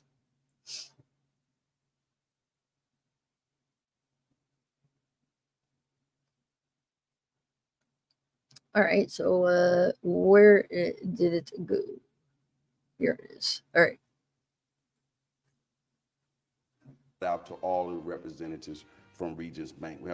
Can't wait to get to our next guest. He's a famed attorney, Malcam Godwin. I bumped you in, Malcolm. All right. Where it's so great to get you on the show because I've been reading about you and seeing all the work that you've done over the years. Before you actually went into private practice, you worked in would that be fair to say the public sector? Right, I was a prosecutor. All right, Yes. Tell us what that means in the public sector. So a prosecutor is essentially when people do crimes, I'm the person, or I was the person that would prosecute a lot of those crimes. That's essentially kind of what I did for about 6.5 years. So is it as simple as it looks on television? Well, I do say, they say like, oh, well, if you're good at arguing, then you'll be a good lawyer. Well, it's a little bit more complicated than that. But at the crux of it, it does come down to that. When you go to trial, a lot of that is going to come down to arguing, but you do have to know the law at the same time. And so I went through 6 years of, growing pains and learning the law, working with the law. Eventually, I had about 50 trials before I left. So you were a prosecutor at the time. Now you've gone into the defense side. Yes. Which I think is really interesting because as a defense, you kind of know what the prosecution will already be up to because you spent so much time over there. So you can always have that little counter thing going on. Talk about that dichotomy. So when you become a prosecutor, one of the things that you do often is learning how to build a case. So, okay, these are the elements to the crime. Now, once you know the elements to the crime, how do you assign the facts that happen to the elements of this crime? Now, what evidence do you have to show the facts of this case attached to the elements of this crime?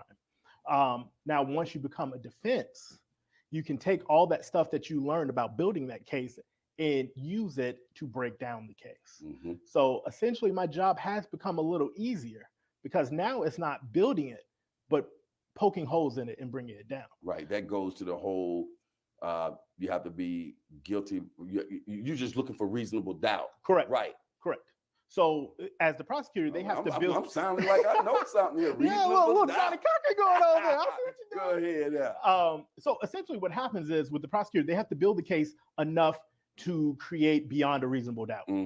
Okay. Now, as the defense, I have to create that reasonable doubt. Now, I just have to poke holes in that house that they built.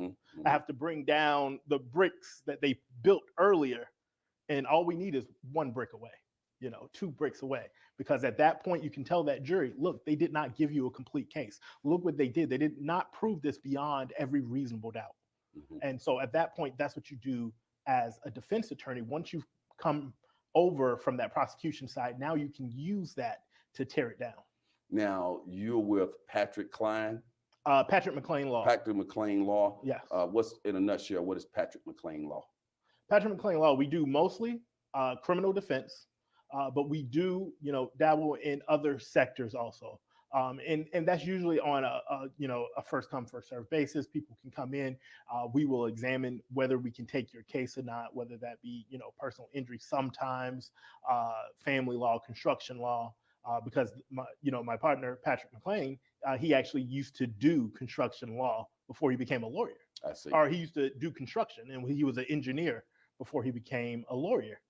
So he has a strong background in that. So we take those cases in, we'll look at them and decide whether we'll take those. But I would say the majority of our practice is criminal defense. Now, when you say how does it cost a person, like people listening to you on television now and they saying, hey, I like this guy, I'm considering him.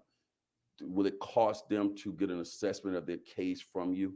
No, all they have to do is call Patrick McLean Law and set up a meeting. We'll speak with them. We'll tell them about the case. Sometimes it's not worth hiring a lawyer for what may actually be something they can do themselves. And sometimes we'll explain to them, hey, this is kind of how you do it. Because every now and then the price of that attorney could be, let's say, $3,000. But for them to do it themselves, they maybe could do it for $50. And I got into this business to help people. So I'm not just going to take your money just because. And if I can tell you a way to do this without having to hire me, sometimes we'll tell you that best way to do it. That leads me to my next question. If you want to add on to it, you say you got into this practice to help people. Any other reasons you got into this practice as well? Well, so when I was younger, I kind of wanted to work in sport. I wanted to be like a sport agent, Jerry Maguire, that type of thing. So when I went to college, one of the things that occurred is that my cousin was shot and killed. And he wasn't, it's a small town. So not a lot of people that was in the prosecutor's office really liked him or cared for him. You know, we're talking about a good old boy system type thing. They didn't really, like him or care about him a whole lot. And I don't think they took the same type of care and time. So you guys, this is the guy, those of you guys are asking, he's the guy that was sitting behind Wade before the hearing. He was talking to him. He came up to him and was talking to him, and then he was sitting right behind him. And then like when there was a break and Wade came back in, Wade turned around and was saying something to him. So I'm thinking, yeah, he probably is taking on his case or looking into it. I bet you that's one of the that might be the guy they're hiring with that GoFundMe money. Maybe they were looking for lawyers. Maybe that's the guy they found. I do think that there's a good chance, yeah, because he was talking to Wade, and we know they're hiring somebody with that money. So yeah, seems like with his reviews, it seems like he might be a good lawyer too. I don't know, but criminal defense attorneys, that's their job. They need jobs, so like he's probably expensive. Taking the job, maybe, I don't know. Even though like that would be an appeal though, so it'd be appealing it. I hope he doesn't stand a chance to appeal. I don't think he does. I don't understand why that woman is like so confident that it's going to happen the first time. I think it's more rare. Time when talking to the family. Mhm. So when I saw that, when I saw how that interaction took place and how a family's view of the justice system and people's view of the justice system can be shaped by how is dealt with one of their family members, right? Whether that being prosecuted or whether that being, one of their family members is a victim and how they treated the family. And at that point, I realized I think I need to go to law school. I think I need to shape how people look at the justice system, no matter what side I decide to be on. Mhm. Do you like making your case to the trial? Is that something? Seem like you're pretty good at that. I mean, to the jury, yeah, right. Yeah. There is nothing like that feeling. And, I played sports in high school, stuff like that, but there's nothing really like that feeling when you got 6 people in a jury box and now you are empowered to explain to them why your client is innocent. Mhm. And especially when you've made that connection with your client and you've been around your client all the time, they've come into your office, they've cried to you, explained to you like how much they're going to lose. And you take all that with you in front of those 6 people that don't know that, in front of those 6 people that have never seen that. And you got to give them something to release your client, to get that not guilty. That it's a lot of pressure, but there's no other feeling like it when you're standing in front of them, right? When the judge tell you, counselor, you may speak, and you stand in front of them, that couple seconds of silence when you're walking up there, there's no feeling like it. So yeah, I do like it a lot. I mean, part of the reason I've had 50 trials. Mhm. Now, when you, not to get too bogged down in George Floyd trial, but it just came to mind when you were watching that George Floyd trial and they were trying to poke holes in the plaintiff, right? That would be the plaintiff. Well, in that case, the it was person playing your role with the prosecutor. Right. They were trying to poke reasonable doubt into that. Right. But they couldn't seem like the results show that they couldn't really do it. Well, the reason they couldn't do it is because the person that they had, playing what would be the plaintiff or playing the prosecutor was an amazing guy. He actually is a plaintiff attorney, a private attorney that was specially hired for that case. And he's world renowned, really. Everyone knew he was great.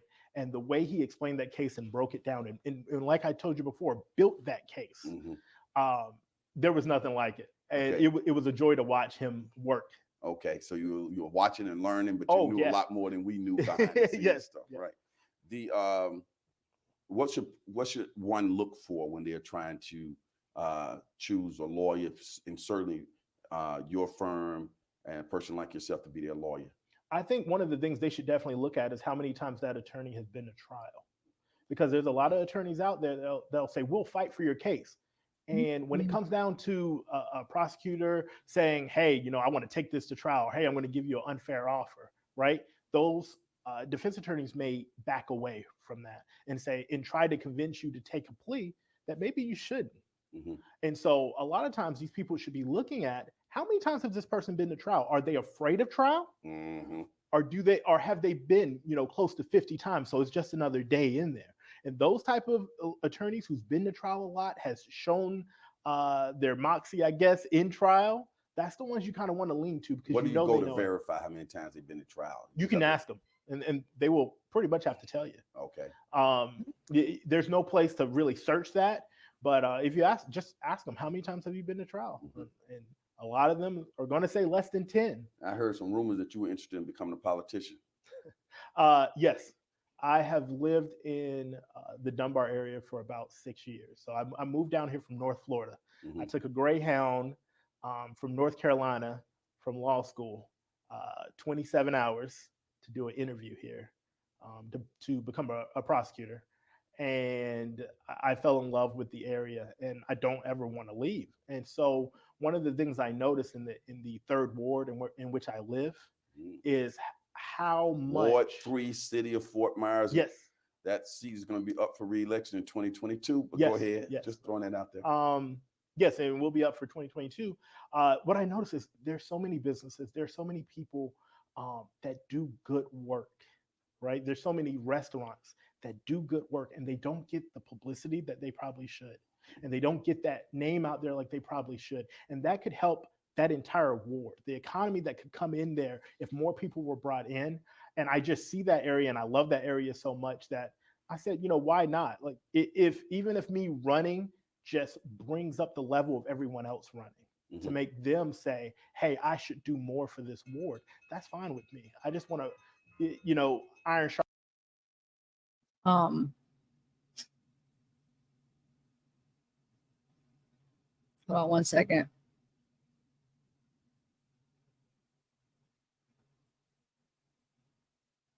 Okay, so yeah, I think I think there's a good chance that this is the guy, at least that they're looking into.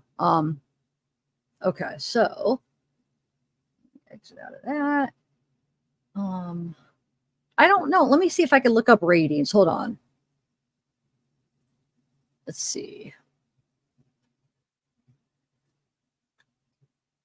I might put on so I could go get something to eat, like lunch. I might put on the rest of that deposition. You guys could finish watching if you didn't see it. The one that I condensed it down. It's definitely worth a watch for almost for like comedy.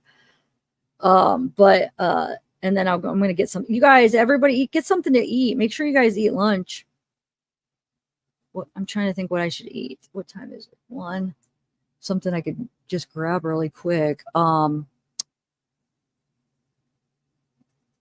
I'm trying to find more.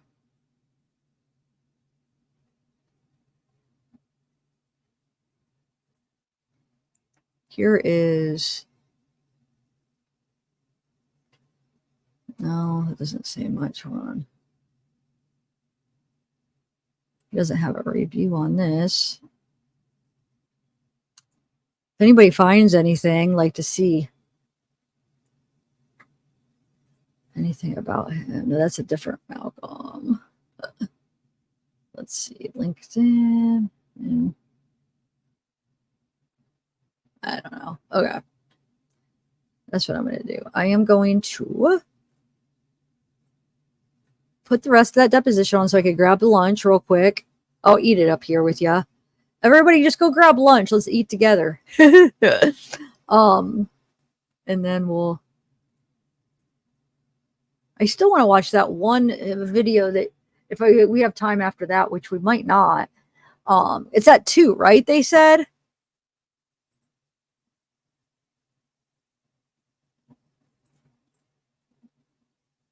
Yeah, it's supposed to be at 2.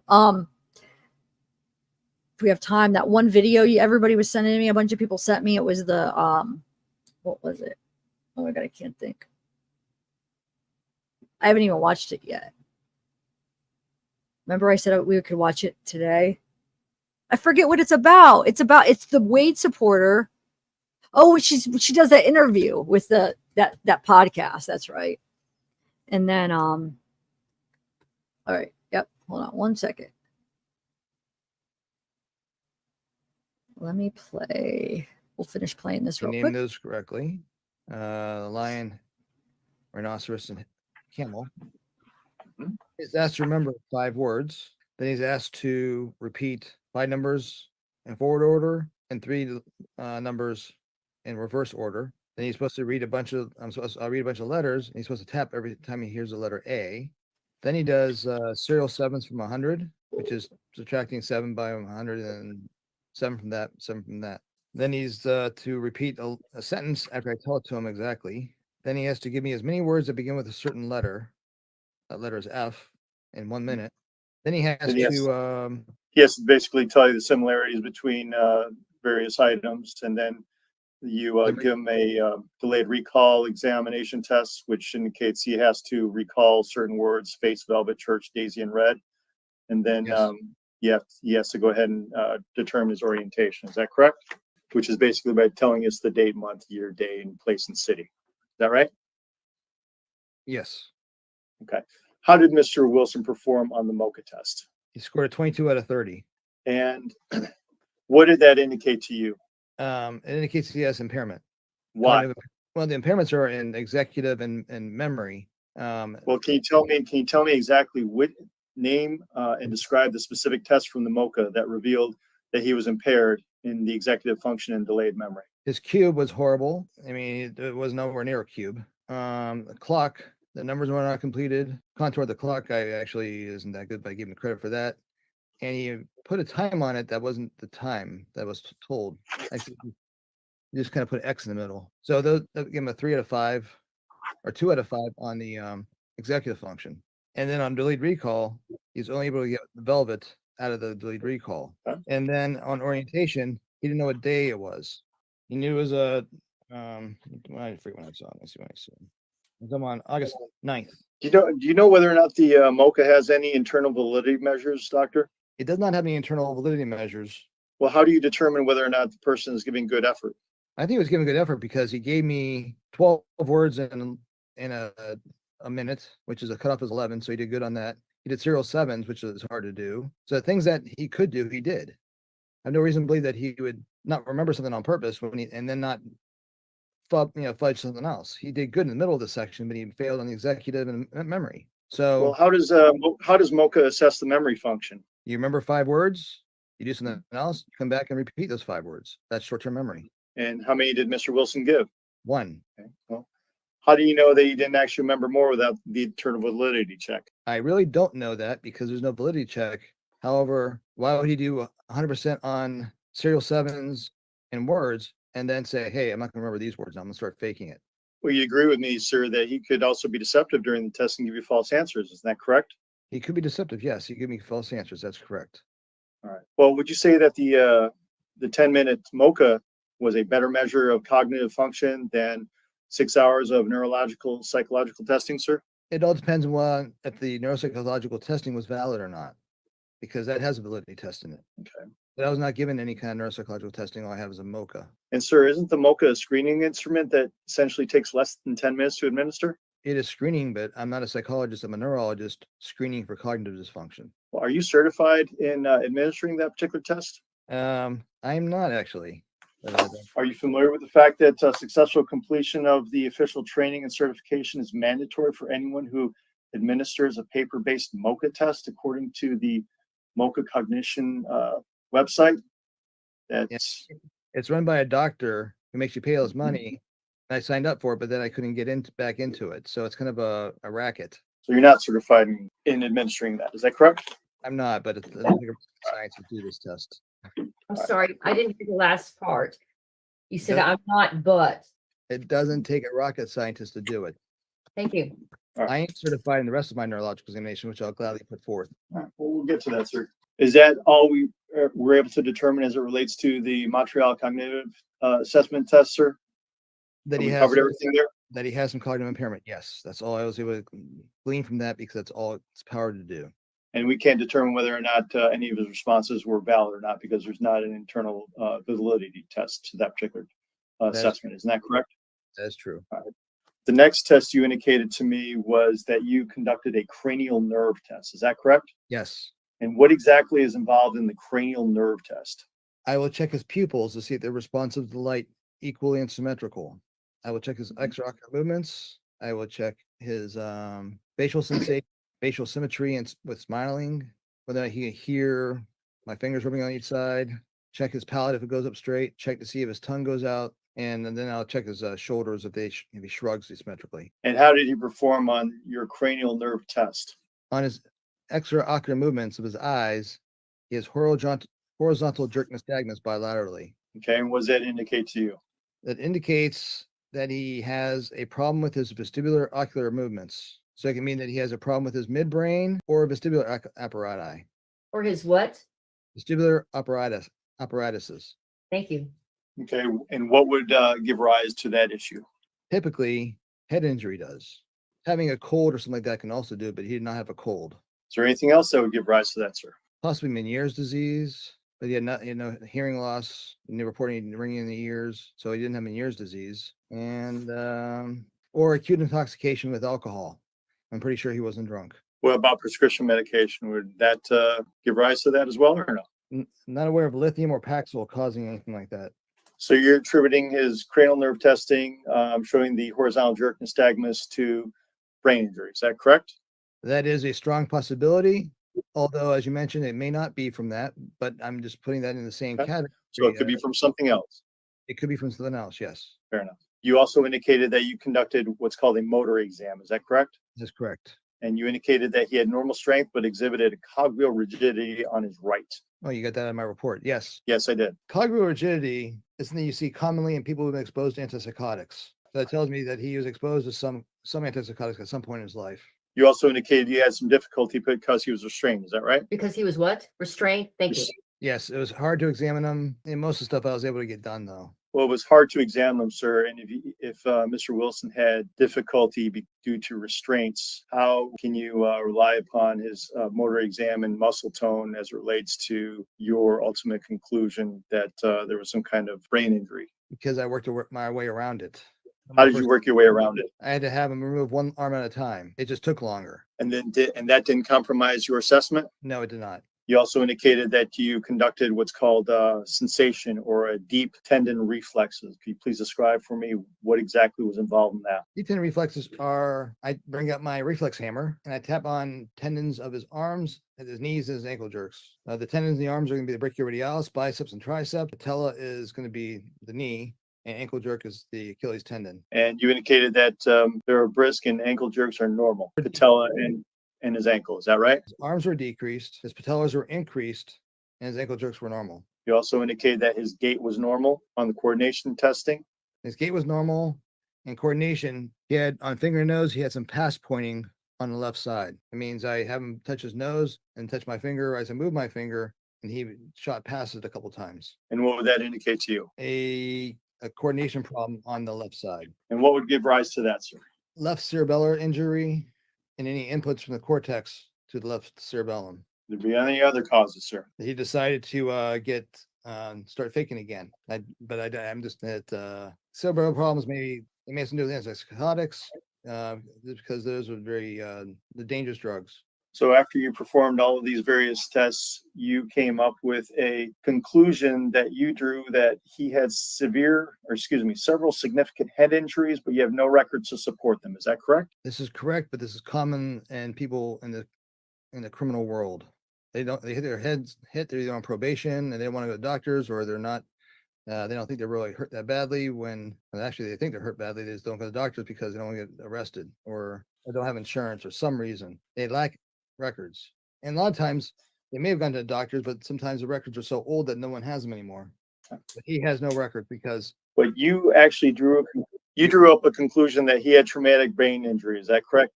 Just based upon his performance on the Montreal Cognitive Assessment, his cranial nerve tests, the motor exam, and his deep tendon reflexes test. Is that right? I didn't diagnose him with traumatic brain injury as of my summary. I said he had evidence that supported that injury, a traumatic brain injury. What did Mr. Wilson tell you as it relates to any of the head injuries? The first thing we talked about that he was about his childhood. I was looking for head injuries in his childhood, and he said he was good until about 11, until he told his parents that he thought he was going crazy. Then he told me about a car accident in Tallahassee. He was a passenger, and the driver rode off the highway and hit an oak tree. He knows he hit the windshield. He was brought to Tallahassee Memorial Hospital, but left AMA. But I have no record about that. And then second car accident, he was on probation, and he was at the beach with friends. Took a dirt road back. He was in the back seat. And again, the car hit a tree. Everybody got knocked out. When he woke up, he started to run because he was on probation, didn't want to get arrested. And then he felt bad and went back to the EMS to get evaluated. And then he just left because he didn't want to go to the hospital. They asked about sports. So he had two times when playing football, or one time when playing football where he got knocked out, and one time playing baseball he got knocked out. He ran into I can't read my rating. But since there's no records, I'm not going to try to read it. Then he's been he got with fights. Another thing. So he never got knocked out when he was in a fight unless he got jumped. And he's been jumped approximately 3 times in which he got knocked out each time. Then he told me about his biological parents, that his mother was only 14 when she had him and was using drugs when pregnant with him. She used drugs all the time. That's why he assumes that, as the father was as well. And is it fair to say that is all information that was provided to you by Mr. Wilson? Is that right? Yes, it is. Did you bother to look up any records or make contact with any of the individuals that he had mentioned in his self-reporting to you to corroborate any of that information? He didn't mention any individuals other than his biological parents. Have you spoken to his biological parents? I have not, because I'm not going with drugs. Just a comment that I noticed, or that I took in. I'm sorry, I didn't hear the last part of what you said. I have not, because I'm not going with drugs, and then I didn't. Not part of my content. Thank you. Are you familiar with any of the occupants that he had been riding around with? Did he give you any names? He did not. And where this all occurred? Tallahassee, but I don't know any occupants. He didn't give you any names as to who that was. He did not. He didn't tell you where this occurred, other than it happened up in Tallahassee. Now, the second one was coming from the beach on back roads. And since there's not beaches, a little bit distance from Tallahassee, that was probably Panhandle Beach.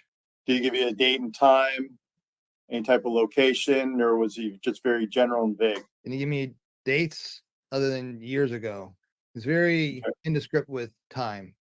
You would agree with me, he was also very indescript as far as location goes. That would be reasonable as well. Okay. Did he tell you when he played sports and when he sustained those 2 concussions? High school. Both times? Both baseball and football. Did he tell you what years in high school? No, that's something I could look up though. Okay. Did he tell you when in high school? He did not. Did he tell you how in high school? The baseball, he ran into a tree or something like that, or ran into something, got knocked out. Let me ask you, he ran into a tree while he was playing baseball in high school? Ran into the fence or something. I can't read my writing. But he ran into something, and he says he got knocked out. Okay. But you don't have anything to verify or corroborate what he's telling you as it relates to that, correct? I do not have anything to corroborate any of this, right? You also note and that he reported to you that he had some kind of vertex headache if he shakes his head. Is that right? Yes. And he complained that he has chronic neck pain. Yes. What exactly, can you please describe for us what chronic means? Chronic means that it's been present more than 6 months. And what percentage of people with head injuries report chronic neck pain? A majority of them do. Okay. I don't have exact specific because I need to look it up because I don't do my own statistics. But in my practice, everyone that I've ever seen with head injury also has neck injury because the head is attached to the neck. Well, are there any other causes of chronic neck pain? Age, degeneration, congenital problems.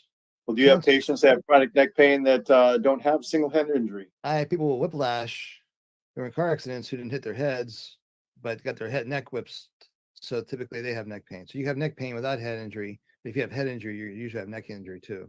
But you can have chronic neck pain without having head injury. Is that right? You can't have that, yes. What about chronic headaches? Can you have a chronic headache without having a single head injury? Yeah, you can have migraines just from bad genes. You can have caffeine overuse headaches. You can have stress-induced headaches. having daily or having chronic headaches isn't confined to having head injuries, but head injuries definitely increases the risk of having a headache. Let me ask you this, as it relates back to the 2 concussions they sustained while playing sports. Was there ever any medical care for any of those concussions that he's supposedly sustained while playing sports that you're aware of? I'm not aware of any. Okay. All right. Now, do you have any evidence as it relates to any knockouts from the fights that he sustained? No, I do not have any evidence of. Okay, so you don't have any medical attention that was ever reported as it relates to that. Is that right? I'll make this quick. There are no medical Yep. reports of anything with him that are outside of being in jail. Fair enough.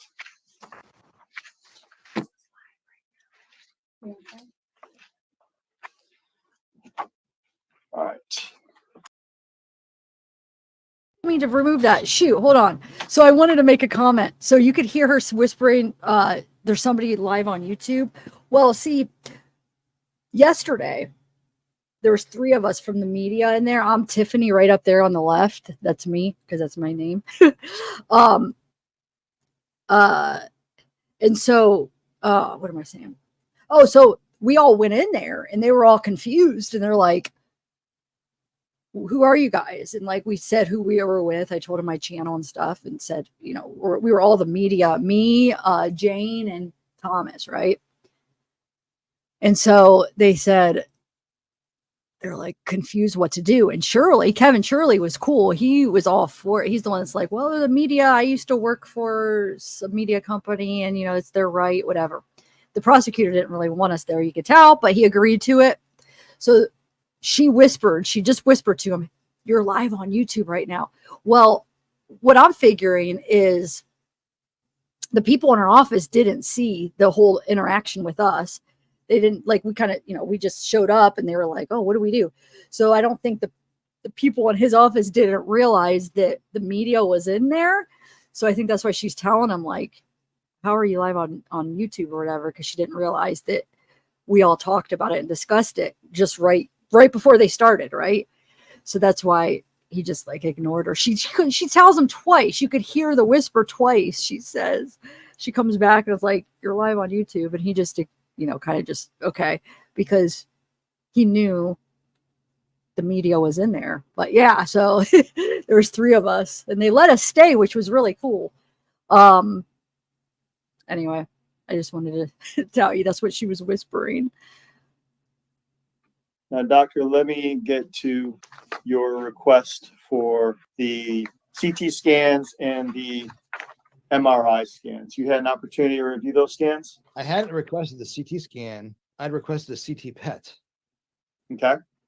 Well, you received a series of scans. You received the CT scan from April 23rd of 2023 that you acknowledged earlier in the deposition, and you also received an MRI scan from August 21st of 2024. Is that correct? Right. All right. I did not receive a neuroquant analysis or any kind of analysis of DTI. It was just DTI without any kind of analysis, computer analysis. Now, what did you learn or ascertain as a result to the scans that were conducted on August 21st of 2024? So just a few days ago. His MRI shows mild ventricular asymmetry. Ventricular asymmetry results in cognitive and emotional problems in the setting of psychiatric disease. That's one thing. Also, I did not have neuroquant, which would show this ventricular asymmetry, as well as one of my impressions of his brain was that his ventricles were overall small. Whenever you see small ventricles in people, it suggests that they have increased intracranial pressure, which could be why he has chronic headaches. And that the bulk of his brain doesn't have any atrophy, except you start seeing some atrophy in the frontal lobes as well as the anterior temporal lobe. But overall, his brain looks good, other than this little bit of atrophy he has in his anterior temporal lobes and his frontal lobe, which is going to be impairment in executive function and impairment in memory, which kind of reflects that MOCA we just did. But with the temporal lobe, you also get emotional unregulation. Now, you said the ventricles were relatively small? The ventricles are relatively small. I mean, compared to other age-matched controls I have, and his ventricles are small. They're asymmetrical, but overall they're smaller than typical. In my experience, if I were to get a PET scan with people with big brain and his activity, PET scan would be markedly abnormal with big brain, but doesn't work. He's not a genius, but I do not have a PET scan. And what exactly did you say regarding his frontal lobes? He has mild atrophy of the anterior portion of his frontal lobe, as well as the bottom part, the inferior frontal cortex, the orbital cortex. And Dr. Coyne debunked that. He said that's not true. He doesn't have any atrophy because atrophy would have other things that would occur. How did I word that? So that's not true. I mean, I can't even believe how much wrong stuff. Where's all my notes from today? Where is it? Hold on. I don't know. Oh, here it is. Yeah. So atrophy doesn't occur in isolation. It occurs for a reason. And there was no other reason that wasn't atrophy, he said. There was no gray matter. How did he word this?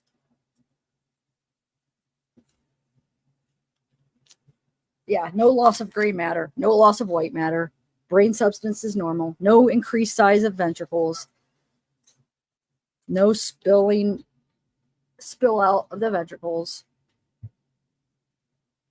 No evidence of the brain being pushed out, like pushed away from the skull. Yeah, so all this stuff he's saying, they're like, no. Yeah. You see the little space between the gyri. And what does that indicate to you? This indicates that some of the head injuries that he told me about were likely true because you see atrophy in these areas of the brain when you have head trauma, because it's the area exposed to skull in deceleration injuries. And you're saying that based upon upon these scans that you're seeing sites of atrophy? Mild atrophy. It's not a ton of atrophies. So this is going to be, he's still relatively young. I think as he gets older, this is going to get worse. But as a result, this is indicating that these parts of the brain have been affected by head trauma. What about the axial grayscale images? What did you see there? The gradient echo? Yeah. I mean, for bleeds? Yes. I saw no blood, no. There's no evidence of hemorrhage prior to this. Or prior. Did you see any cerebral infarctions? No cerebral infarctions. He's also a young guy. Why would he have a stroke? Was there any other MRI findings to suggest deceleration injuries to these areas? I'm going to show a couple images from DTI that show a lack of coloring in part of the left frontal lobe. And what would give rise to that? What usually gives rise to it would be axonal damage, which would be from head injury. But you can also see it in white matter disease, but he has no white matter disease. What about drug use? Drug reuse would cause symmetrical whole brain problems because drug affects the entire brain. The only drug I know that causes atrophy would be alcohol. The other drugs would affect neurotransmitters, and that's why that PET scan would have been a lot more useful, is to see what his brain had, what happened to it, because that tells us more of a function, where MRI just tells us structure. MRI is all about structure. Now, doctor, when we're talking about the CT scans that were taken back on April 7th of 2023, Mr. Wilson was taken to the Lee Memorial Hospital, and he had a CT scan done, and those were provided to you, as well as the MRI that were just taken back on August of this year. Did you have an opportunity to review those scans as well? I reviewed the scans as well. You also had the opportunity to, as you indicated earlier, that you had an opportunity to review the jail medical records, which would have included the Lee Health records as well. And in those records, there was a report that specifically found that the ventricular system was normal for Mr. Wilson's age. There was no acute intracranial hemorrhage, mass effect, or midline shift. No extraaxial fluid collections were present, and no territorial hypodensity to suggest acute infarct. The paranasal sinuses are free of significant mucosal disease. The skull base and calvarium are intact. The impression was there was no acute intracranial abnormality. What do you make of that, doctor? It's a negative CAT scan. Right. But if you look at it, you can see the ventricles are not the same. I'm sorry? You can see the ventricles are asymmetrical on the CAT scan as well. Does it constitute something in an emergency room? You call it abnormal? No, it's not something that you'd call in a radiologist would call in a hospital. Because they're not really, it doesn't constitute a disease, but it's important if someone has a psychiatric illness. But you indicated to us earlier that you weren't evaluating him psychiatrically. Is that correct? No, but I've seen that he's been treated for psychiatric disease. The medications he's on, lithium, suggests he's got bipolar disorder. And bipolar disorder, from what I understand, is a psychiatric disease. Okay. What do you know about bipolar disorders, doctor? It's treated by lithium and Depakote as the two main drugs. It's a mood condition characterized by low mood, depression. My what impression, please? Low mood or depression, Thank you. and then followed by hypomania or mania, elatedness, which then sometimes can turn into psychosis if the mania is left untreated. So you have manic with psychosis. You control the bipolar, then you don't see psychosis at all. And you'd agree with me, sir, that you're not a psychiatrist. Is that right? I am not, but I am boarded by American Board of Psychiatry and Neurology. So there's a little crossover. So you rely upon the DSM-5 on a regular basis? No, I'm not a psychiatrist. I'm a neurologist. Now, let me ask you this. When we have a CAT scan that reflects that Mr. Wade Wilson's brain essentially is normal according to the radiologist, and then you apparently a year later come up with a conclusion that he has traumatic brain injury, how do you reconcile the two, doctor? Well, first of all, a CAT scan is not really powered for looking for TBI unless you have bleed in it. If you have blood in CAT scan, that's something, but if it's negative, you're not really seeing a whole lot because you can't see differentiation between white and gray matter. It's basically a fancy X-ray. MRI, radiologists are looking for disease. This test did not have neuroquant, didn't have any computer analysis of atrophy, had no computer analysis of DTI, and the findings are mild. They're not overt to where radiologists can say, "Oh, there's pathological atrophy here." They're not going to say that. That's just the nature of radiologists. So, doctor, is there routine evidence that would support clinical use of advanced neuroimaging techniques for diagnosis and or prognostication of traumatic brain injury at the individual patient level? Ask the question again. What I'm asking is there sufficient evidence to support the routine clinical use of advanced neuroimaging techniques for diagnosis and or prognostication of traumatic brain injury at the individual patient level? It's the only test we got. We don't have anything to show anything else. I think in time we'll have better technology such as tau PET, which will actually be very useful for traumatic brain injury, but that's not commercially available right now. All we have is what we have here, and so we use the tools we have to best prognosticate the best we can. Nothing is 100%. So, doctor, for patients presenting with an acute traumatic brain injury, what remains the imaging of choice? Acute brain injury, a CAT scan, because you want to make sure there's no blood on it. We don't know the level of TBI. We don't know if there's a subarachnoid hemorrhage, an epidural hemorrhage, a intraparenchymal hemorrhage. Once we exclude that and there's no hemorrhage, people can still have TBI. That's why we do an MRI. MRI by itself is typically not that useful in the acute phase, whereas DTI is then used because that is useful for acute head or subacute traumatic brain injury. Now, when we talked about the CT scan, you indicated that asymmetry would be reported. No, it's not going to be reported by a radiologist, but you can see it on the CAT scan. Okay. Did you observe any on the CAT scan? Yes. There's mild atrophy of this lateral ventricles. Okay. Or lateral. And what would that suggest to you? The asymmetry of the lateral ventricles supports cognitive and emotional difficulties and people with psychiatric disease due to myelin being unequal. Would it also suggest a shift due to a possible pathological process? No, pathological process would cause shift of the entire hemisphere, not just make one ventricle bigger than the other. This would be ventricle is bigger because of the less brain on that side, loss of something on that side to make that ventricle bigger. And doctor, if the myelin was unequal, wouldn't that show up on the DTI? I don't think so, because we're looking at axonal pathways, and the axonal pathways shouldn't be affected too much. I have to look at it, see there's a paucity there. I actually know the answer to that question. Okay, fair enough. Doctor, when I'm looking here at your request for the radiology order, you specifically indicated that you did not wish to have any of the studies interpreted unless mandated by the institution. Is there a reason for that, doctor? The radiologists read it for disease. They're not looking at it from a criminal perspective. A criminal perspective? Looking for traumatic brain injury from explaining behavior point of view.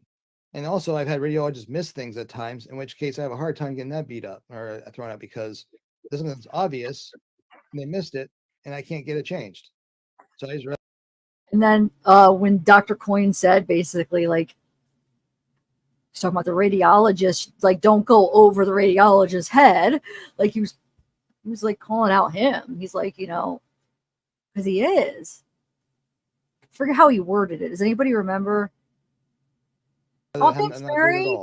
Okay, well, but in this particular case, you actually did receive a record from Lee Memorial Health Systems regarding the CAT scans supporting what they had observed on Mr. Wilson back in April of 2023. Isn't that correct? The CAT scan is negative for acute injury. Okay. So that's all there is to it. And I agree. There's no acute injury there. There's no blood on it. That's all you can see from a CAT scan. And are you essentially telling us that you're more qualified than a radiologist to read these CAT scans, doctor? I'm not arguing with the radiologist. Or to read the MRI, doctor? Some radiologists, yes, not all radiologists. There's some good radiologists out there. Okay. Well, are you familiar with a doctor by the name of Joseph D'Alonzo? I do not know Joseph D'Alonzo. Who's Joseph D'Alonzo? Well, he's a doctor. He's a radiologist who read the CT scan without contrast, who indicated that there was no acute intracranial abnormality in Mr. Wilson. And that statement is correct. It is true. So taking us back to Mr. Wilson, what is your conclusion in this particular case and why are you testifying tomorrow? I'm testifying that Mr. Wilson reports several head injuries in his years before this crime, and that as a result of these head injuries, he sustained some, in addition to a psychiatric disease, some of his behavior is explained by his head injuries. His impulsiveness, his unregulated emotion that gets acted upon without any kind of checks and balances by his frontal lobe. And what do you base that conclusion on, doctor? Mild atrophy of his anterior temporal lobes, which is where his amygdala is, which is part of his limbic system. The very mild atrophy of his frontal lobes with the loss of DTI and the left frontal lobe, as well as, I don't think anybody's going to argue that that's not his behavior. How do you know that's not his behavior, doctor? That is his behavior. Okay. How do you relate that back to October 7th of 2019?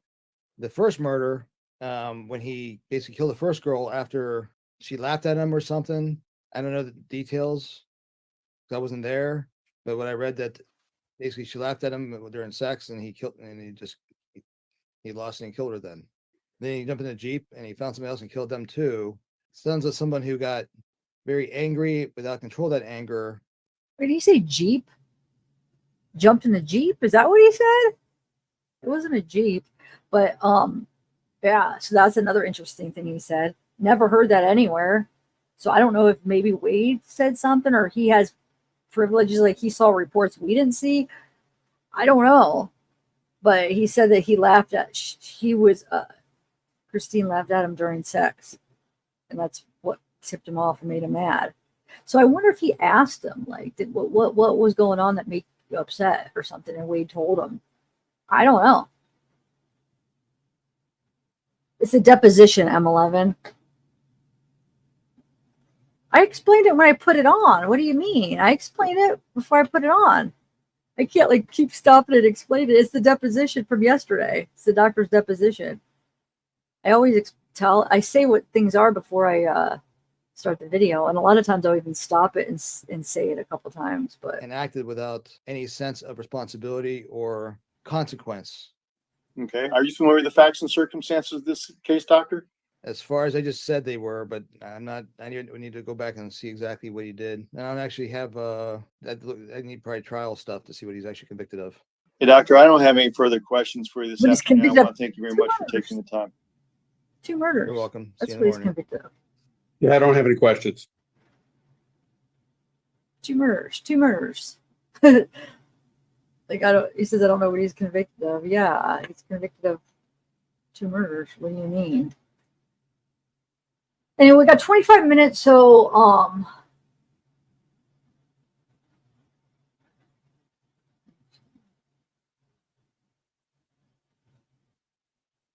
yeah, because I do lives and it's improv. It's improvisational. I'm 11. A lot of the times it's like we go live, people send like I show what I have and then people send me things. So of course we just do it live. We're like, oh, let's look at this. Oh, look this up. Okay, let's look this up. And we like look at things live as it's happening or as things come up. So yeah, you can only plan so much with the live, you know? So yeah, I've spent time looking for stuff on your screens because people are sending me things or new things I'm looking for. So yeah, it's just how I do lives. I'll have so much planned and then I'll keep going with new stuff that people send. So yeah, a lot of people like it. A lot of people don't. And it's fine if you don't. No biggie. No biggie. There's a lot of other channels out there. Anyway. Oh, thanks, Maura. All my children. Huh? I'm just going to wait and chat with you guys because we only have 20 minutes instead of like start something else. I don't think I should start something else, right? Well, let me see. I got a new email. Let's see if there's anything good in the email. Hold on, let me see. See it? Case in point. We're just chilling. We're still alive. People send me emails, so I got to look at it, see what they send me, and then decide if I'm going to share it. People like it. Okay. Oh,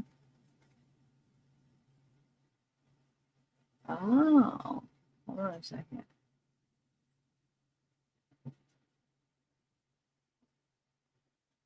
Ooh, we got a couple things. Thank you, Lewis. Where did you get that? Hold on. Let me share this stuff. Hold on a second. 1 second.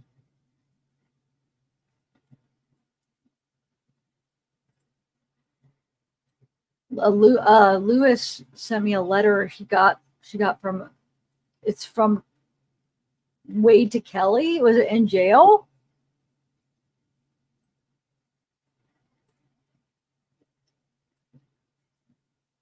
And I don't know. The person that sent it, see, is that his mom? I don't know. I'm gonna have to watch a live and see if I can get a better look at the person. So somebody sent me an email of one of the people in the background and asked if it was Wade's mom. Because remember, I'll show you what Wade's mom looks like. Well, I don't want to reshare my screen. So hold on. Do you guys remember what she looks like?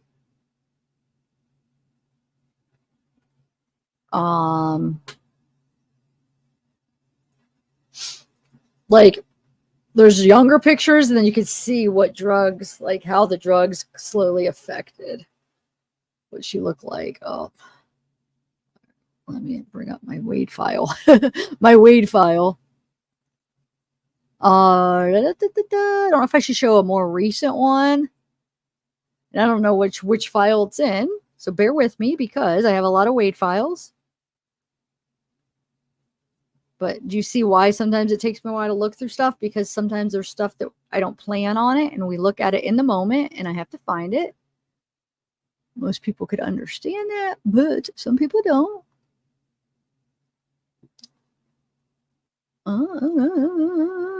I got a big Wade file, so I'm going to find the smug shots. And then you guys keep an eye out. So somebody sent me an email and thinks that somebody in the hearing looks like her. So that's why I want to show you what she looks like, and you guys could keep your eye out to see what you think. But first, I gotta find it.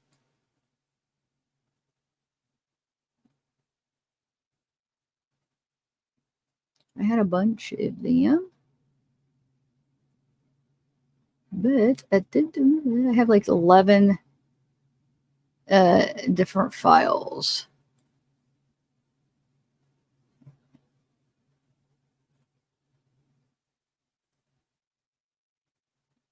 And then I'll read that letter too.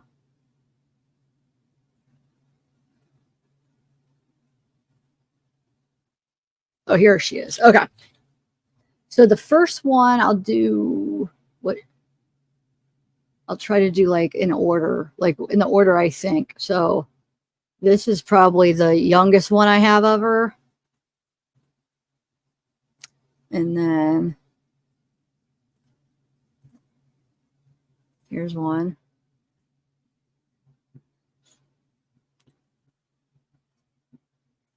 There's one more.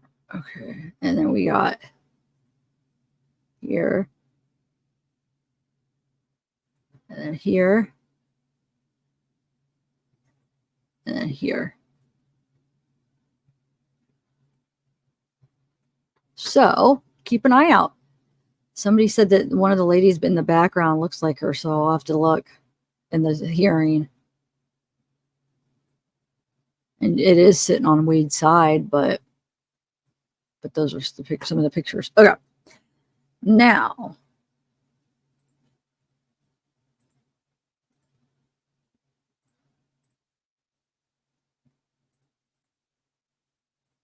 I'm going to share what Lewis just shared with me. And you know what else I still have, Jordan, that the comments that you texted me about the victim from 2014. Which, you know what I'm going to do? So you guys, if anybody wants to read that report, because I've been getting a lot of emails about that, I have it on my video. It's the video that's labeled the Mila attack, or it's labeled something like the attack on Mila 3 months before the murders.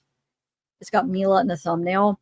So after I read her incident report from July, I read the incident report from the 2014-15 incident where he attacks that other lady, or it's horrible. Meets this other girl in at the party. I might actually clip it, like do a pre-record of that and upload just that part too. So it's labeled, because a lot of people are asking like, hey, can you read it? But since I already have it, I might redo it and like relabel it. But here's this letter. So we still have 15 minutes. I have it up. So once I see it, the court, I mean. All right. So here's a letter. Let's do, hopefully I'll be able to read it okay. Okay. So supposedly this is what, to Kelly from Wade? Let's see if we can read it. July 10th. Is it this year? I wonder what year. It says, do you remember the one night that you and I went out down to go together for dinner? You actually had a dress on and remarkable. Out of nowhere, a complete and random stranger, some of it's cut off, stranger to our table, came to our table and made the comment of how obviously in awe they were. This is actually why I chose to write to you now. And then, like I said, some of it's cut off right here. It says, did receive the letter that you sent to me while I was probably doing time at the Martin County Jail. If you do decide to write me and try to talk about past events between us, you will get a response letter from me. This is not about running off to show this letter to anyone else. This is something probably about you and the core that I do have and the care that I do have and owe to you. Something. Despite everything between us, despite you still following something and you still hating my guts, I loved you. Something. So thank you for being my everything for the something period of time. And no matter what anyone may say or do now, no. For a long time, we were great. And we really something, depend on another, oh, probably like we really depended on one another or something. With all we had, you were and the greatest woman in the world. It probably is you were and are the greatest woman in the world, maybe. I don't know. And hands down, blank more than was deserved. More than that, though, something genuinely made this guy so happy. All the things we did, all the places we went, or when we did absolutely nothing at all, it was a great time of my life. So this is for me as much as it is for you. The something sitting across from you that night at dinner, something here, though working, praying, still to be better. It's probably, this is the guy that's sitting across from you that night at dinner. I will be here. I don't know. Anyway, okay. The next one is something, because even though he was not good enough, I'm working on me every day now. And to hear that you are doing so good in your life right now makes me the proudest, happiest man ever. They have a kiosk machine in the jail here and at the next jail that I can write to you on. And it is a lot faster and easier than this would be. Send me your phone number or email if you decide to write me back, and I can hopefully add you on the kiosk. If not, this was all for you. Sweet girl. If not, this is all for you, sweet girl. Thank you so very much for your heart, and most of all, the time you shared of your life with me. One day forgive me not to tell the world of it, but forgive me for yourself deep inside. Wade. P.S. Give our 2 kids with tails all of my, how are they doing? So what, they have dogs probably? Well, thank you, Lewis. That was interesting. And then Jordan. Now, Jordan, are you here? She sent me this yesterday. I guess it's a comment made by, like I said, somebody that dated that victim in 2014. Supposedly is who it is. And here, let's see. I haven't really read it all yet.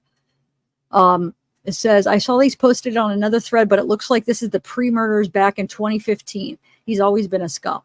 It says, I went to that trial because that was my girlfriend, now ex, he did that to. I lost faith in the judicial system after that because he was charged not guilty in that case when there was a clear evidence of SA. But his friends lied for him to cover the kidnapping part with an alibi, and they used her mental illness against her. It still makes me sick to this day because he would have gotten life in prison, and it could have saved many other women's well-being and lives. Rotten hell, Wade. Oh my God, I'm sorry. He should have been locked up for sure. I hope she's okay and getting help she needs. And he says, yeah, she's had a decade of therapy. It has helped her move on, and she is happy in her new chapter of life. Our relationship crumbled after that trial, though. I was not emotionally mature enough at the time to be with someone who experienced such a traumatic experience. Both that tragic night with Wade and the judicial system failing her. With him out of jail after the trial, and he was doing community service at the Goodwill close to my job, we were both on edge of ever running into him. It was horrible knowing he was out as a free man, continuing to be abusive to women. And she called it after the trial. And wait. And she called it after the trial. She said he was going to eventually kill women. And now that he actually has. He is now convicted guilty. And he says, and you know what's so disturbing is there's actually women who are fighting for him, so blinded by whatever. I'm sure there's never going to be enough justice in the world.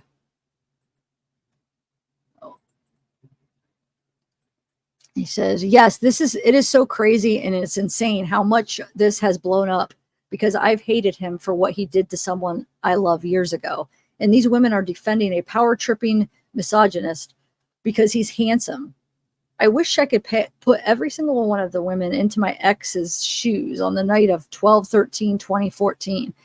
the night he kidnapped, tortured, and S8'd her, and see if they still swoon over this psycho killer. And somebody says, right, and it's a complete slap to the victim's face as well. I'm so sorry. He says, thank you for speaking out and sharing his criminal history and supporting victims of domestic violence. Us women need to support each other instead of believing a woman killer. Those delusional women only fall for him because he's handsome. And this is the biggest case of pretty privilege I've ever seen. This is the one that somebody sent me just recently and said they thought this was his mom. But I don't know. I'd have to see it in the video. So I'll see when the video comes, the trial, to see if he's, or the hearing. But anyway, so there you go. Now we got 9 minutes. Just sit here and relax. Did you guys eat lunch? I ate, there's a couple raviolis left over from, was it yesterday or something? I don't know.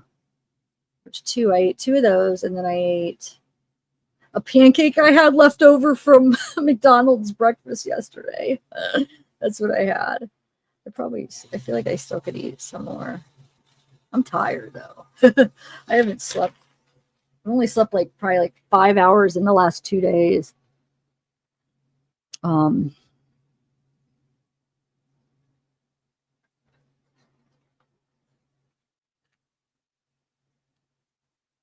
Anyway.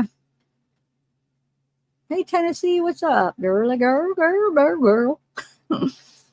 What do you guys think? Oh, I want to get my pull up. What did you guys vote on? Hold on. I'll put it down when it starts. So far, 74 thinks he's going to go for the death penalty. I think for sure now, after Dr. Coyne debunked Rubino, and it doesn't really show any brain damage, I think he's going to stick with the jury's decision for sure. Because now there's no reason he shouldn't stick to the jury's decision. You know what I'm saying? Even if there was TBI, he still could have stuck to the jury's decision. But now I think because there wasn't any proof of it, a lot of judges aren't going to go against what the jury recommended. You know what I'm saying? It would take something specific and special to go against them, I would think. So no, I'm pretty confident. I think he's going to stick by it because of Dr. Coyne, what he did. So yeah. But like I said, I wouldn't care either way because I feel like either way is justice, just because that's just how I look at stuff. I know some people don't, but I look at it. I just look at the death penalty and life kind of equal in a way. Like it depends on the person and it depends on how you view it. And to me, they're both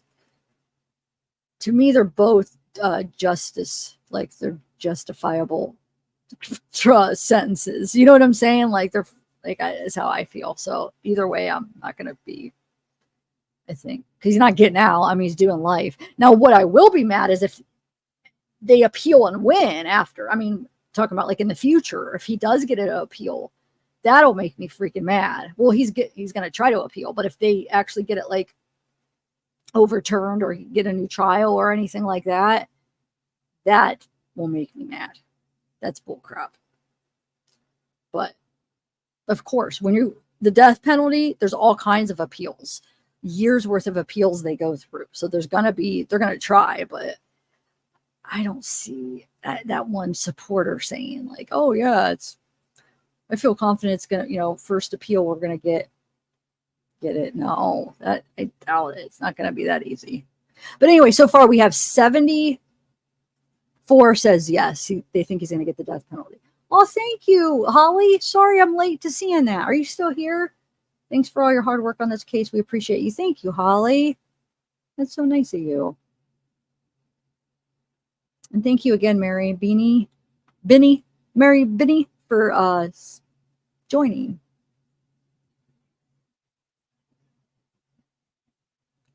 Yeah, I think he will roll. If I could vote, I'd say yes too.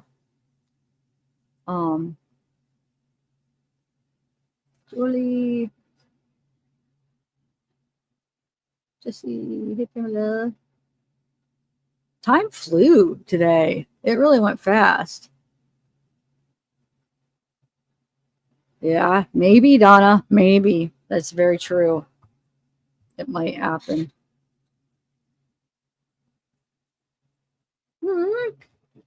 Thank you, Olivia. Aw, thanks. Yay. Thank you. Welcome. Oh. Yes, Temptress. Purple hearts. Purple hearts. Aw, cool, Mallory. Oh, yes. Check out the merch. I was going to wear my merch hoodie, but then forgot. I was like probably half asleep when I woke up. I had my alarm set for 8:20, I think it was. I woke up, brushed my teeth, came over here and started the live. I think it took me a while to actually stand up out of bed, though. Got my coffee. It's been a good morning. I thought I was going to be way more tired, but I think just from all the excitement, kind of, you know what I'm saying? Just like the anticipation. I feel like, remember the other night when I was having trouble keeping, like, I feel like I could stay awake fine right now. Now, if I laid down, I'd be able to sleep right away, but I got my computer though. I'm so excited. It's heavy. It's so heavy. So I don't know if I should take it out down there or my mom might help me carry it up. It's big. That's why I don't know if it's going to fit on my desk. That's why I had to wait to really, I got these monitors that you hook up. You have to like take, I got the monitor separate. Then I got the stand where you screw it into the backs and there's these arms that move.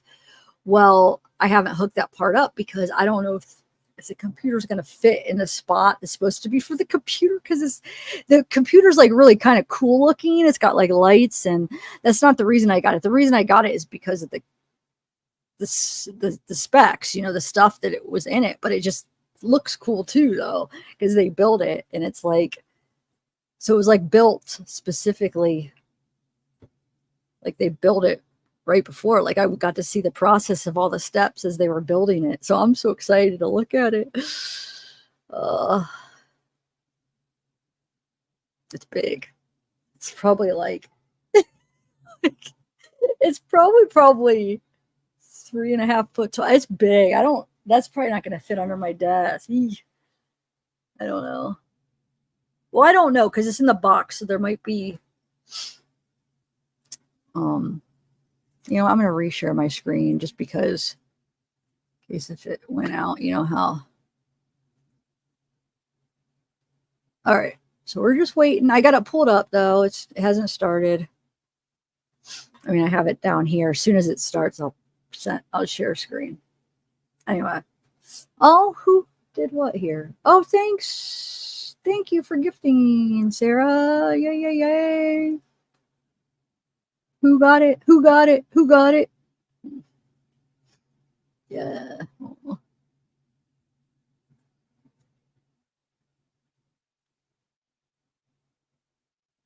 I'll just add it, so just in case. Because what if I get...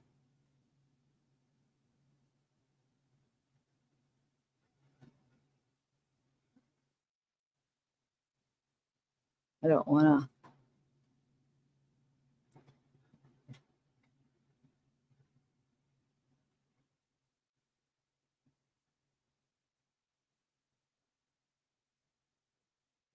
Oh, cool, Jesse. That's cool. Oh, supporting both of us. That's really cool. How is it over there?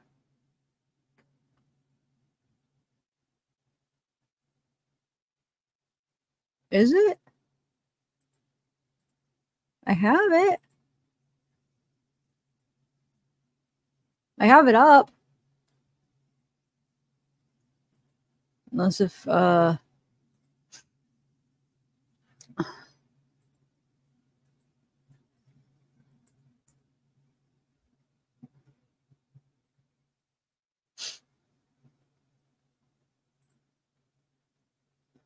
Court TV is doing it too. Oh, here we go.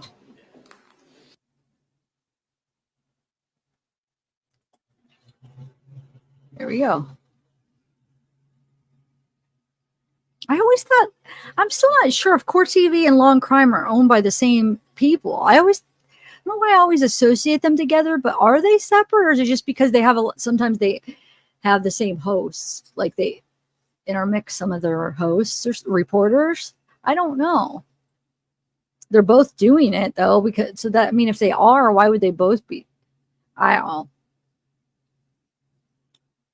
Guess I could look it up.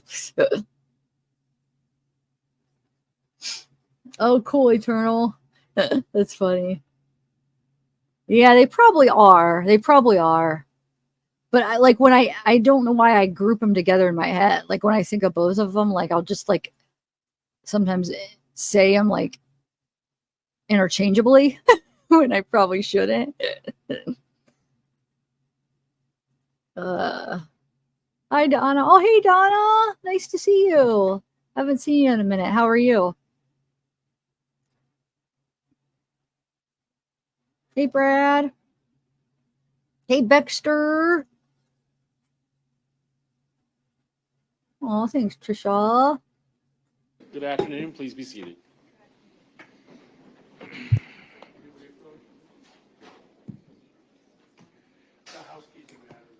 All right. Well, let me take care of first things first that I got to take care of first. So one thing in housekeeping, there was a thumb drive that was presented as evidence in the Spencer hearing this morning. And let's record reflect states present, defense counsel, and defendant present. You can be seated. Has that been submitted to the clerk? It has not, I was considering it as a demonstrative aid to the court. If the court prefers that I file it, then I will. I've got it in my pocket. I think it was made part of the record and referred to, so I think it's been identified. I would just, yes.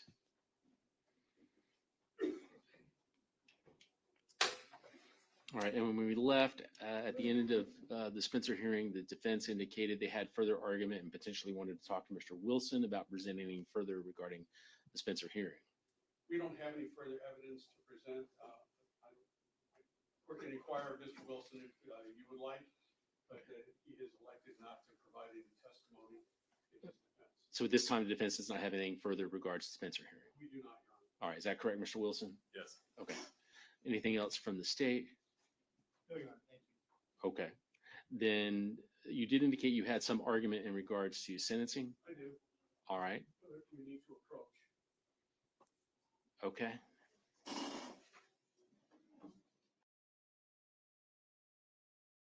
Yeah, Amber, we actually, oh, you must not have been here at the end of the last part. I showed him. We watched a video of him talking. He's a lawyer. His name is Godwin, Malcam Godwin. He's a lawyer, so I think it's probably with the lawyer they're hiring. But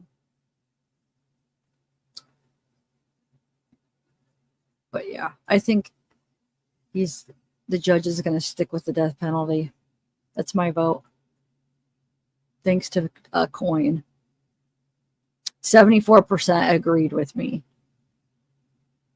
I'm not saying I think, because like, you know how I feel. I think they're either fine, but I think he'll stick with what the jury said.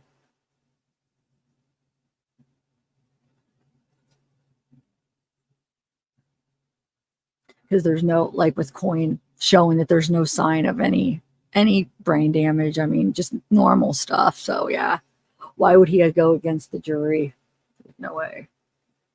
I'd be surprised if he does. Wade, I want to see what Wade's face is going to be like. And as per the sidebar, I know Mr. Wilson didn't approach, but waiving his ability to be up here at the sidebar. And I'll just say what was said, that basically this morning we had the Spencer hearing. At the end of the Spencer hearing, defense counsel indicated they may have further argument and wanted to speak with Mr. Wilson regarding any other potential testimony. We recessed until 2 o'clock this afternoon. And so the court came back in to see if there was any further evidence or testimony, which appears there's not. And if there was any further argument regarding sentencing.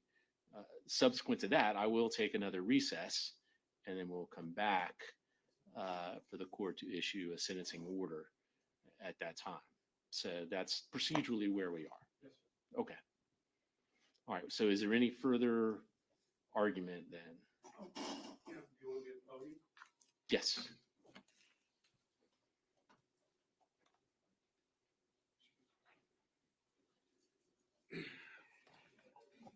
Judge, briefly, you've heard all of the evidence, the testimony in the case. On behalf of myself, Mr. Hollander, Ms. Perez, Mr. Wilson, we want to thank you for your consideration. Mr. Wilson's sentence in this case. We understand that when a jurist takes the bench, we hope you don't have to make a decision like this, but we know that Your Honor has paid close attention. You've considered the law, you've considered the facts, the evidence, and you're going to render the decision that you think is just. Obviously, it's either sentence is a terrible sentence. The sentence of death is worse in that if there is a mistake along the way and we can't correct that mistake, we can't correct the sentence after it's imposed. We'd ask that the court consider the 3 statutory mitigators, the capacity of the defendant to appreciate the criminal nature of the conduct or to conform that conduct to the requirements of the law was substantially impaired. Obviously, you've heard testimony that he consumed quantity of controlled substances. He described it to the officers, said it basically made him almost insane. Defendant requires specialized treatment for mental disorder that is unrelated to substance abuse or addiction or for a physical disability, and the defendant is amenable to treatment. We don't know what kind of treatment that's going to be on death row. We know that he needs treatment. There's testimony to the fact that he's been on treatment. He's been on the same treatment throughout his stay in the Department of Corrections and in the Lee County Jail. He needs that medication. He needs that treatment. Defendant cooperated with the state to resolve the current offense or any other offenses. I'm sure the court recalls that Mr. Wilson provided a statement to law enforcement. At the time he provided the statement, he was not aware that they had located the second victim. He was doing that in an effort to assist the victim's family. They had already located the second victim, but he didn't know that. He provided them with details that, but for his statement, they would never have known. We have non-statutory mitigating circumstances. Defendant was born to drug-addicted teenage parents. The defendant's biological mother suffered mental illness. Defendant's mental illness presented at age 12 and was precipitated by puberty and substance abuse. Defendant was diagnosed bipolar disorder and I call it schizophrenia. It's a little bit different diagnosis. Defendant is loved by his adoptive parents, Candy and Steve Wilson, who has provided a statement to the court. Defendant is loved by his sister, which was reflected in the statement read to the jury. Defendant was profoundly affected by being abandoned by his biological parents. He's been a loving son to his adoptive parents, as reflected in the statement read earlier today.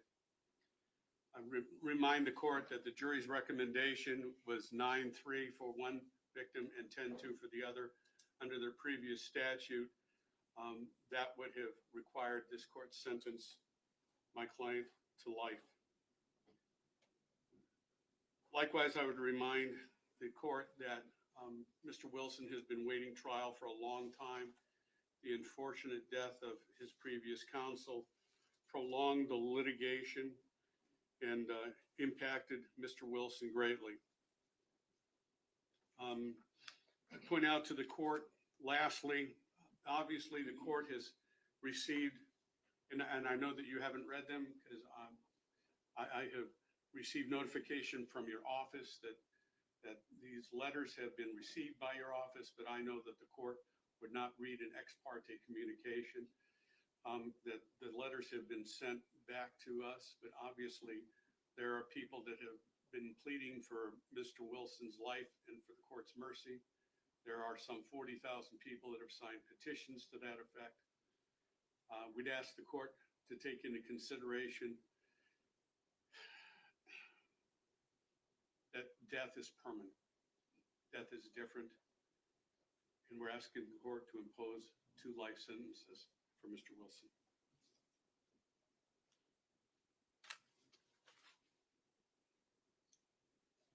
State.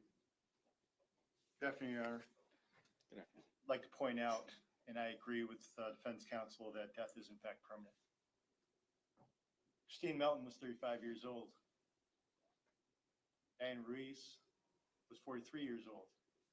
Both of their deaths were permanent. Back in June, when this court heard the facts and circumstances of this particular case surrounding the deaths of Ms. Melton and Ms. Ruiz, this court should have learned that this case was nothing more than power, control, and violence that led to murder. Mr. Wilson's decisions were not only pitiless and consciencelessness, but they amounted to tragically reducing Ms. Melton as well as Ms. Ruiz to nothing more than memories and photographs to not only their families, but also to their friends. The only reason why that happened was because they both encountered Mr. Wilson. The state, back in July, went ahead and prepared a sentencing memorandum for the court to consider. The reason why the state did that, Judge, was because the state wanted the court to be aware and point out specifically the facts and circumstances supporting the aggravating circumstances and factors that the jury considered in this particular case, and that the jury specifically found proven beyond and to the exclusion of every reasonable doubt. Specifically, the jury is the one that found that Mr. Wilson was previously or contemporaneously convicted of another capital felony or of a felony involving the use or threat of violence to the person. That particular fact, an aggravating factor, was established throughout the course of this trial by virtue of the verdict that was rendered by this jury when they found Mr. Wilson guilty of both counts of first-degree felony murder and first-degree premeditated murder. Secondly, Judge, the jury found beyond to the exclusion of every reasonable doubt that the capital felony was committed by a person previously convicted of a felony and under a sense of imprisonment or placed on community control or on felony probation. Once again, this court, as well as this jury, received testimony, not only by virtue of receiving certified court roll prints, a certified copy of conviction as business records, but also received the testimony from our crime scene tech who conducted the fingerprint analysis and determined that Mr. Wilson was in fact one and the same of the individuals who was convicted of 2 felonies, that being trafficking in stolen property and false information to a pawnbroker on the 18th of September of 2019. That was less than a month before these murders occurred. That was established beyond and to the exclusion of every reasonable doubt, and the jury concurred unanimously on both of those. Capital felony was especially heinous, atrocious, and cruel. Judge, this particular factor screams for justice. The homicides by which Ms. Melton and Ms. Ruiz died at the hands of Mr. Wilson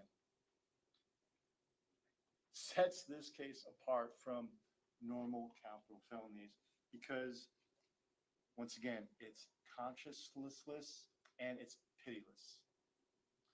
And it's unnecessarily torturous to both Ms. Ruiz as it was to Ms. Melton. You heard about the fingernails being broken, the many bruises to their body, of the face, the swollen eyes, the contusions, the bruising all over the torso and arms, the hemorrhages on both sides of the neck, the scalp bruising, the contusions to the lungs, contusions to the liver, to the back of the bladder, to the colon. Her brain was swollen. That was just Ms. Melton.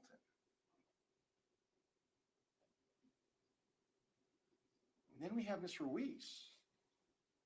She had the fracture of the nasal bone, the laceration to her left breast, her bruising on both sides of her body, the bruising on the back of her left forearm and on the back of her left hand, the fracture of her fourth finger, the bruising on her right arm, the contusions on her upper back, the hyoid bone, the trachea cartilage being broken, the multiple rib fractures in the front and to the back.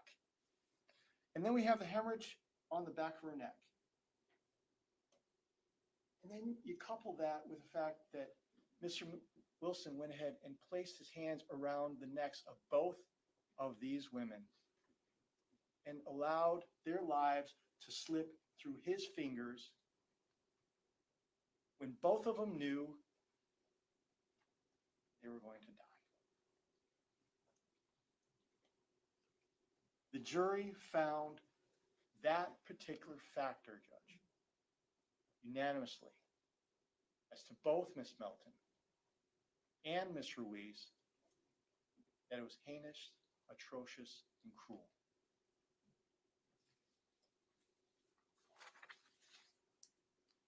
He overpowered them, controlled them, he silenced them by placing his hands around their neck. Judge, we submit to you that factor should be given extremely great weight. And lastly, Judge, the aggravating factor of it being cold, calculated, and premeditated. The jury found, beyond and to the exclusion of every reasonable doubt, unanimously, that this aggravating factor applied to Miss Diane Ruiz. That evidence that was presented, beyond and to the exclusion of every reasonable doubt, you heard and was corroborated by the evidence in this particular case, statement that was given by Mr. Wilson himself. He asked her where the high school was and if she could show him. He said that once he got her into the car, they'd drive to the school. He was going to drop her off, but he knew in his mind he wasn't going to do it. He started choking her because she started to get out of the car. You could tell that she was getting scared. He saw the fear, and then when she would not die, he pushed her out of the car and repeatedly drove over her and then attempted to dispose of her body in an empty wooded lot. Judge,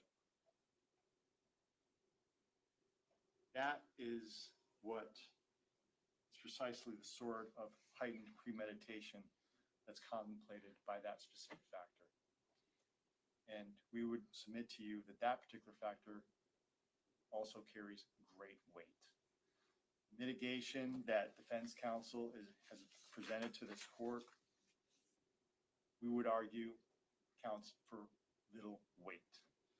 Not only that, but it's contested, Judge. It's controversial. Everything defense counsel has presented on behalf of Mr. Wilson, whether it be head injury, whether it be psychological issues, whether it be, family matters, all of that has been controverted. It has not been substantiated. There was no history of brain injury. It's not documented in any of the medical records. You heard here today Dr. Rubino's testimony. You heard counter testimony from Dr. Coyne. All of his scans were normal. Neuroimaging studies, both pre and post-arrest, indicate normal brain scans, although he'd have you believe that he had injuries to his brain. That is not anywhere in the record. As much as he'd like for you to believe it to be so, it is not. The review of the incarceration medical records do not indicate any type of cognitive problems whatsoever, Judge. You heard testimony by Dr. Eisenstein. That was controverted by Dr. Herkoff. Dr. Eisenstein even went so far as to present evidence as related to the Dallas-Kaplan, function system. He tested averagely, Judge. He wants to talk about references to his memory, talking about that he has issues with short-term memory. That's not true. He has an ability to recount events when he wants to.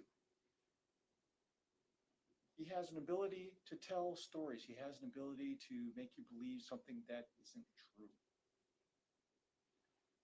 And interestingly enough, Judge, the neuropsychological testing results are not consistent with any type of neurocognitive disorder. Even Dr. Eisenstein's own tests established that the defendant's executive functioning, the frontal lobe capability to be within normal range. Judge, you haven't heard anything in this particular case as far as any sort of mitigation that would outweigh any of the aggravating factors in this particular case. The aggravating factors should be accorded such great weight, Judge, that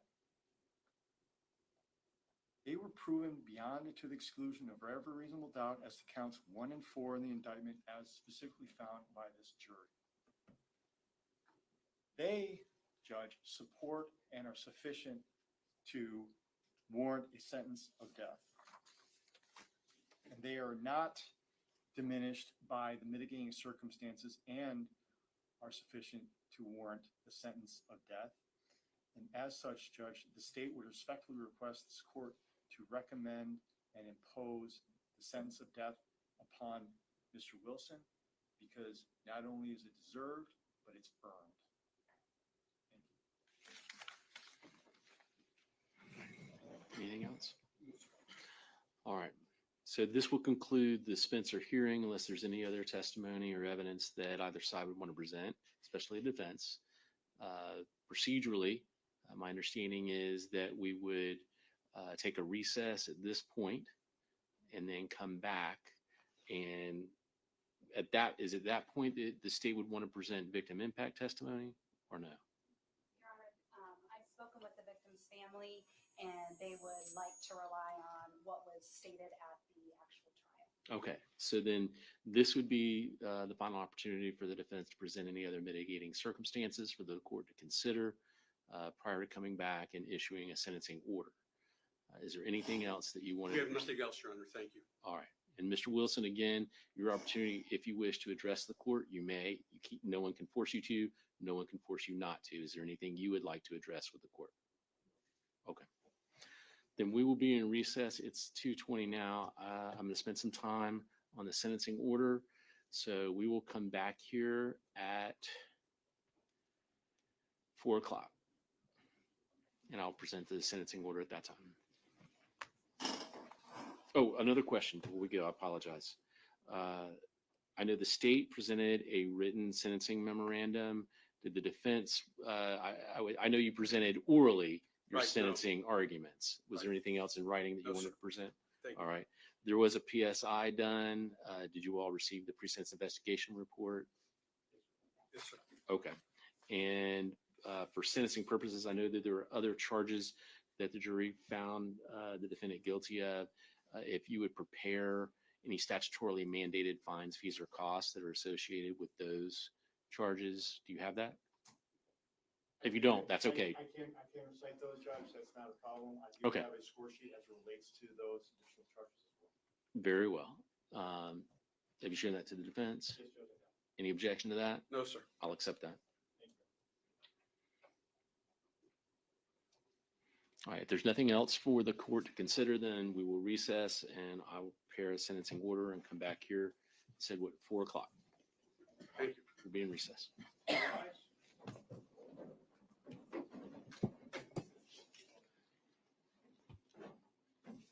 Dang.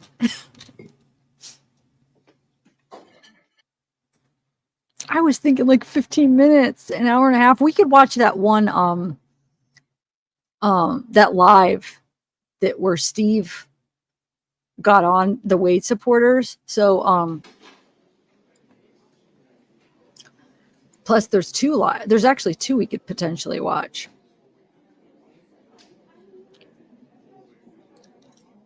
And there's that other one where they did the interview with that other podcast. I mean, do you want to watch that? I'm so tired. I am. I'm going to bed early tonight after this. I'm not even going to set up my computer today. I'm too tired. All right. So,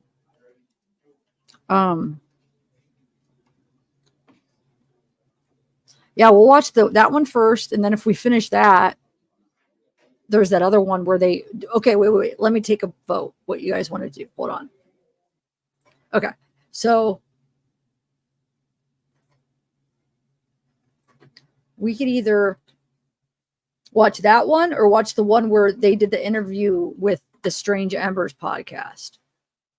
So that the Strange Embers podcast or the one where Steve joins them. I vote the one where Steve. I listened to a little bit this morning as when I was getting ready, but when I was like brushing my teeth and stuff. Yeah, let's do that one. What do you think? That one? And then I could always, another live when we do it. We'll always have that other one to watch sometime too. Yeah. So somebody was trying to email me it. They screen recorded it. It was 3 hours live and they couldn't figure out how to send that big of a file. Are you in the chat? And are you here? Anyway, they couldn't figure it out. Well, the YouTube Streets did a video on it. So we'll just watch it from theirs because the other person, they couldn't get it to share with my email, unfortunately. But yeah. Okay, hold on.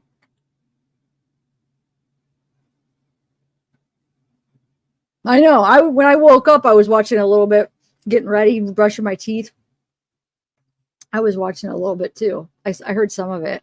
I heard him saying that when he got off and then he got back on and she's like being all nice, like, okay, well, bye. And he's like, well, when I get off, I don't want to hear you saying whatever they said. When he got off the first time, I guess they must have talked crap about him or something. All right, let's watch it. All right, hold on. Let me pull it up.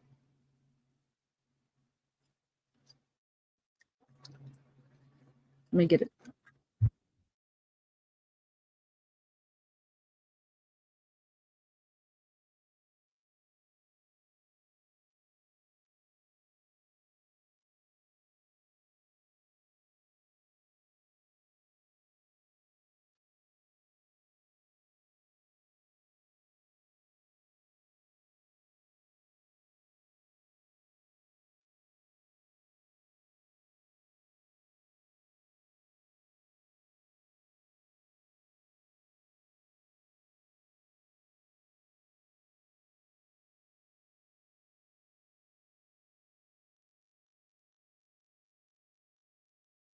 On mute. Wow, how long have I been on mute? This is YouTube Streets. They've been doing a good job covering it. They actually stop in sometime and chat. They've been in a couple times. So yeah, let's do it.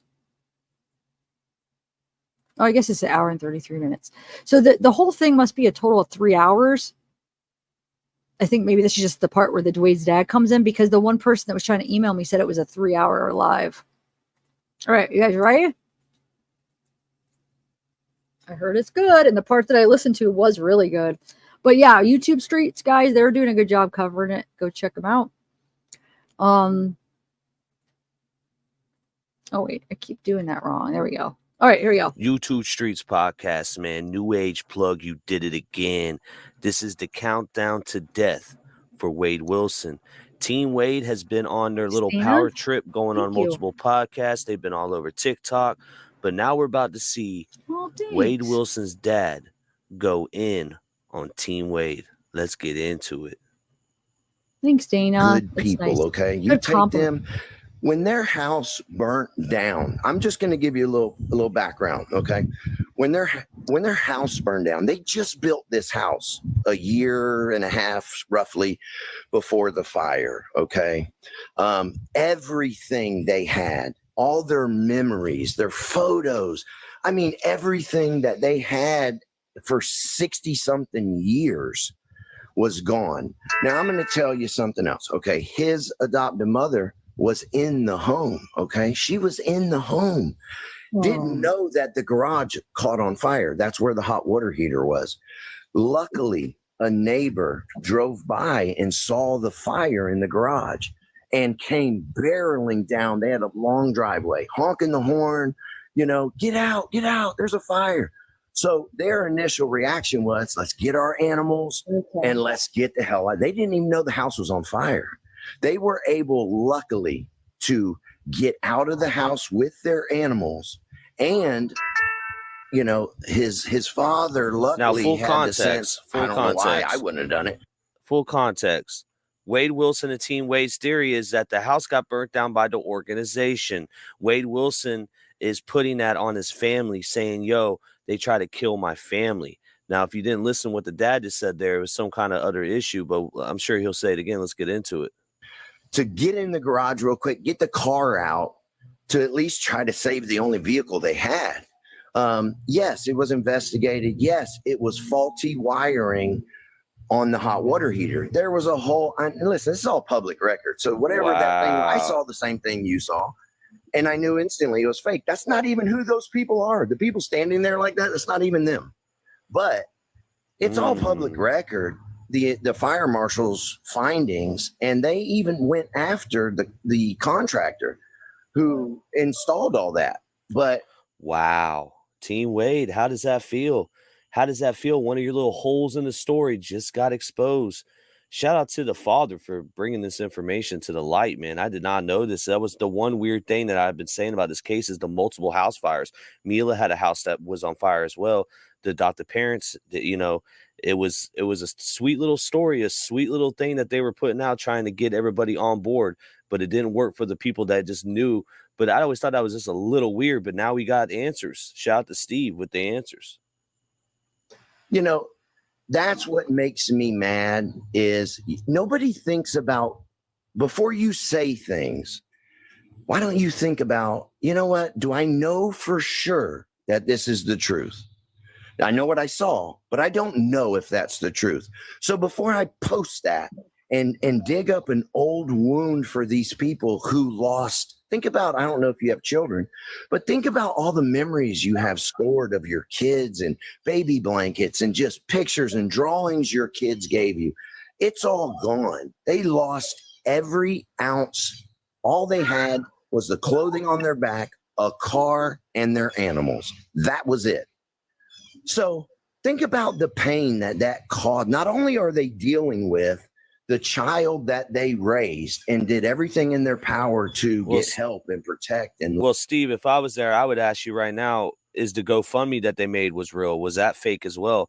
Because you're saying the video that was attached to the GoFundMe was fake. So did somebody do a fake GoFundMe? Is that even them? That's my question to Steve. He should come on the show. I got a lot of questions for him. Love. Somebody line They're that up. dealing with that, but now they're also dealing with people posting a random picture of a house and two people standing there saying that these people who are in cahoots with Wade burned their house down. I mean, think about that. That's crazy. And as far as the death, apologized. no, You it's know, okay. that's- I'm not coming down on you. I just jumped on because it's those type of things. Unfortunate. See, you've got common sense, and see how you're like, you know what? If I'm wrong, I'm sorry. I didn't mean that. That's the human thing to do. But you got a lot of other people that they'll run with that, and they'll just this and they'll make up all this shit, and that's what makes that doesn't everything. do anybody. It makes that doesn't everything do worse. anybody any good, and it hurts people. That hurts people, and that's not what I'm trying to do. I don't, I've heard a lot of different sides, and you know what, I respect everybody. I'm not a fan of a few people because I feel like they are just like trying to save their own tail, or they're, trying to make themselves look better, or they're just angry and they're like, revengeful. Like, there's a few people that really, not you, but like other people, like one of his exes and things like that, but that just really like grind me. And I'm just like, really?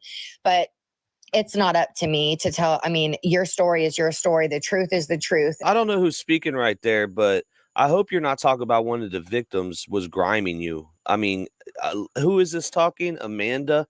Amanda, please let me know who you're talking about, and then I'll go further with what I want to say. Thank you. And I, and if it you saying that wasn't even them, I feel horrible for that, because I'm not trying to hurt anybody or give wrong information. Where I'm from, every news article that like I have seen has been fact.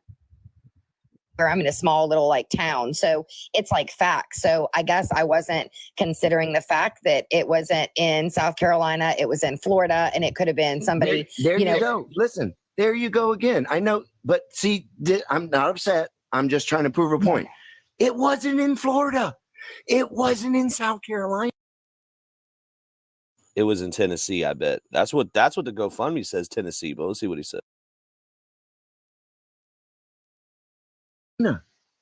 Well, I meant the newspaper. Like, who knows where it was created? Like the one I saw. Right. Yes, These that's people, what I've heard people say that they live in Florida, and they don't. Oh no, no. I'm sorry, I might have worded that wrong. Oh, No, I okay. just mean like where the newspaper where the clipping I saw originated from. Like I'm in South Carolina, so like where I am in my little town, everything that comes out in our little newspapers are facts, because we're a small little town, Sure. But I didn't, and I should have. I will say I should have investigated it more. I can give everybody that. I took it for facts because it. He is obviously in the Team Wade chat. There is no purple hearts in this chat. There is only blue hearts supporting Wade in this chat. Lisa Loyabell, Sammy Sam, Katie Lou. That's just a few names supporting Wade in the chat. Thank you. Well, not Katie Lou. She just said be respectful, guys. But Lisa is.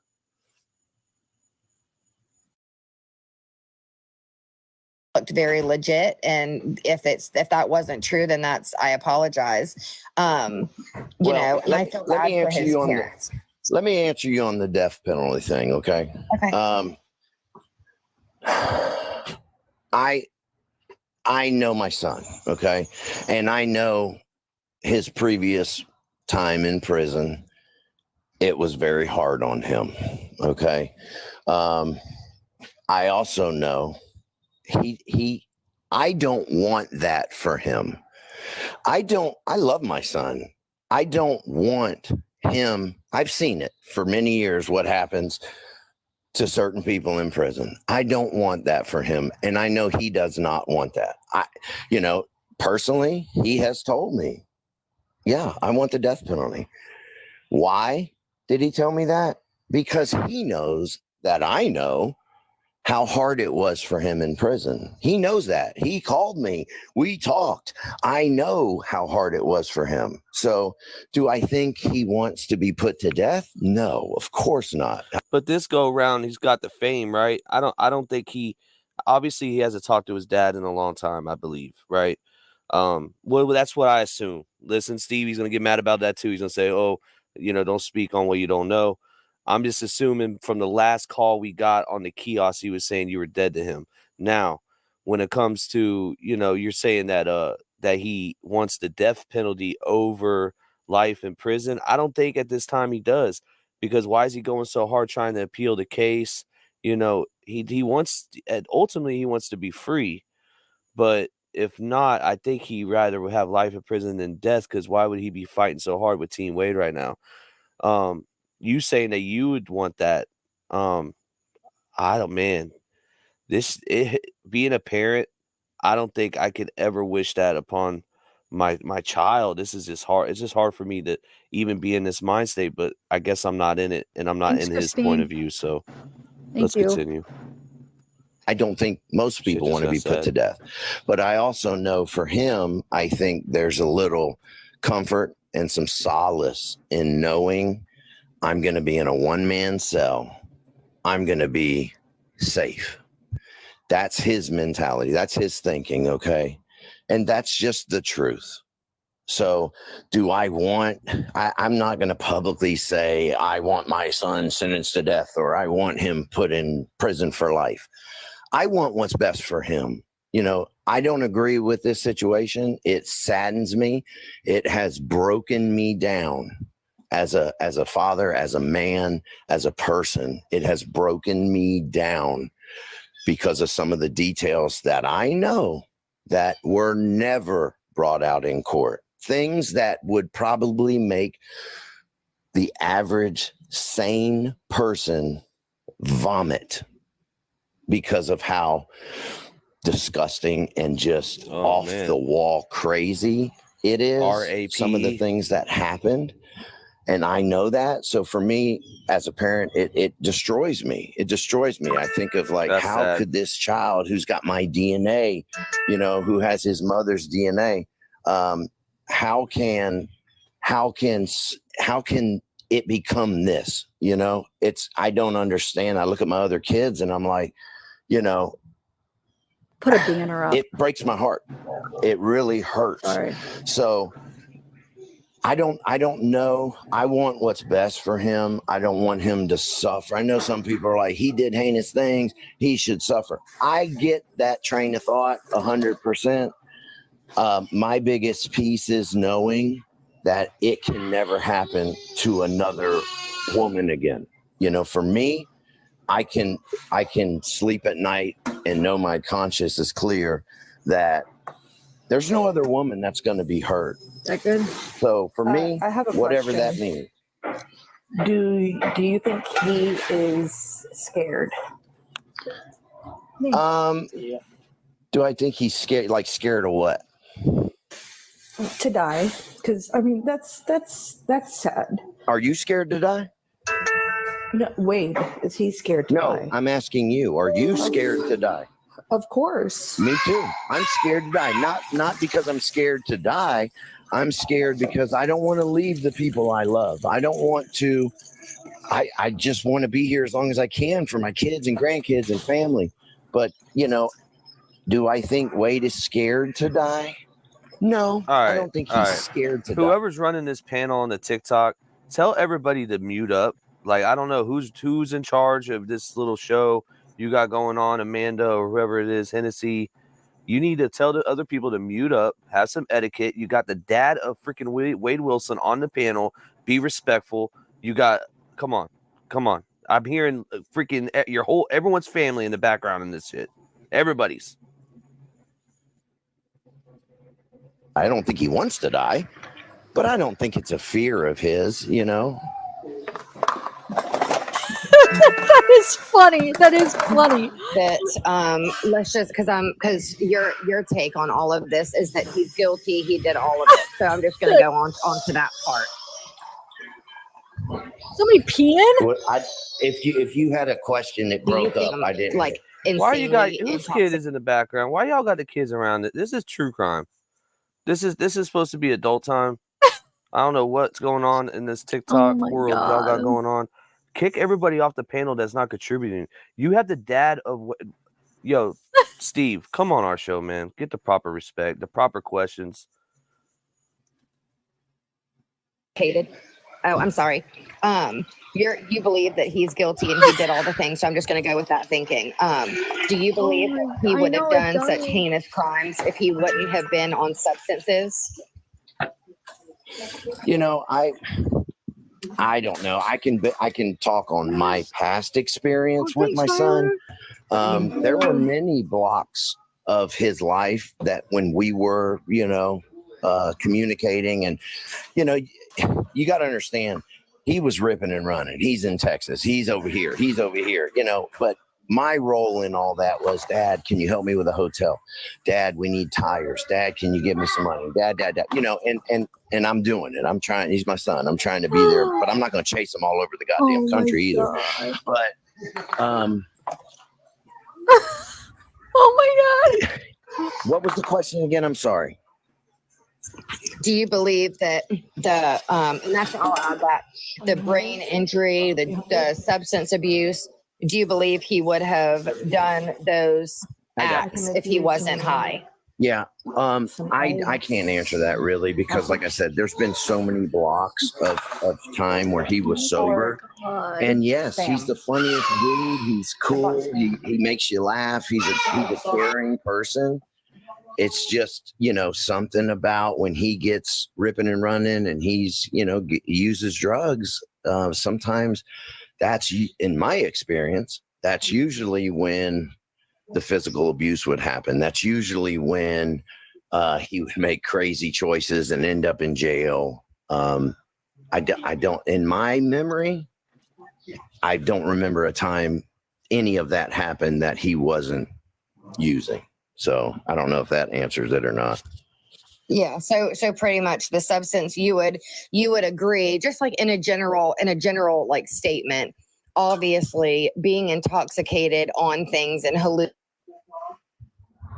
What was that? and delusions and anger and rage, associated with the substances, obviously, could have been a crucial reason that he allegedly did all of those acts. Well, I don't know. If your he was phone sober, sometimes- he probably wouldn't have done that. Well, I can speak for myself. Your phone's going in and out a little bit, but I can speak for myself. I'm a recovering addict, man, 100%. I can assure you, when I was using, some of the things I personally did, I wouldn't even think about doing sober. I know I've never, I've never hurt innocent women, I've never done those things, but I've done my fair share of things intoxicated that I would not do sober. And I think that goes for most addicts that are sober and can look back on the times that they were using. I think we've all done things high that we wouldn't do normally. You ain't gonna hit no lick if you Absolutely. is on I a have 6.5 pill. years of recovery, so I agree Yeah, with you. that's And I'm awesome. proud of you. I'm very proud of you for your recovery. And listen, I'm going to say this, and then my intention wasn't to sit on here and just chitty chat. I just, there's some things that strike me, and I feel like I just jump in to try to clear the air. I'm going to say two things, and take it how you want to take it. I'm a pretty smart guy, and I'm going to let you know there will come a time when the facts come out 100%. I mean, not just speculation, not just someone talking, facts. And then I hope everybody involved in this can really, with an open mind, look at that and then go from there. Whatever the decision is, I respect it. And I'm not going to bash anybody for anything.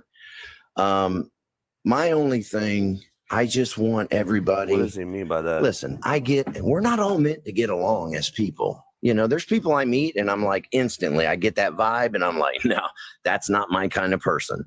But I respect the support and I respect the love for my son. And I appreciate the passion, because everybody deserves people like that in their life.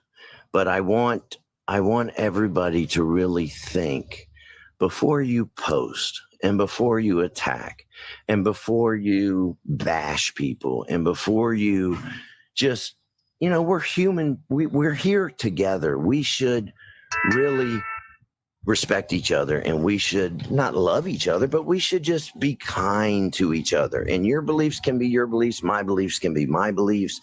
And the same goes with everybody else. But let's put a little more thought into his family, Wade's family that didn't ask for any of this.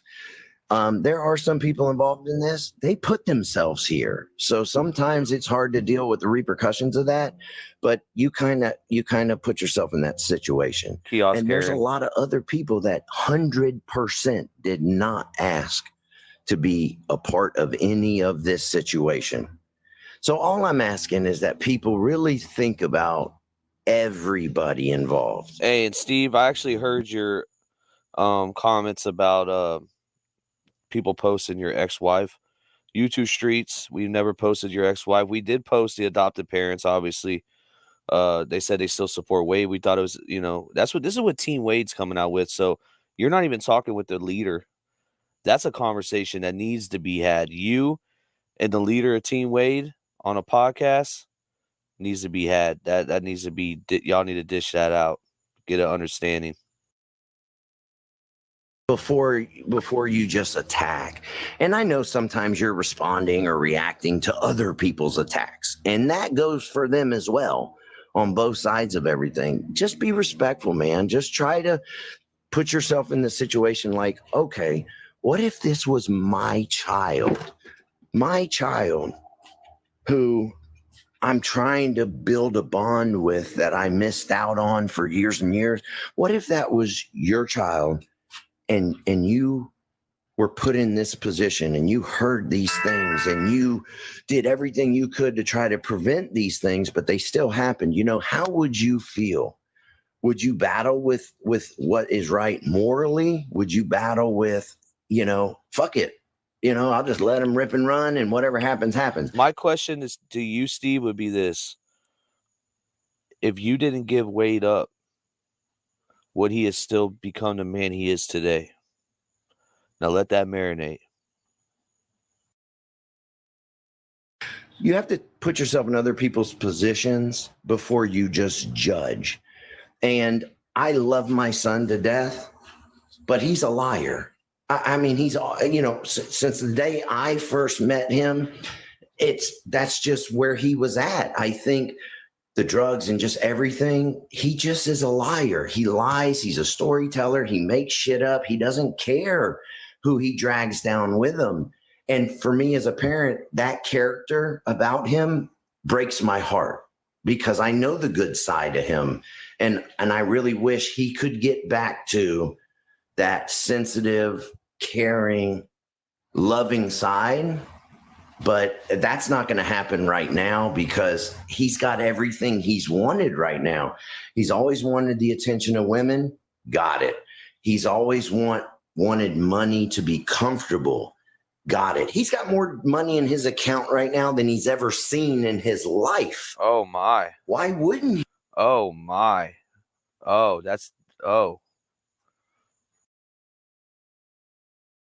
He just ride it out. So hey, I can't knock him for that. It's happening. So, but just think about other people because this is a very fucked up situation and it's a very sad situation on all degrees. And I don't want nobody attacked. I don't want you attacked. I don't want anybody attacked. We're all dealing with this the best way we can, and we should respect each other. You know what I mean? Yeah, I mean, I agree. And it definitely is sad. And I know, just speaking for myself, that I have purposely made it a point to not attack. If I disagree, I will leave or remove myself. I'll have conversations, of course, but right now, April has been doxxed and they have put all of her information out. And that's very dangerous. We're getting to a point where people's lives are starting to be put in danger, all for not wanting someone to have the death penalty. That's crazy. Can I ask you this? That's not the issue. No, that's not the issue. How did you hear about this case? I know you said you're in South Carolina. I'm just curious. TikTok. Okay. And what is your main objective? Is it the death penalty? You're anti-death penalty and that's what you're pushing? Is that what it is? I don't know. I've never met you or talked to you before. Yes. It's I feel like there's a lot of inconsistencies with the trial, tired. Okay. So there's people in our chat that's anti-death penalty. I get that. And listen, we get that. We got #hang Wade. The right thing to do, just like the dad is saying, is to get rid of him. We all know that. But I get the point of view. Again, devil's advocate. I have mixed feelings about it. I get it. As long as you put those purple hearts after you say that, I know he did it. I want him life in prison. And Thank you you, put the Trevor. purple hearts for the victims, and you're with the truth, no conspiracies, none of that. Then the only thing I can do is respect your honest opinion about it. Tracks and the DNA. There's just a lot of things that don't add up. But my main thing is just I don't like the death penalty. It can go wrong, and the botched death penalty, in lethal injections, are extremely painful for hours. They can suffer and be paralyzed and in agony. They weren't painful at all of the codes and the stuff is hidden by law. They're experimenting with different medical drugs to unalive somebody. Personally, I'm a Christian and I don't believe that anybody should decide someone's fate. They're not God. What about eye for an eye? And the Bible says eye for an eye. There's a lot of different quotes in the Bible. Where's corrupt when you need them? Or Pablo? One of y'all know it. I know one of these preacher sons know it. Let's go. Good question. Because this is where I struggle with that. Okay. Because I hear a lot of people say that, and I respect that. Your choice, how you feel, I can't change how you feel. That's you. You're a human. You're a person. You should have those feelings. But this is where I struggle with that. Okay. Because at the same time that my son's case was going on, it was a death penalty case for sure. 2 innocent women. Just I would say probably 50 miles away, there was another case in Florida, 50 miles from Wade. This gentleman killed 5 women, and they were seeking the death penalty, and he just got sentenced to the death penalty. I don't see any videos on that. I don't see anybody rallying behind this guy, because I'll be honest, he's a short little tubby fella, and I don't see the same support. Oh, death penalty this, death penalty that. Well, I just feel like it's a little weird that we focus on I will say this, man. This Steve guy isn't stupid. That's a good point. He's got a good point. I don't even know what case he's talking about. I don't even know who he's talking about. But that's interesting to me. 5 women? Holy crap. In Florida, 50 miles north or south? Because I'm 30 miles north. So what is he talking about? Sarasota? Well, not 30 miles. 50 miles. So that's still in the area, man. That's real close. Was it Punta Gorda, maybe? Who knows? We'll find out. Yo, Steve, come on the show, man. Son's case, and I get it. He's a dreamboat. He's a good-looking kid, man, whatever. But why don't we put so much of the attention we're doing here into that case? He killed 5 women. 5. And nobody says a word about it. So I'm confused. If it's really about the death penalty and we don't like all the things about it, why don't we go on and support all these other cases? I think for me personally, I actually have been in the last few years, I have been supporting a lot of situations against the death penalty. A lot of it's just you can't be against it if you don't know about it. And it's hard for everybody to get noticed. And obviously Wade, I mean, I'm in a relationship with somebody. Yes, Wade is fine as wine, but that honestly doesn't really, I mean, I'll probably never speak to him. I'll probably never meet him. And I know that. So I'm not swooning over him, I mean. All right. You sounded really obvious that you really are attracted to him. Let's get to that. Yeah. He's good looking. Yep. That's as far as it goes. I don't agree with the death penalty in whole. And I actually have worked with people in my community to try to get laws changed, against the death penalty, because I don't believe, but it kind of goes with if it's a child predator, it's hard to be fully against the DP, because I believe if it's a child predator that's harmed a newborn or a small child, that they do. Well, you're either for it or not. If you're against it, you're. What about a 14-year-old? Do they and they hurt a child? Do they deserve it? Are you saying a 14-year-old that hurt a child? Yeah.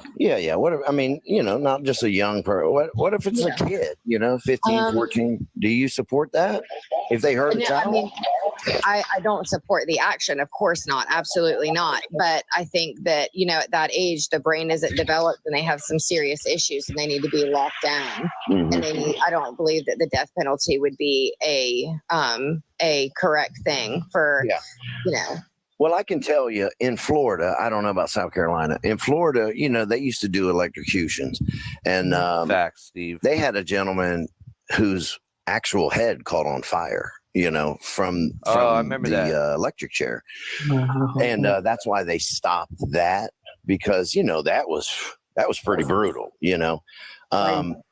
I'm just going to speak for myself. How I feel is, there are some crimes that I can forgive. I've done them.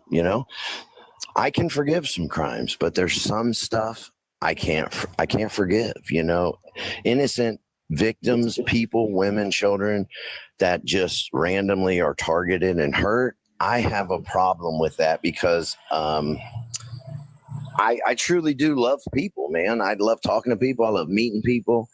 There are some things that just cannot be forgiven, in my opinion.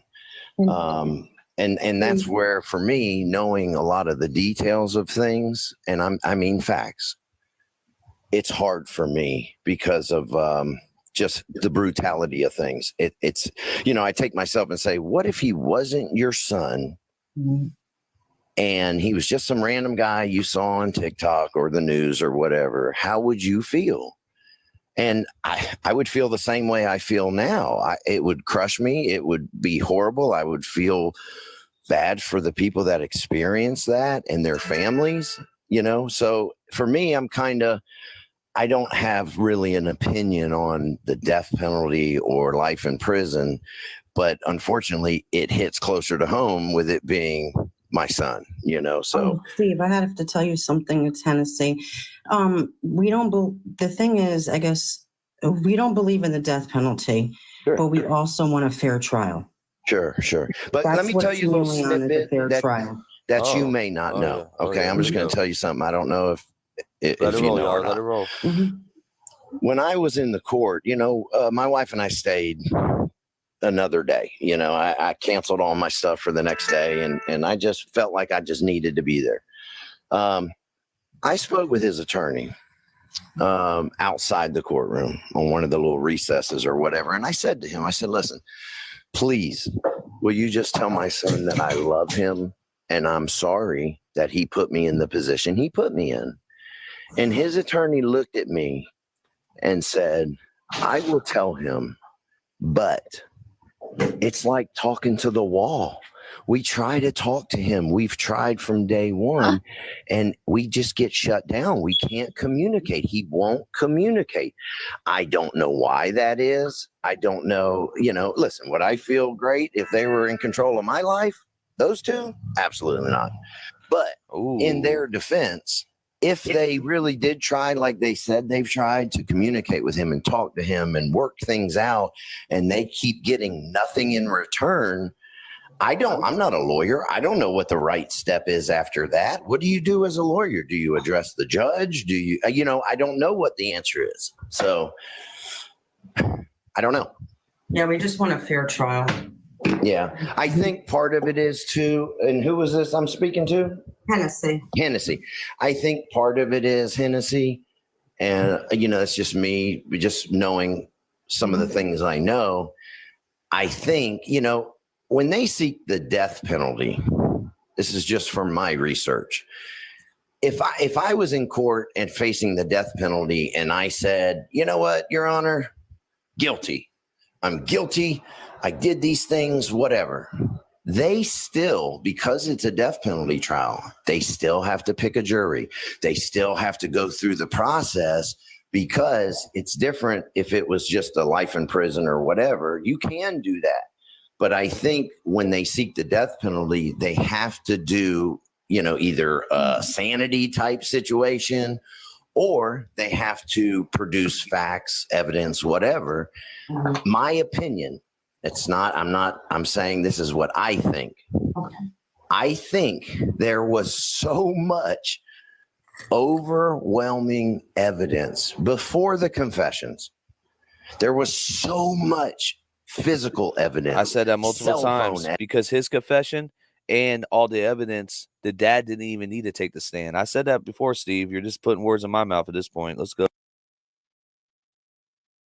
Evidence, DNA. There was so much that I think you heard what he said in court. This isn't about guilt or not guilt. This is about, him being on drugs and intoxicated and that. So I feel like maybe as an attorney, I'm not an attorney, but maybe as an attorney, they look through this file and say, what do we do? What do we fight against? And I think they're fighting against every thing that they know to fight against: mental health. There's the Purple Hearts in the chat. Brain Finally. injuries, addiction. You know, they only were able to talk about his addiction in the penalty phase. The trial phase, you know, as a witness, we were all told you can't talk about previous incarcerations. You can't talk about drug abuse. That's their rules. So, you know, I do think having a conversation about some of those things may have made a difference. I don't know, but I didn't make the laws in the state of Florida either. That was what they said. You cannot answer. We can't ask about it. So I don't know. I just think there's so much evidence.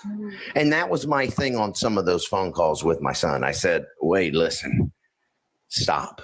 You got to stop, because you're trying to hold trial through the media. And you can't do that, because that's going to hurt you in the long run.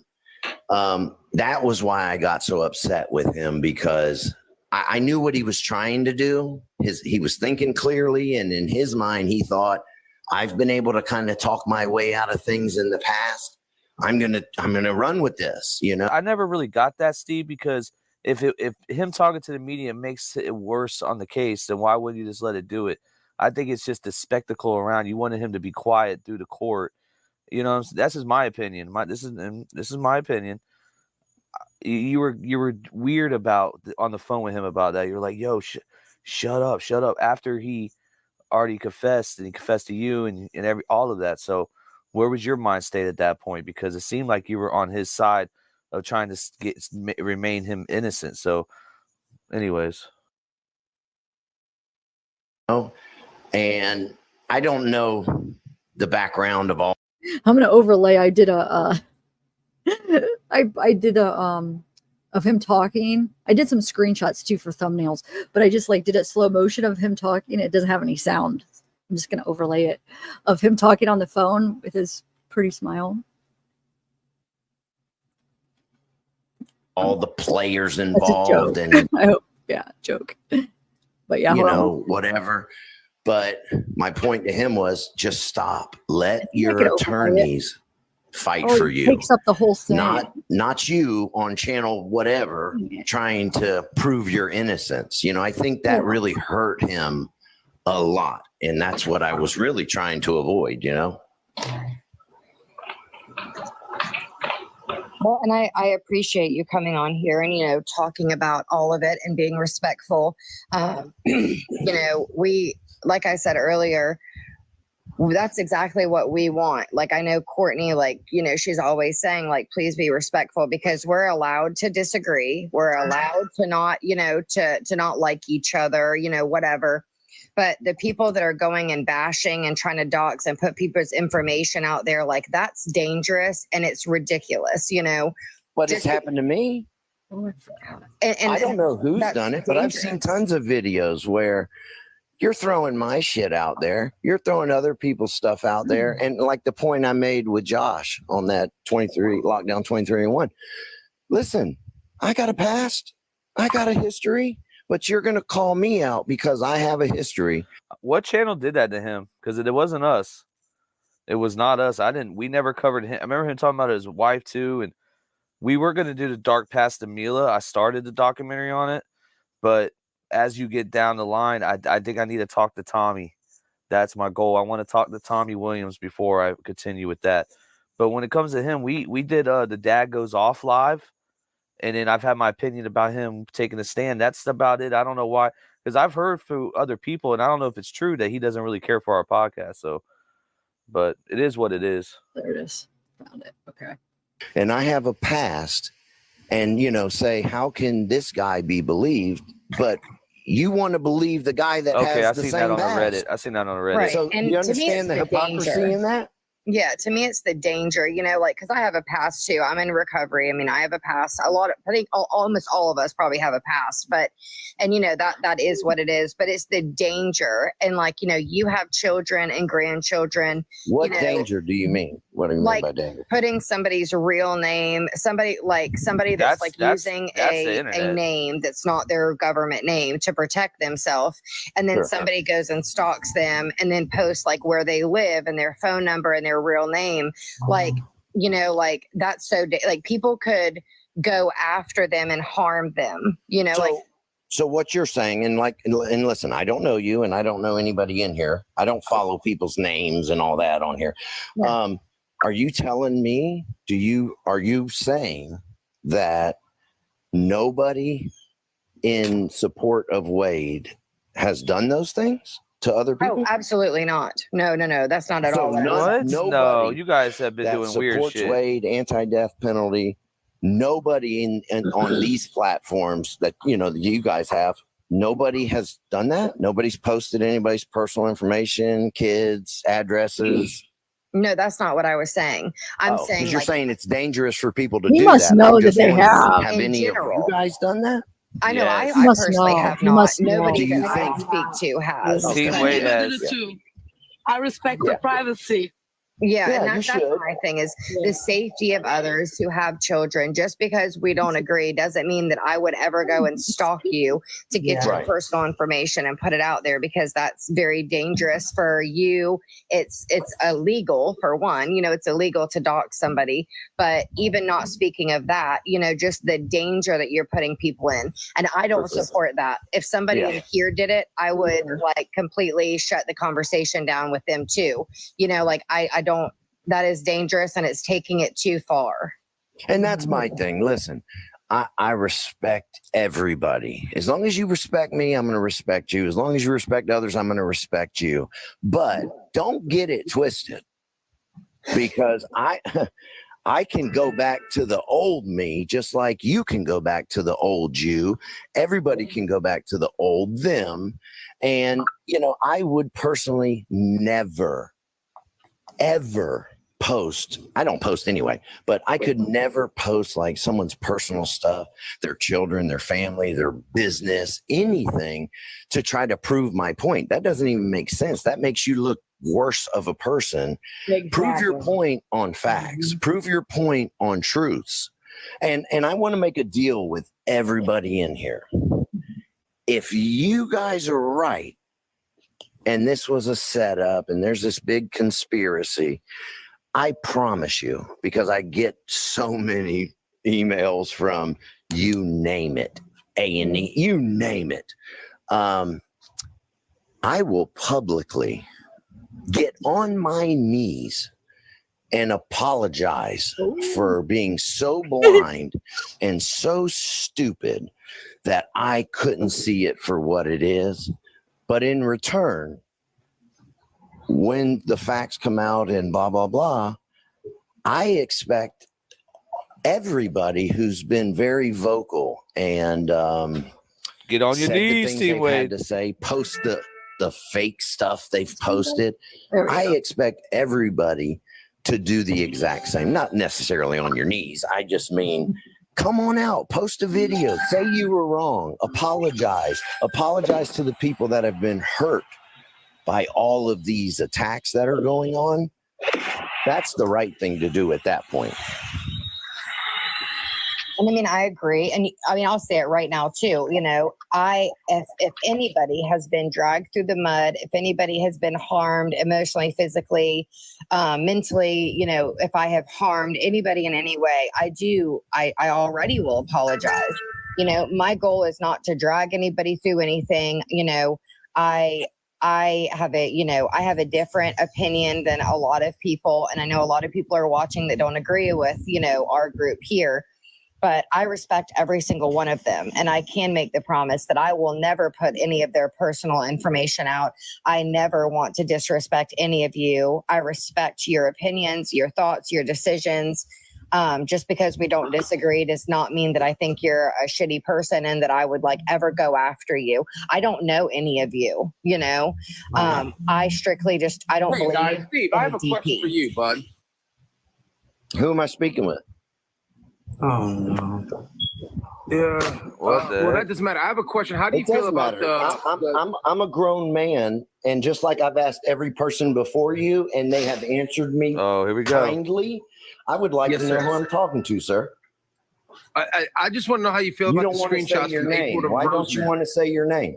Whoa. My name's Steve Testiseca, 93077. What's the problem with being My name- honest and upfront? My name's Joey. Joey. Hey, Joey, good to talk to you, brother. Whoa, it's Joey. Yes, sir. How do you feel about that? I feel about what? About the screenshot from April to Rosemary, their conversation. I don't know that I've seen April it. seems Can to you be tell me about it? playing, both sides of the fence, which is, what I'm trying to. I just want, I think haven't all seen the it. truth is on the light. I haven't seen I it. think it's something you should see. Can you just tell me so we can talk about it? It's no secret, right? It was posted online. Everybody's seen it. I just haven't. If I had seen it, I would tell you I seen it. I don't make up lies. So I just want to know what you're talking about. I can't answer you properly. Well, You there, Joey? That dude just got bodied. Was that Joey? Why don't Joey? Was that Kiosk Joey? Okay, no problem, bud. That was Kiosk Joey. Straight up. It sounded like him a little bit. 5 years later. 5 years and While 1,000 we're dicks in later. like a little recess waiting, I'm just going to be a weirdo and say, everybody that's, open to it, please go to Courtney's page and sign the petitions against the. All right. That's the first part. Now, this part's really long, so I'm just going to give my opinion at the end of it. I'm going to let it play through and give the points and everything at the end. I appreciate everybody. This is the countdown. Sentencing day, man. Countdown to death. Let's go. If you had to do anything differently, would you have? I've thought about that question a lot because I've gotten it a lot. I'm in recovery. And a lot of times it was not in my best interest to physically go to my son in certain situations. What I did do, was when he was in Tallahassee still, I got him to agree to go to treatment in Palm Beach, paid to get him down there, got everything set up. Everything was good to go. I really thought, because he seemed like he really wanted the help at that time. So I really thought like, this is it. He's going to get it. He's sick of living this life. And he just didn't make it, but a short period of time before leaving. I don't know. Could I have gone, he's a grown man. Could I have gone to him and physically restrained him and said, you're going to this and I'm going to put you in this and we're going to get you to, anybody in recovery knows it doesn't matter what anybody tries to do for you until you are ready yourself. It doesn't matter who is trying to give you the help. So, I really don't know. I tried to be there as much as I could. Certain girlfriends would call me needing help, and I would most of the time be able to talk him down and get him back to, a clearer state of mind. But as far as if there's something else I could have done, me and his adoptive parents, and I hate saying adoptive parents, they're his parents. They raised him. We tried together. There were a lot of times because he would try to play us against each other. He'd call me, ask for money. Oh, they're not helping me. And then he'd call them and say, my dad's not helping me. I need help. So we formed a bond together to try to get him the help that he needed. And he just was not ready at that time. So I don't know. I don't know what else I could have done, What about with the situation that happened with the unaliving of these two women? Would you mean have turning him in? That, or even just whenever he called you, going to him for that once he told you of this matter? Who is this I'm talking to? I'm sorry. It's Diane. Oh, Diane. Okay. Have you ever been to prison, Diane? No. No. Okay, good. I'm glad. Here's the difference, Diane. I got out of prison in 2007 and, I had to work my way. I started a business, got my life in order. Okay. When that phone call happened, it was a split decision. I mean, you got to think, I had to make such a huge decision that when he first called me and told me he had done something he couldn't take back and he needed my help, I hopped up. I'm there because I could hear it in his voice. It wasn't a story. It wasn't, trying to get money. It was real. He needed my help. And my first reaction was, I got to go. But I had to really stop and think, wait a minute. Okay, if this is true, if he's caught up in this, I'm a convicted felon. I've spent too much time in prison. I have a past. Is this something that I can navigate and still maintain my freedom? Am I still going to be able to take care of my family? So at that moment, I said to my son, I said, hey, bud, listen, you're 2 hours away. I'm coming. I need a little more information about what's going on. And at that point is when the details, were discussed. At that point, his adrenaline kicked up. He was reliving things. He was really passionate. And I'm telling you, it was, and I can handle a lot of shit. I literally had to move the phone from my mouth because I was about to throw up. And I don't know if you're a parent or not. Yes, I am. When you hear, this child that you love, no matter where he's at in his life at that time, I automatically went back to watching him be born, holding him. He was with us for almost 6 months, and feeding him. That's where my mind went to, was him as a baby. And it just, like, as a parent, it destroyed me. Like, how did we get here? What in the fuck happened that could make this situation happen the way he's telling me it happened?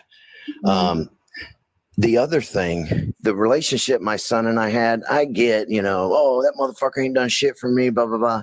Listen, anybody who knows us and knows our story, they know that's a lie. And I get it. He's telling, that's his motive, trying to get sympathy.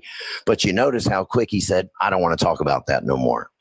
But he knows the truth. I know the truth. His parents know the truth. Rosemary knows the truth. My wife knows the truth. Kelly knows the truth. Everybody knows the truth, because anybody that was in his life for any amount of time that we were communicating together, they know everything I've done for him.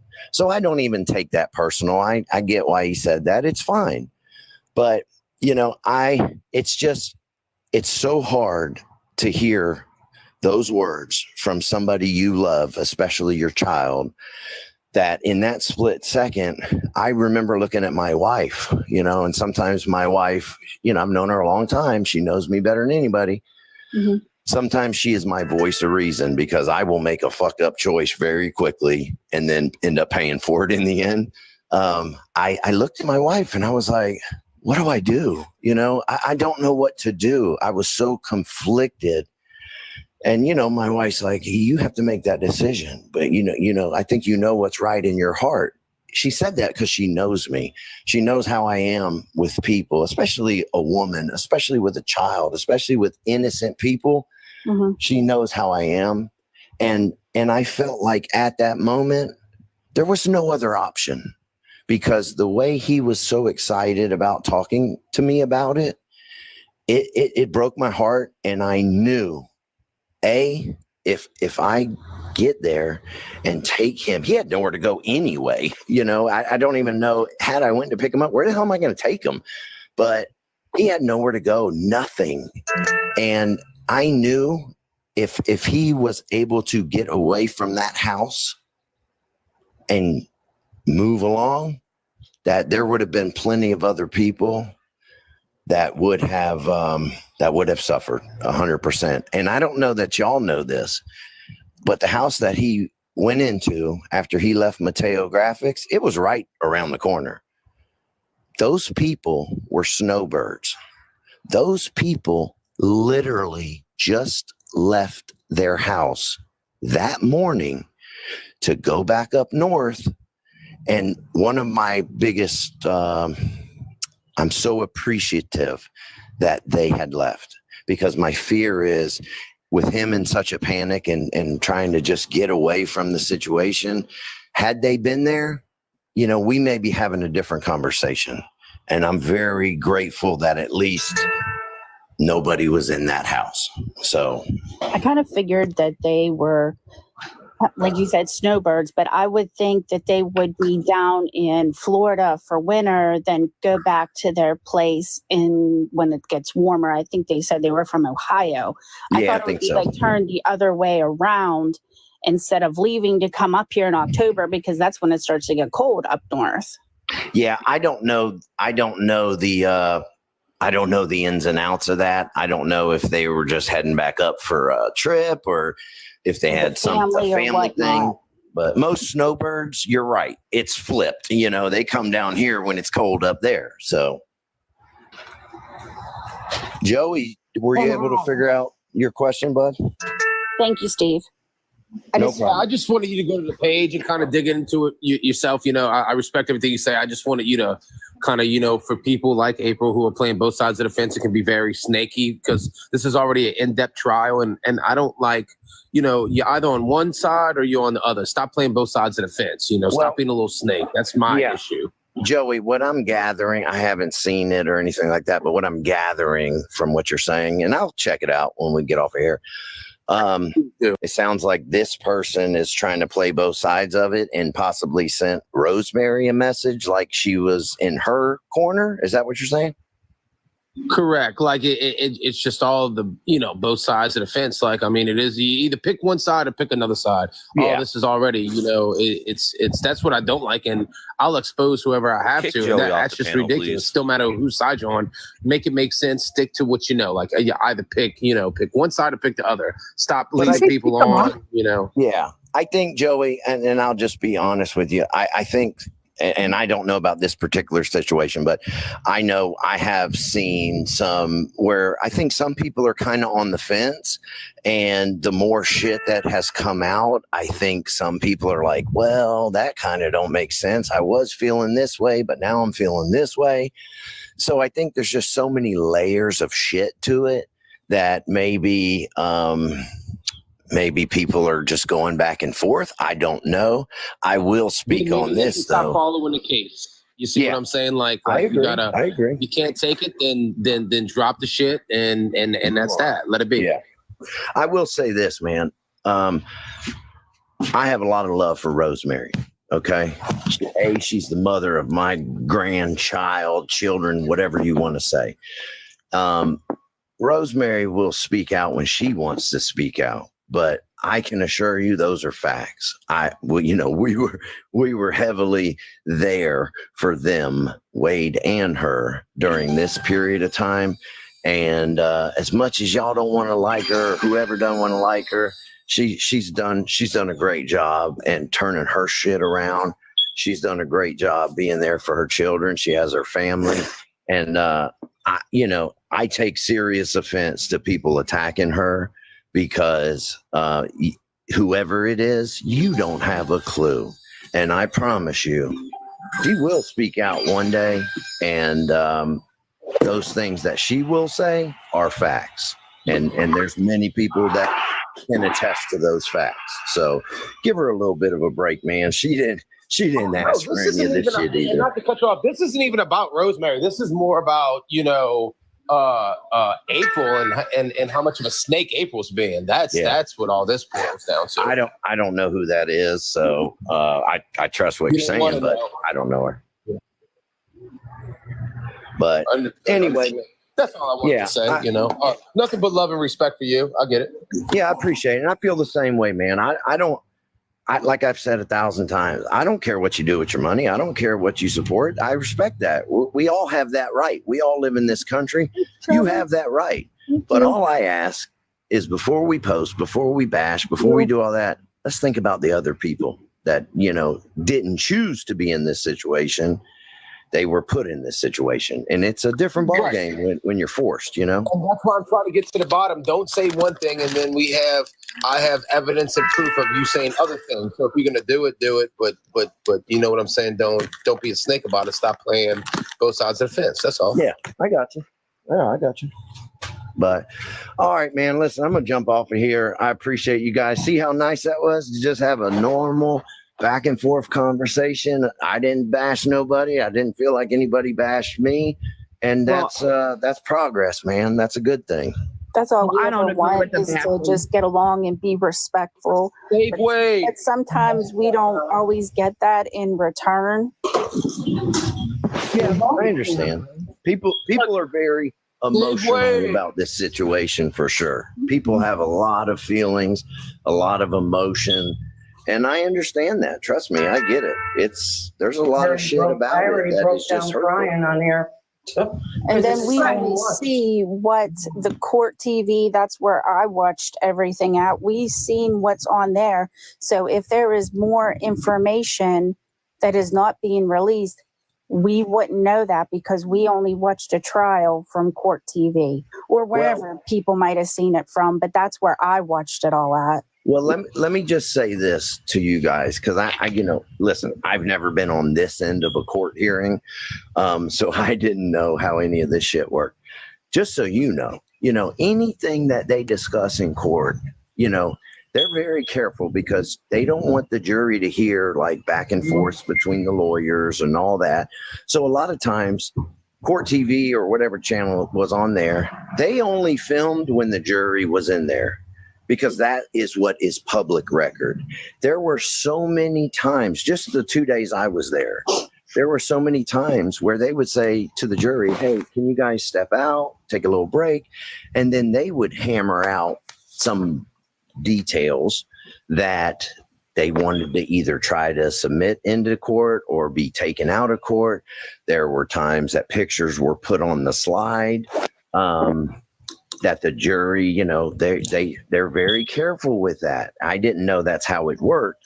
So everything you saw on TV, that was when the jury was in there. Everything that you didn't see, which was probably half of the trial, that was all just kind of off the record conversations between the lawyers that the jury didn't know anything about and the public didn't know anything about.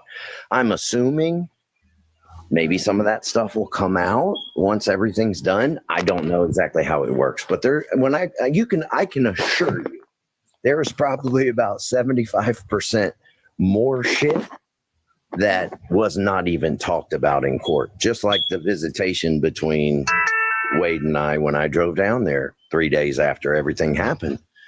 And we had a whole conversation. I talked about it. You know, that's facts. There's video of that. Nobody pulled anybody's arm. Nobody threatened anybody. Nobody did. It was a heartfelt, emotional conversation.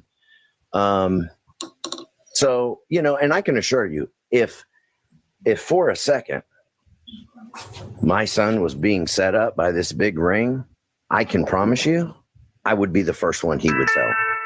Because just like in some of those jail phone calls, I think you've maybe heard him, where he's talking to Kristen and he says, oh yeah, I've met some people that know my dad, you know, my dad's crazy.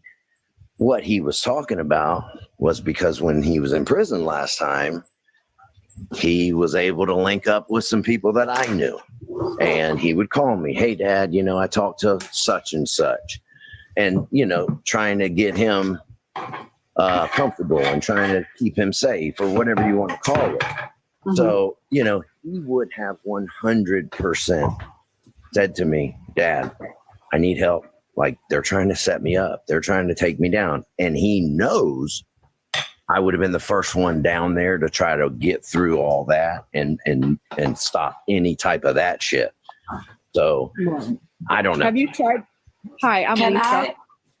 Okay. Have you tried ever reaching out to him at all? No, after our last phone call, that we kind of got a little heated. It we was have sad. not. Yeah, and it I'm was the sad. mom of the group. I'm not gonna lie. I'm 52 years old. I've had sons that are both in addiction right now. I adopted my granddaughter. My son has been in and out of prison. Do I agree with a lot of things that you said? No, but it's just we all have our opinion. Yeah. But when it comes to the grandkids, I do agree with that. Yeah. I have a heart when it comes to that. Because I have my own. And I'm sorry you're going through that, and I hope they can get their stuff together. But I'm sorry that you don't agree with some of the things I said. Yeah, but I'm not going to go on and like It's online. okay. Like, Yeah, will I yeah. talk to my friends about it? Of course. Will I talk Sure. online about it? No. Yeah. It's I'll just be not honest with somebody. you. I just I'm feel just hard. I'm always gonna tell the truth. I'm always gonna For stay sure. back. I'm always gonna keep it real, 100%, because I just don't have time for the just bullshit. So I know some things are hard to listen to, but they're I look facts. at him as like one of my children because my son was in prison, and it's when you see somebody sitting there and it breaks my heart as a parent, and that's how I got into this group. Let me is ask you a watching. question then. Hey, and I don't mean to cut you off, but you're the perfect person that I would love to ask this question to. Sure. With everything you've been through with your kids or whatever, whoever, if let's say everything about this case is the way they said it was, the facts are what they are. If your child called you and he had a history of abusing women in the past and all that. I do have a son that does. Okay. If he called you and let's just take the details of this case that you know. Okay. If he called you and repeated all those things to you about what he had done and you knew he was telling you the truth, what would you do? I have mixed emotions. I don't know when it comes we're on to a limited time frame here. Right, Could you make it a limited choice? time frame? If my son came to me and said I don't know. It's hard. would It's you a do? hard decision. Yeah. I might have done what you did if I was in I that. mean, I don't knock you either way. I'm just Right, curious, yeah. I mean, my son robbed the bank and I seen him online. That's how I found out. I was at work and he's on the news. Oh my God, why would you do that?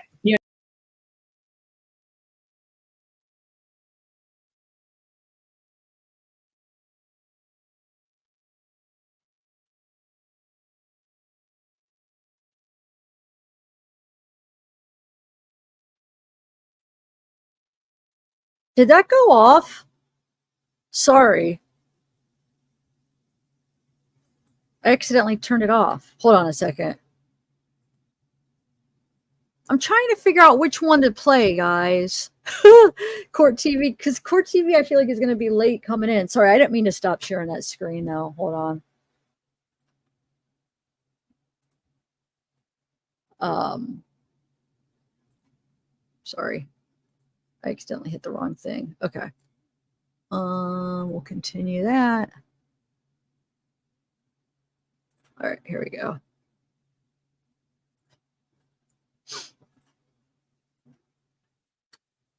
Exactly. You know what I mean? And that's why I told my son when the marshals surrounded the house. I was on the phone with him when he went outside. I said, son, listen, because that was my fear then. I was like, they're going to kill the shit out of him. Exactly. And I just told him, put your hands up, go out the door. We'll work it out. Right. But, listen, there's a difference. If one of my boys, and I'm just going to tell the truth, if one of my boys called me and said, Dad, I did this, or this, outside of murdering innocent women or children, molesting a child, I may make a decision to try to help them out. It's something for me about the brutality and the and just the excitement about it that I felt like it had to be done. Right. I would have wanted to find my son if he did that and be like, look, man, you did this. You got to turn yourself in. Yeah. I mean, well, unfortunately, if you did that, I would not recommend you doing that, to go to him and try to convince him to turn himself in, because sometimes people that are so desperate in their life they could do something very bad to you. So I wouldn't recommend to In my anybody doing that. situation, I probably would have did the same thing. I mean, I just have to I'm just do it. curious because I've caught some hell over it, but I've got a lot of love over it.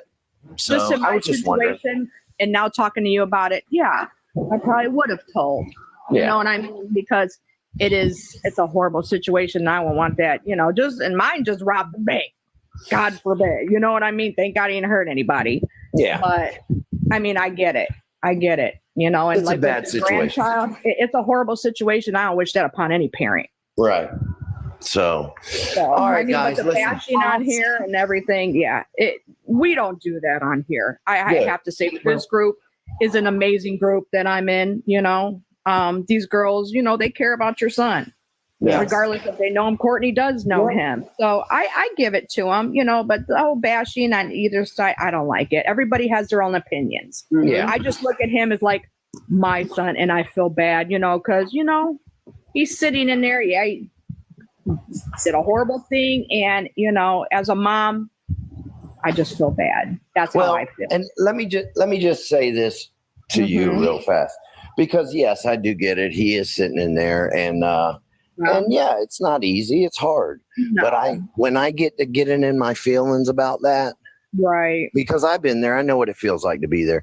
When I get in my feelings about that, I think about my grandkids. I think about Christine's mother, who after this happened had such a breakdown that she had to sell her home and move out of state to be cared for 24 hours a day. I think about that woman. I think about Diane's fiance. I think about her 2 children. I think about all the people affected by this and the lifelong pain that they are going to feel because they cannot pick up a phone and talk to the person they love. Wade is able to communicate with people and all that. So for me, I think about the people that they have to deal with this forever. For a lot of people in this case, it's just, you know, something to do, something to support, something to whatever. But when it's said and done and everything's over, you guys are going to push on with your life. These people, I'm not talking about, I don't include myself in that.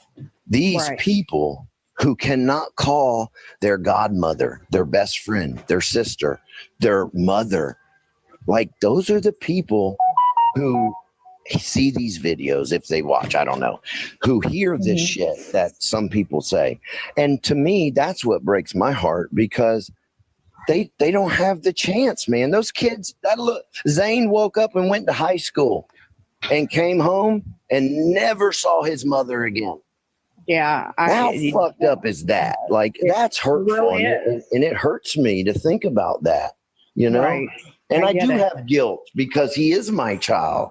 So For a part of me is guilty about it. I know it's not my fault, but I still have guilt. Like, damn. We care about the victims too. Yeah, it hurts, Yeah. man. We care about them. It does. And I feel bad for Wade's son. You know, he's got a father that, you know, like with my children, you know, hey, guess what? You know, kids are cruel. When he gets older, yeah, our kid's going to freaking oh, wow, your dad did that. That's how I look at that. Like, I feel so sorry for the little boy as my son, what he did. You think these girls ain't like, Well, but you think about, you think about his son, and luckily Rosemary is married to a good man who provides and does the best he can. They both do for those kids. So I do take some comfort in at least knowing he does have a positive role model, male role model in his life. And they're doing the best they can with this situation. You know, you think about, like, when you turn the TV on and you put on, I love Dateline. You know, I watch Dateline and shit all the time. For years, I've watched that show. I've watched the first 48. I love that show. Me too. And now I feel like I'm living in something like that. My family, you know, these women, these people. Actually are. It's like part of a Dateline episode, you know, and it's I would say, I don't know the percentage, but I would say it's a pretty strong percentage of people in our country that thankfully never have to go through this. You know, because it's one of those things that you go back and forth every day. You beat yourself up. Fuck, could I have done this? Could I have tried this? What if I would have done this? Why did I do this? You know, and you question yourself. Right. And that's the hard part, really, is all that mental shit. Right. Right. So, and on top of that, it doesn't help when people are trying to beat you down and Oh no. throw you under the bus and For call you sure. a piece I of get shit. it. You know. I get it. I get it. So, Well, thanks for talking to me, and I wish All you right. all the best. Thank you. I appreciate you. Yes. Welcome. Thank you, Yeah, Steve, for talking to me in Tennessee. Hey. Hey, this is Emma. I'm from Germany. I Hey, have Emma. one more question. Hey, I have one more question because I'm really concerned about this case, and it just went over to Germany and everything, and we are talking about this here too. And so I'm really, I have just one question. Deep in your heart, you really, really know that he's guilty, you said? Yeah? Am I right about this? Yeah. Yeah. Unfortunately, I know the Because- difference. Yeah, because you said you could tell by the excitement in his voice when he was talking about it to you on the phone or telling you Yeah. about it on the phone. Mhm. But what if this excitement was also maybe just total panic because he It did was not know what panic. to do? Yeah. Yeah. So Let me yeah, tell but you this. yeah. What was your name again? Emma. Emma. See, and that's a great question, but let me explain that to you. I got back in touch with Wade when he was 18. Okay. So we had 7 years of, you know, sometimes really consistent calls, sometimes every couple months, you know, and I have been through sober Wade, addicted Wade, manic Wade, scared Wade. I have been, you know, story time Wade. I've been through them all. And, you know, you got to understand, I would get a phone call at 4:00 in the morning. Hey, Dad, they're surrounding my room. They're everywhere. They're going to get me, because he was so paranoid from the meth and the hotel room that I'm paying for that he's in, you know, and I could verify. Nobody was there. Nobody was after him. It was in his mind. So I've been through all the different stages with my son. You know, when he's clean, sober, he's great. You know, it's different. So this was true fear. This was true, I fucked up. This was true panic. This was desperation. You got to understand, he did these Yeah, I things. understand. He broke into a house, and he didn't know if those people were coming home. He didn't know that they had left. He didn't know would somebody walk through the door, but he couldn't I leave understand. because everything was surrounded. So Yes, I understand. I know the difference when he tells me the things he told me, that it was from a genuine place, and he genuinely was petrified. Yes, but maybe, I mean, have you ever heard this story? They are all talking about his friends making up the stories because they were talking to him about it. And okay, he made this story, and you obviously don't believe that that he might have been framed, and those people were telling him to act like this. Yeah, So there's no doubt in your heart that it might have been that way, and he was just totally in panic after he realized that now he's in really big trouble and did not know what to do anymore. No, because like I said earlier, Emma, if that was what was going on, because you got to understand, we've been in many situations together. Yeah, I understand. I have kids too. If that was truly what was going on, he would have said to me on that call, Dad, they're trying to set me up. I need you to come get me. That would have been the first thing out of his. That would have been the first thing out of his mouth. You really think so? I'm sorry for interrupting you, but if they really told him, like he said, that they would harm him or his family, I could not. understand what you're saying, and I respect you for asking about that. But I want you to also understand something.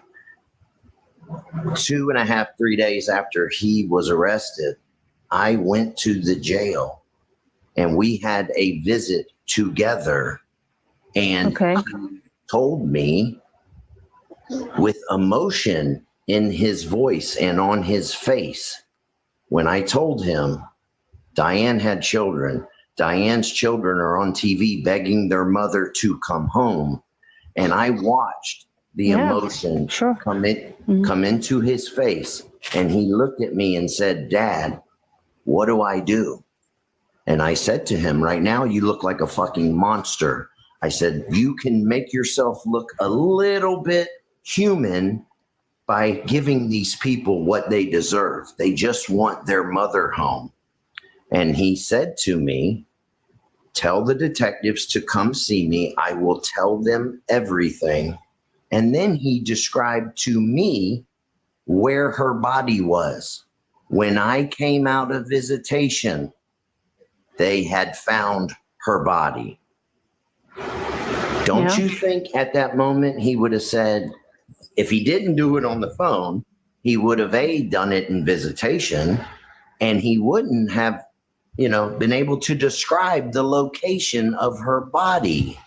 This is common sense thinking, Emma. Yeah, I understand where you're coming from, but it also, I'm a very rational person, and it also, I don't have these emotions right now like you do because he's not my son. Yeah, right. So it's just like I'm thinking about that. It also could be that those people told him every detail about it, like he said. So it's really, I think the whole case is so confusing. I know. I know. Yeah, and but so I'm not really Emma. sure. Think about this. My son went on with the media and told this story, in 2019. Yeah. Do you really think it's hard to get away with those type of things nowadays? They've got so much shit to catch you and things. Do you really think when that was said in 2019 about this Key West resort, about Mila Spa, do you think these people didn't investigate these things? They did a 100% full investigation. And if there was any facts or truth to that, this was 5 years ago. Don't you think there would be no Mila Spa right now? Don't you think there would be no resort in the Keys right now? I have no idea. I just know that there's a lot of corruption going on over in the States. It's everywhere. Like, sadly, in church, that's the same. So I don't know how far this goes deep into the whole police departments or churches. I have no idea. I just know it's a fact. And I know that there are a lot of people being charged on trials with the wrong cases, or it all comes out later. Some people already received the death penalty and they were not they were not guilty. For sure. And so I'm really, to me, I'm trying to get it rational, It's I know, but because Emma, there's so many emotion. Yeah. I respect you and I appreciate, you digging into it and you looking into it. That's what you feel to do. And that's great. But, I get it. It's probably really hard, especially from Germany, to be able to fact check some of these things. I hope you don't just go off of things you see on TikTok. No. I watched the trial. And I also got into those public records because got really into this because people were talking about it so much. And this is why I read about all of this. Yeah. On a lighter note, I used to work for a company years ago. They were based out of Dusseldorf. Are you close to there? Yeah. Yeah. Not really, but Germany is very small, so it's close. Yeah. Yeah. All right. Well, it's good talking to you, Emma. I'm going to jump off of here. I got to go wash my truck in a minute, but I appreciate all you guys being respectful and kind. We appreciate you too. All right. We appreciate you too. All right, Courtney, I'm going to hop off of here. I appreciate you guys, and I wish all y'all the best. Just please think of other people, okay? Thank you for talking to me. All right. Can you kick me out of here, Courtney? Yeah. All right. Thank you. Y'all have a good rest of your weekend. You're welcome. What y'all Okay. think? Oh boy. Oh wow. It's That a was a lot. quick. That It's a was a lot. quick goodbye. That was a quick goodbye. It's a I'm lot to exhausted. process. It is a lot. And it's My very mind hard. hurts. Yeah. I mean, he kind of got me in a whew, like would I Me freaking too. turn into a kid, man? Man. Yeah, but I really When you- noticed that but the after way- can I say something very quick? Okay. Because he just disappeared immediately after all of my questions, but because I did not jump into his emotional stuff. And this is, I think, that's the main thing. My mom He bought me some tries grapes. to like distract you with all his emotional talking, and he's right. And I really appreciate him talking all this, and I think he really feels all this, and he really thinks that way. But it really, I think it was to me, very strange that he just cut the conversation because he knew he would not get out of it with me that easy. And so I'm still not sure. I'm really thinking about what role he's playing in this all. I see him as a father, but I don't really believe him 100%. Hey, Emma, I'm back. I'm sorry I dipped Oh, out he so spun quick. the block But if back you've on been her. listening, you'd been hearing me for Oh the my past God. 30 minutes say, I got to go. I'm going to get out of here. Did you not hear that, Emma? Yes, I heard that. Okay, so why are you saying what you're saying? Like I jumped off after you said what Get you him, said Steve. because I didn't Get have her. a response. my What was that? What does that mean? Oh shit. Before I even No, talked just to you, thinking about hold on, this. Emma. I just Well, hold on, Emma. Hold up. Before I even Yeah. spoke to you, I had been Yeah. saying I need to go. okay. So if you heard that, that's the problem right there. I respect you, Emma, from Germany. Yeah. But don't twist what I did because I hopped off because I have a life and I have to get back to work tomorrow and I have to take care of my business stuff. I've been it's saying okay. that for 30 minutes, Emma. So what that comment you just made, what was that about? That is not a comment. I'm just talking That was a about my comment. thoughts. That's what it is, a comment. You Yeah, commented. I'm telling my thoughts about it. Okay, so I'm back now. I'm going to give you more time so you don't feel No, that it's way. okay. Is there something No, else no. you'd like to talk about, Emma? No, it has nothing to do with Are the you way sure? I'm Because feeling. when I get off this time, I'm just curious if you're going to keep talking about how much I just rushed off of here. God. Oh, I'm back. I got. Yeah, it's I'm back, okay. Emma. Let's talk. I Let's got chat. uh-oh, this got awkward. Could I happen to butt in here quickly for the sake of Steve? If anybody doesn't mind, I'm sorry. I don't mean to interrupt. Go ahead. I think. Hi. Hi, Emma. Hi, Steve. Hi.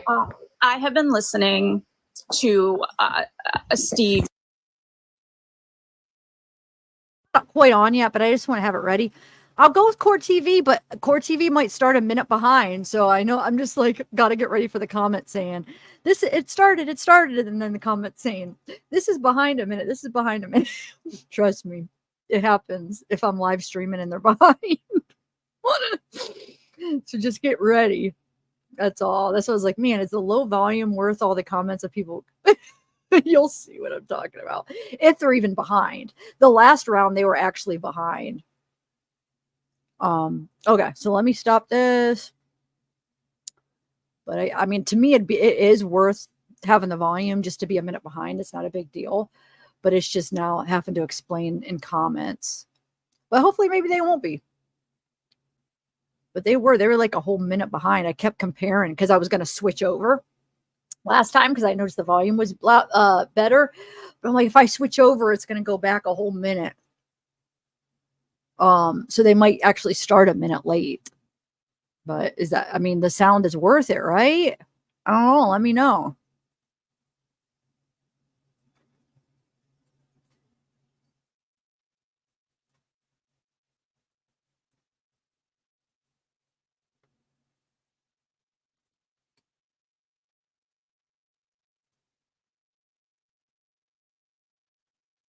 So right now they have they just have music playing. Oh, I shared the wrong one. Hold on. Wait a minute. Oh yeah, hold on. There.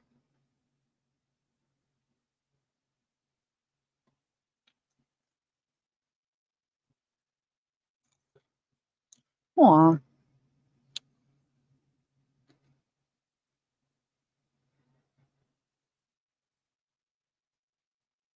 Okay.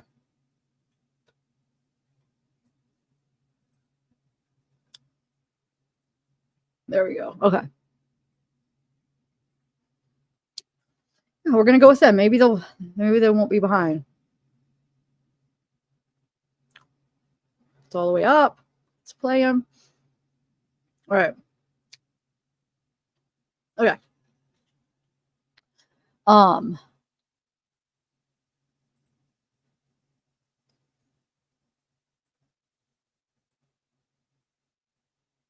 Yeah, Law and Crime and them are both at the same spot, so maybe they'll be on time this one. Anyway, that was awesome, dude. And these grapes are so freaking good. Have you ever had, like, I don't know if these are the cotton candy ones. Have you guys ever had the cotton candy ones? That's what they taste like. My mom brought them up. I gotta ask her. They taste like the cotton candy ones to me.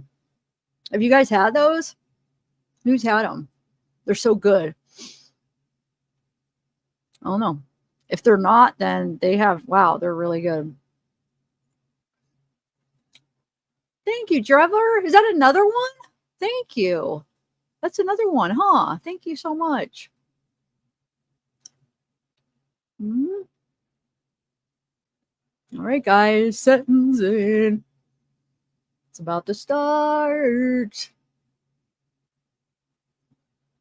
Let me make sure everything up. It's about to start.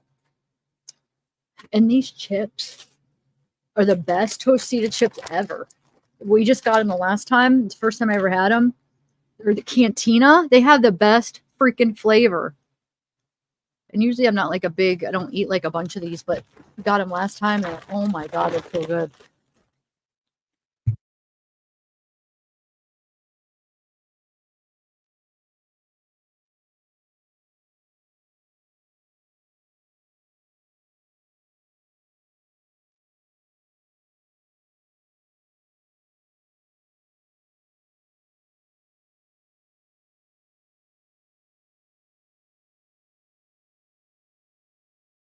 I never tried that. Cotton candy boba tea. Oh my God, I want to try it. I've never had it, but that sounds so good.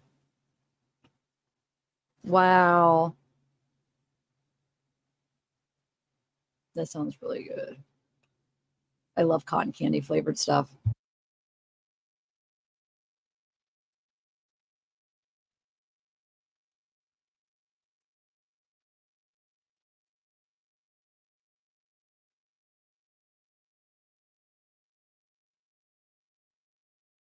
Thank you, Angela. Miss Angela Daughtry. Thank you. Grapes and chips. What a good little snack. Oh,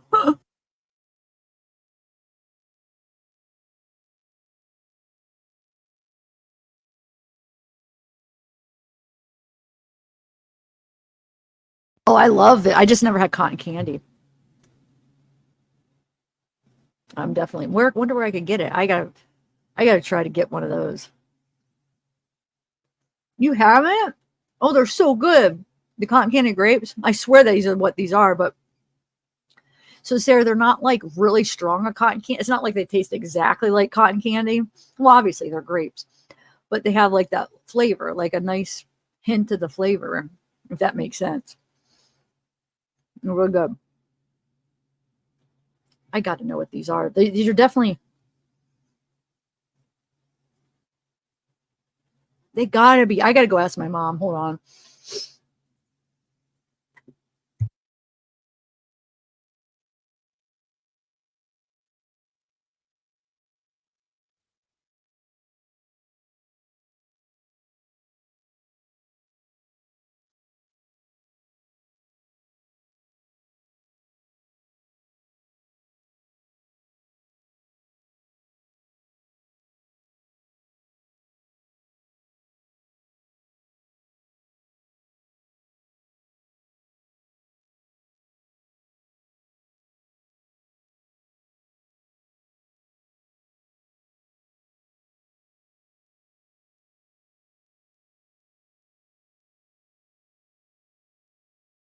she doesn't know what they are. She's like, I don't know. And she's sweeping or vacuuming.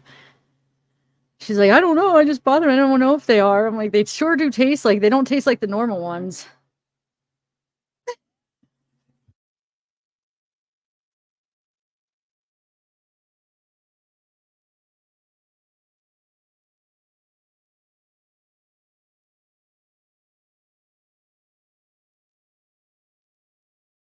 This is what we've been waiting for, guys. The moment of truth. Oh, hold on. Let me take this banner off. There we go. I'll check when I go downstairs. Oh, they are so good. From where, Christina? Where's your chicken sandwich from?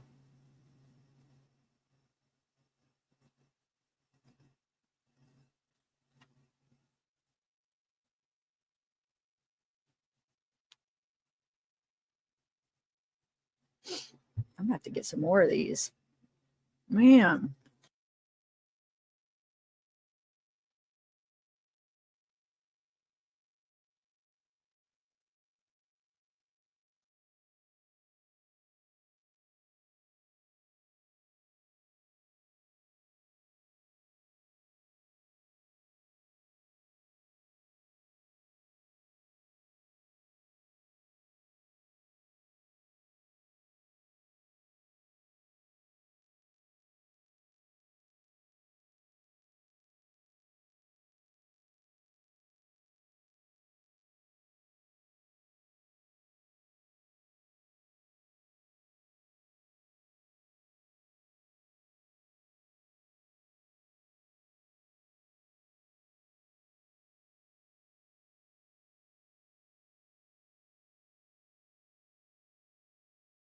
What happened? Why? What happens? Jailbreak? Did something happen?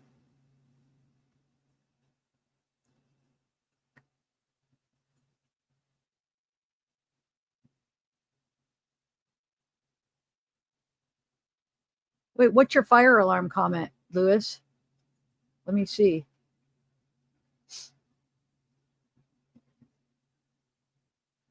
Oh, what?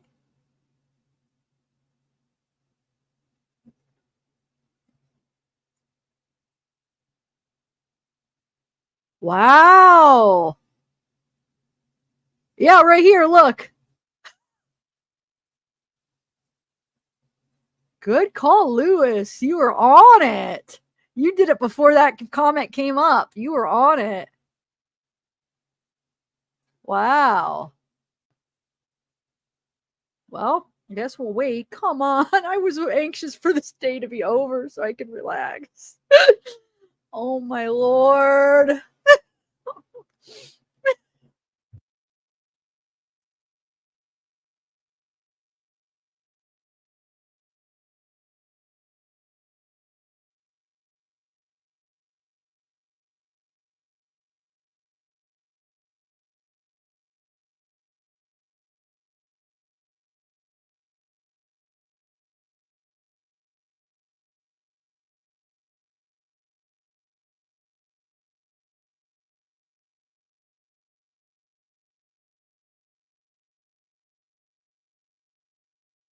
We're going to have to wait. This is crazy.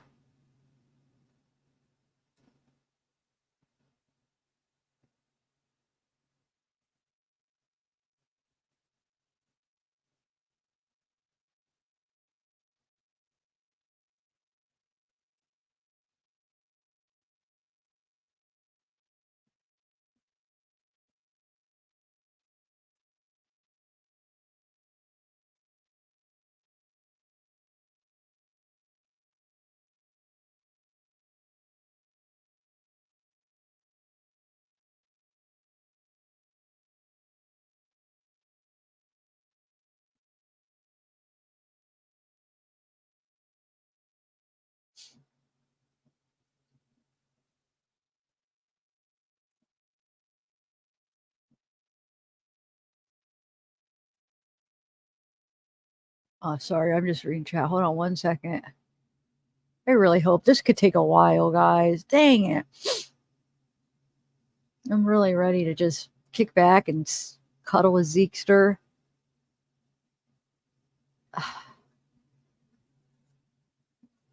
I know, Lewis. It's crazy.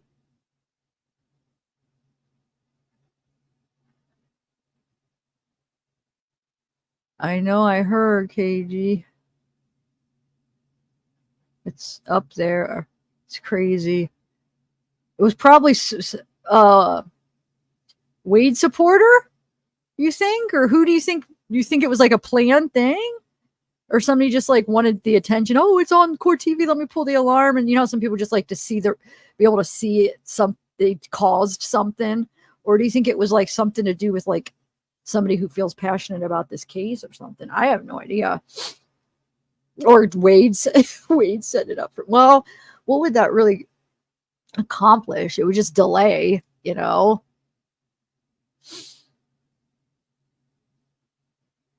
Yeah.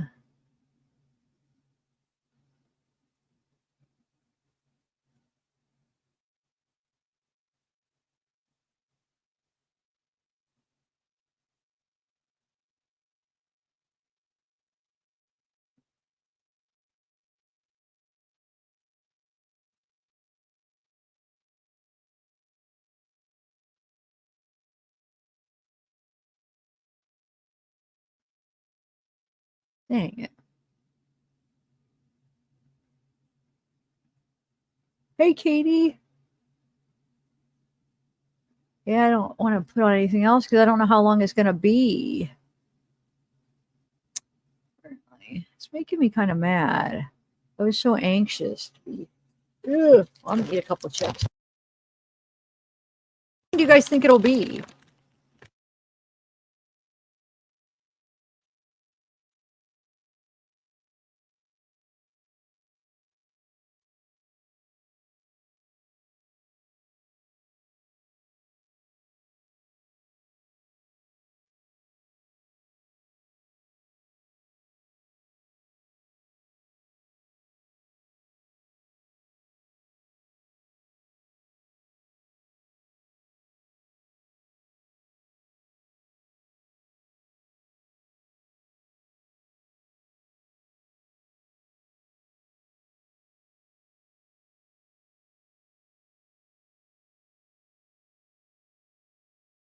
I should pin your comment, Lewis, because I thought that would be enough of going across the screen, but I guess some people are still not even seeing it coming into chat asking, so maybe I should pin it. Let me find your comment.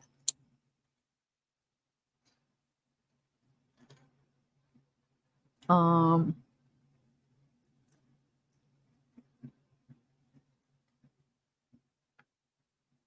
yeah, Corey even had a comment at 411. She's there.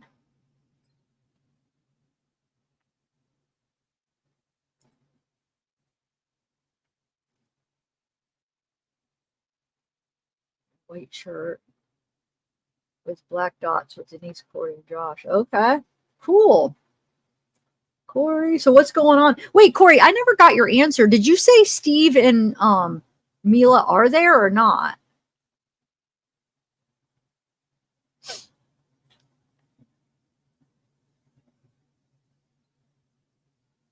No, I better look out for your answer because I don't like anybody else, like anybody there that you recognize that we would know. Hold on, Lewis. I'm trying to find your comment so I could pin it. Oh, it was like at 407, wasn't it?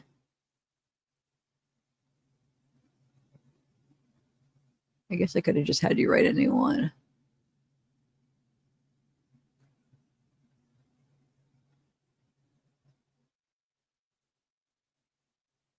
Looking for it. I don't know. By the time, oh, here we go. I was like gonna say by the time I get it, it'll be done. But I got it. Okay.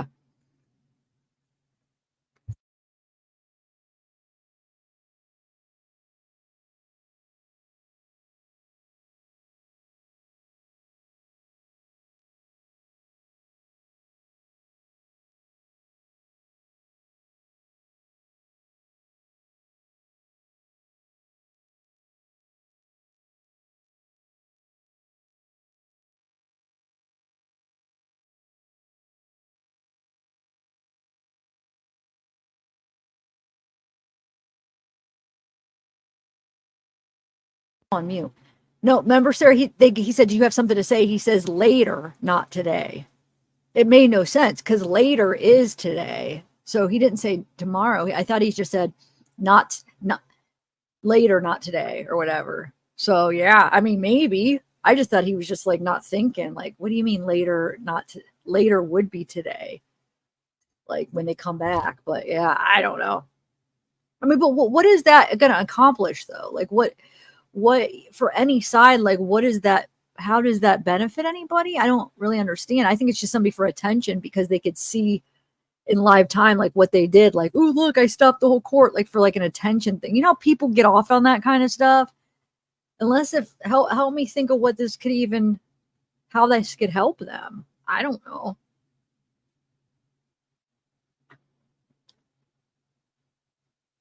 Yeah, later, not right now. No, because what he said, it didn't make sense. He said not today. No, because we made a comment. He said it wasn't later, not right now, because that would make sense. It was more like something like, I'll talk later, not today. Because we all said, well, what is later? Later is today. The sentencing's later today. Go check it. Swear to God. Yeah. Yep. Did Corey answer? Yeah, he might have. He might have just meant like at a later time, at like something like that. He could have. He could have. That's what I was thinking. Like, okay, that doesn't make sense. So maybe he meant that, but all right. So I want. Does it? Not today. Later. Oh, yeah. Trying to find Corey. Did she answer?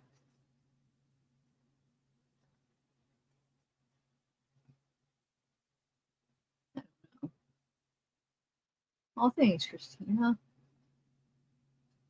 Now that could be it. If he thinks he's going to try to escape, let's see if we hear anything. Like if he tries to like knock the security guard over or something to escape. Oh my God. Can you imagine?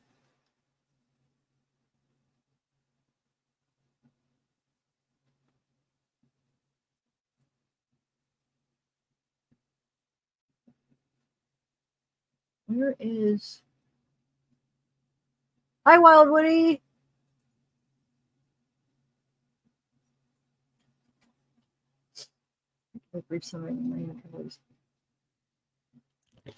Yeah, I could.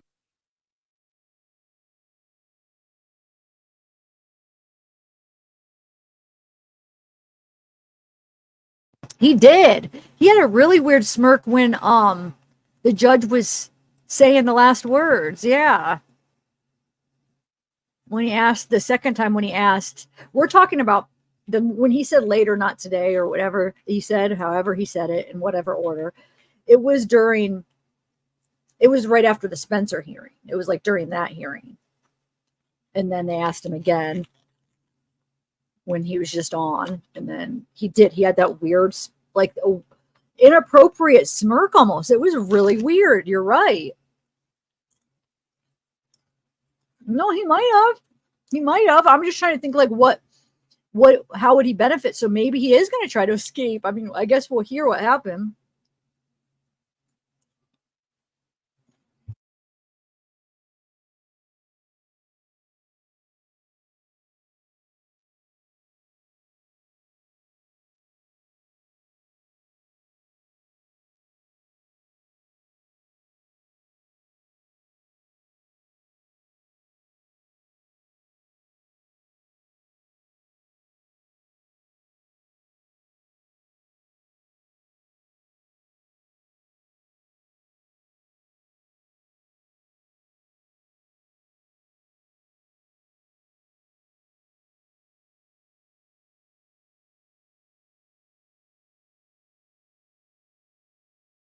Corey, what's going on? We want to know.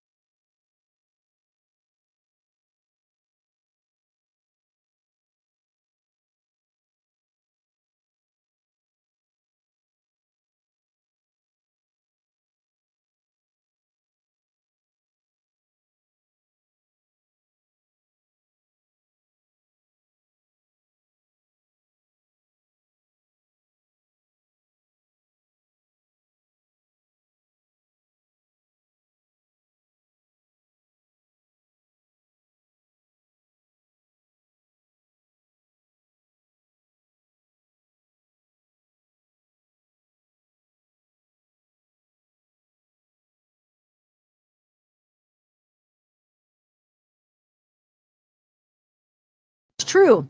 Remember the kids were in the back laughing? There was two, like, they almost look like maybe teenagers, maybe 20s, in their 20s.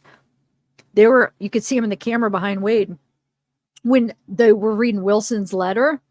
I think that's when they did it, right? Or was it when, it was either when they were reading his adoptive parents' letter, or was it when the prosecutor was talking about the victims? Whatever time, it was like in a really inappropriate time. They obviously weren't listening. I don't think they were just laughing. I don't know what they were talking to each other.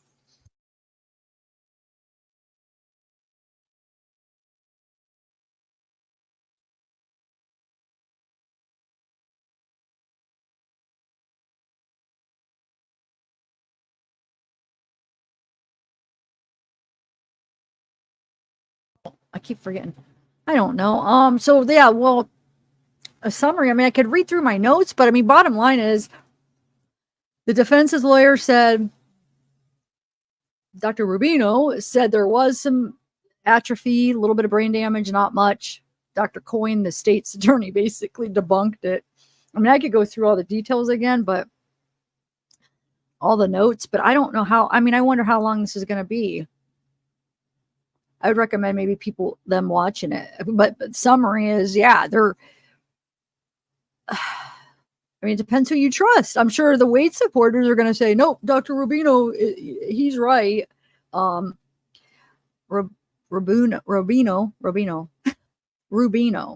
Dr. Rubino, I think that's how you say it. Yeah, he didn't seem like he knew what he was talking about. And yeah, he said that there was signs of, some brain injury. He gave like oh,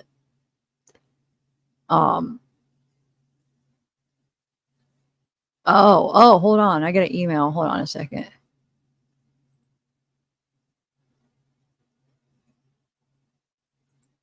Oh, I don't have it, Gucci. Is that a new? I don't have it. Maybe it's coming.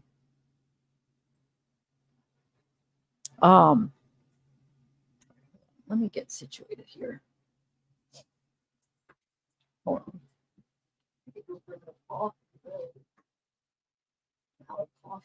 I had what, 2 cups, I think. All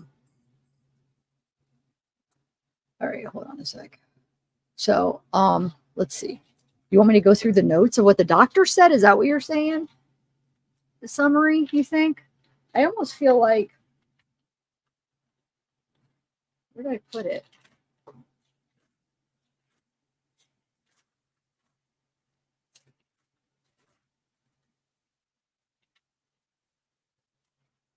Where did I don't know if I should have on. It's on?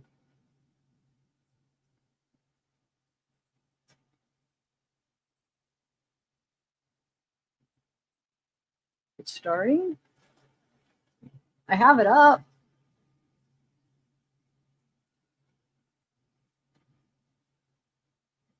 Oh, you know why? Because it's on Law and Crime.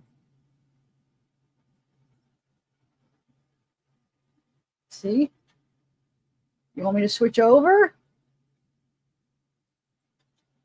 It's freaking court TV's late all the time. It looks like it's on Law and Crime. This is what I was afraid of.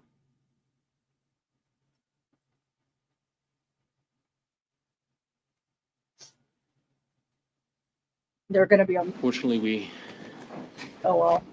We'll just stay here.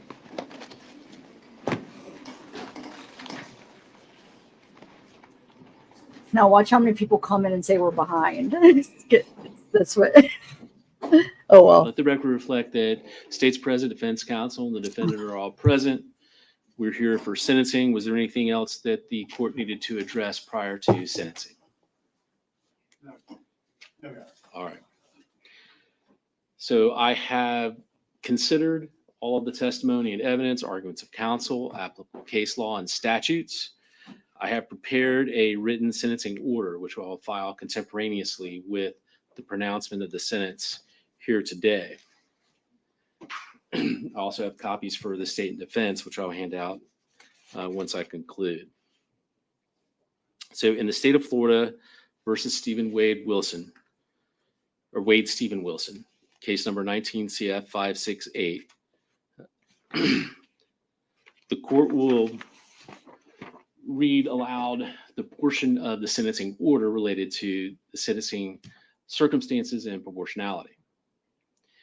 In evaluating the aggravating and mitigating factors, the court does not engage in a mere counting procedure, but instead makes a reasoned judgment based on the totality of the circumstances.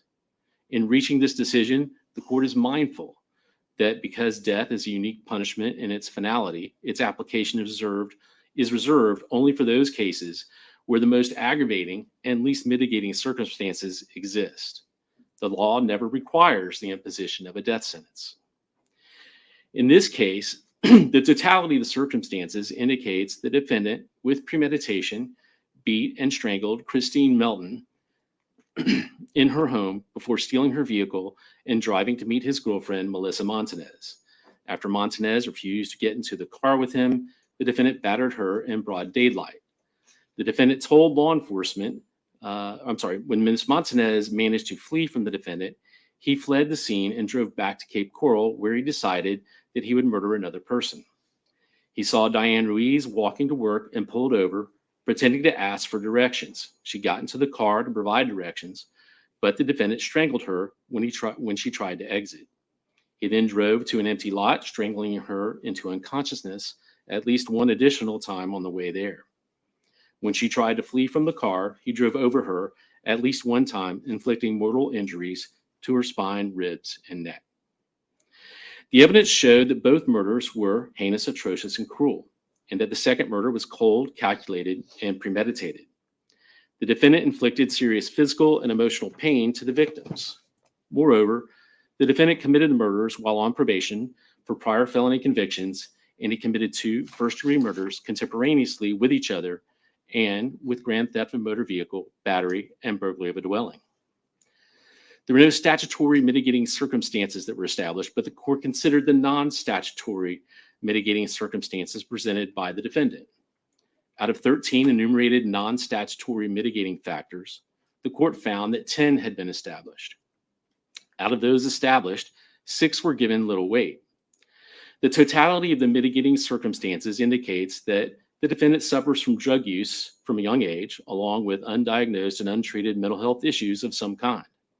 He felt abandoned by his biological parents, but had a devoted adoptive family who raised him in a supportive and loving environment. Defendant did not resist law enforcement when arrested and confessed fully to both murders. The court has further considered giving great weight to the advisory verdict of the jury, who recommended that the death penalty be imposed by a vote of 9-3 on count 1 for the murder of Christine Melton and a vote of 10-2 on count 4 for the murder of Diane Ruiz. The court recognizes that there is no mathematical formula for considering the aggravating and mitigating factors. It is not enough to weigh the number of aggravators against the number of mitigators. The court carefully considered the nature and quality of each aggravator and mitigator. Having reviewed all of the aggravating factors proven beyond a reasonable doubt and all of the mitigating circumstances reasonably established by the evidence, the court finds that the aggravating factors greatly outweigh mitigating circumstances. Given the facts of the case, nothing in defendant's background or mental state would suggest that a death sentence is inappropriate. This court's review of other reported capital cases has led the court to conclude that the death penalty is not disproportionate in this case. Under the totality of the circumstances and evidence, the court finds no basis to override the jury's verdict. The totality of the circumstances warrants that the defendant, Wade Stephen Wilson, be sentenced to death for each count of first-degree murder. Accordingly, it is ordered and adjudged that the defendant, Wade Stephen Wilson, be sentenced as follows. Count 1, first-degree murder of Christine Melton. The defendant is hereby sentenced to death. Count 2, grand theft of a motor vehicle. The defendant is sentenced to 5 years imprisonment in the Florida Department of Corrections. Count 3, battery. The defendant is hereby sentenced to 364 days in the Lee County Jail. Count 4, first-degree murder of Diane Ruiz. The defendant is hereby sentenced to death. Count 5, the burglary of a dwelling. Defendant is hereby sentenced to 15 years imprisonment in the Florida Department of Corrections. Count 6, petty theft. The defendant is hereby sentenced to 364 days in Lee County Jail. The defendant is given credit for all time served on this case on all counts. All counts are to run concurrent with each other, meaning at the same time. All statutorily mandated fines, fees, and costs as announced on the record are imposed, and the defendant is committed to the custody of the Department of Corrections for execution of this sentence as provided by law. The defendant is hereby notified that these convictions and sentences are subject to automatic review by the Florida Supreme Court. If he cannot afford an attorney to represent him in any appeal, the court will appoint one for him. Are there any other matters to present to the court? Briefly, Judge, the state would be seeking $17,500 cost of prosecution. I'm sorry, how much? $17,500, Judge. All right. Any objection? No, sir. All right. That will be imposed then. Any other terms or conditions? Absolutely, Judge. We just want to make sure that Mr. Wilson has absolutely no contact with the victim's family. There'll be no contact ordered with any of the victim's family members and anything else. Thank you. All right. Judge, I understand he has other cases pending here elsewhere. Mr. Wilson asked the court within whatever authority you have to get him to death row as soon as possible. Okay. Well, in relation to those other cases, I know we have cases pending here in the circuit. Today is not the day to handle those. I would maybe put those, I could do it as early as September 16th. I believe that's Monday morning. That's Malcolm's case. Yes, Your Honor. Malcam Godwin from Mr. Wade Wilson. September 16th will be fine. Okay. Well, I think it'd be more appropriate to handle that at a different time. So let's do that September 16th then at 9 a.m. for the other cases, which are case numbers 20 CF 16591 and 23 CF 15499. Okay. And we have court on 16th, right? Yes, Your Honor. Okay. Judge, if I may, he also has a VOP warrant out of Broward County, Palm Beach County. I'm going to get in touch with the authorities over there, but if need be, we'll ask the court to ROR him on that VOP warrant so he can be taken up to. Well, it's not a motion in front of me today, but if you certainly be able to file whatever you want to file, and Yes, I'll consider it. Thank you. All right. Anything else? Not from the state, Judge. All right, sir. Then, Mr. Wilson, you will be fingerprinted and remanded to the Sheriff's Department. It'll be held without bond and for transport to the Department of Corrections when it's appropriate. If nothing else, then we're adjourned. And I'll give you your copies. Original. Mr. Shirley or Mr. Hollander? One for the state, one for the defense. Thank you. Thank you so much. Man, see, I wish the law and crime thing, our court TV is so blurry. So we either go visually late, the sound's a little better, but the video sucks. Or law and crime. I wish I would have stuck with law and crime. Here, let me switch over here real quick. Hold on. Oh, well. I am going to switch real quick. Give me 1 minute. Let's just see something. Hold on.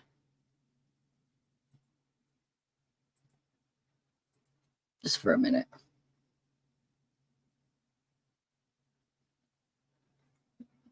I want to see how much. I want to see something. Is that there is no mathematical formula for considering the aggravating and mitigating factors. It is.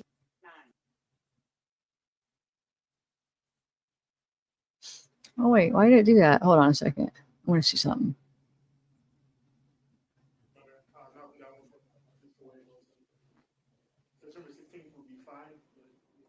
Okay. Well, What did he say? It'd be more appropriate to handle that at a different time. So let's do that September 16th then at 9 a.m. for the other cases, which are case numbers 20 CF 16591 and 23 CF 15499. He must. We do have That was we have- that lawyer, so he is already representing him for the other cases. It looks like. Judge, if I may, he also has a VOP warrant out of Broward County, Huh. Palm Beach Okay. County. I'm going to get in touch with the authorities over there. Thanks, But kids. if need be, we'll ask the Thank court you. to ROR him on that VOP warrant so he can be taken up to. Well, it's Start.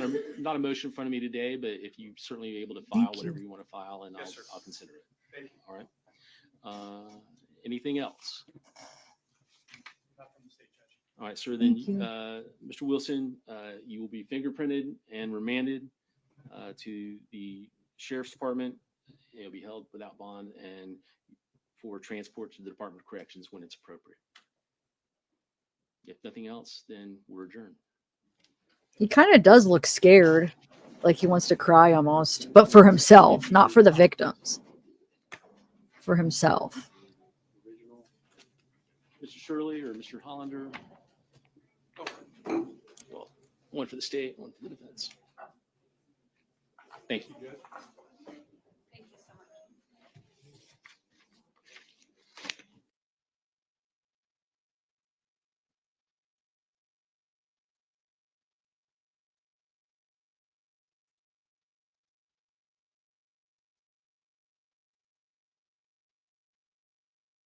He's probably going to try to escape again.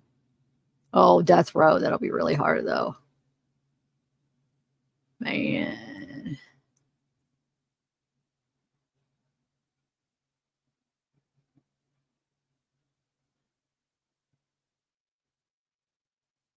The appeals start now.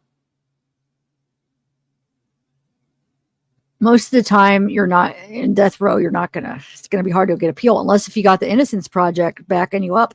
But the Innocence Project only takes you on if they know they're going to win because they have such a high success rate. There's absolutely no way they would take this case. I'm sorry. When she mentioned that on that live, I just laughed because there's absolutely no way they will take this case. I'd be willing to bet so much money on that. They won't even look at this case. Are you kidding me? There's no way. They don't even take cases sometimes when it's like, wow, it's a good case that maybe the person is innocent, but they have to know like they could win it. You know what I'm saying? Because they're good. There's no way. There's no way. Yeah, he doesn't have a chance. I'm sorry. I don't think so. Yeah, they all get appeals. Of course, anybody can appeal. Yeah, he'll get appeal. He's going to try to appeal them all.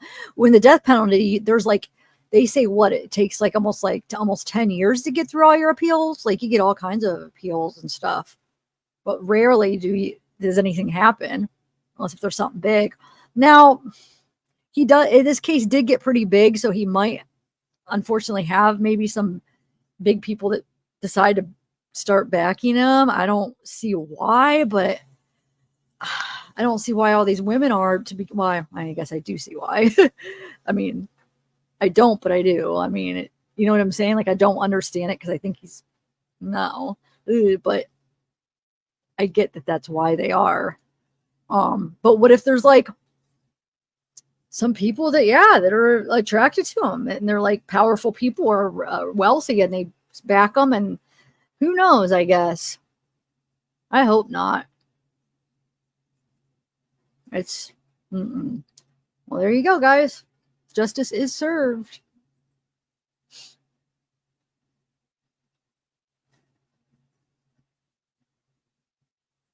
Yeah.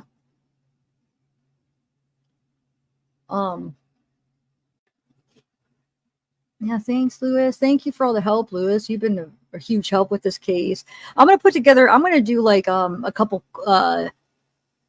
clips. I want to clip out when they read the Wilson statement stuff. I want to make a couple pre-records. I still have to do my timeline pre-record too. Finish that. I mean, I didn't finish it yet, so there'll be a few videos coming out. I'm going to end it right now though because I am just tired.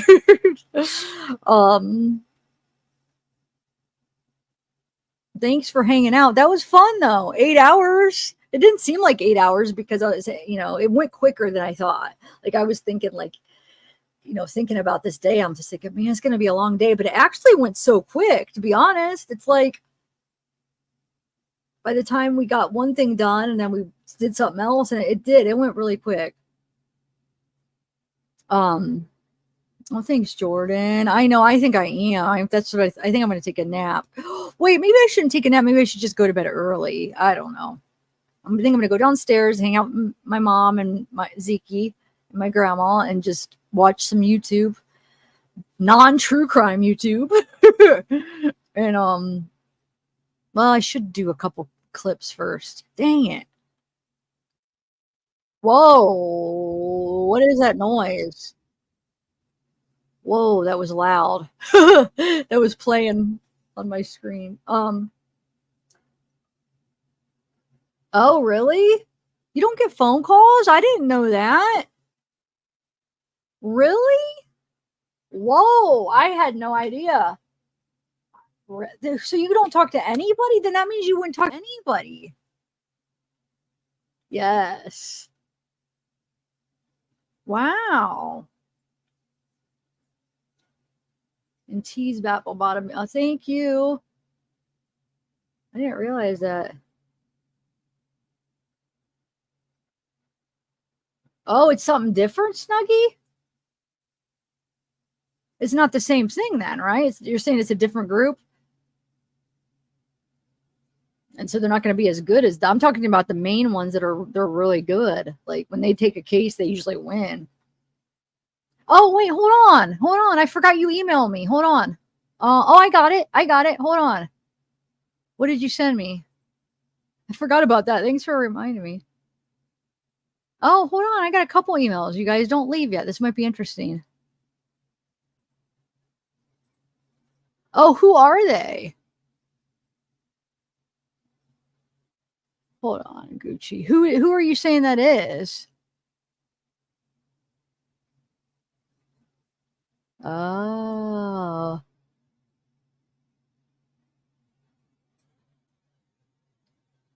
Wait, hold on. Let me think. So,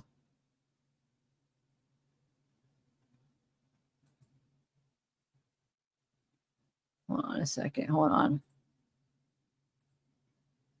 Oh, yeah, I think it is. But you know what? I'm going to choose not to because he's a young kid. But I'm pretty sure that is Kristen's son in the back. So Gucci just sent me that first one was her son, probably from her Facebook. She has pictures of her kids. And then compared to the guy sitting, one of the kids laughing back there that was laughing, I think it is. That looks a lot like I think you're right. I think that's her son. Yeah. Wow. Wait a minute. He's sitting on Wade's side. Thanks, Jessica.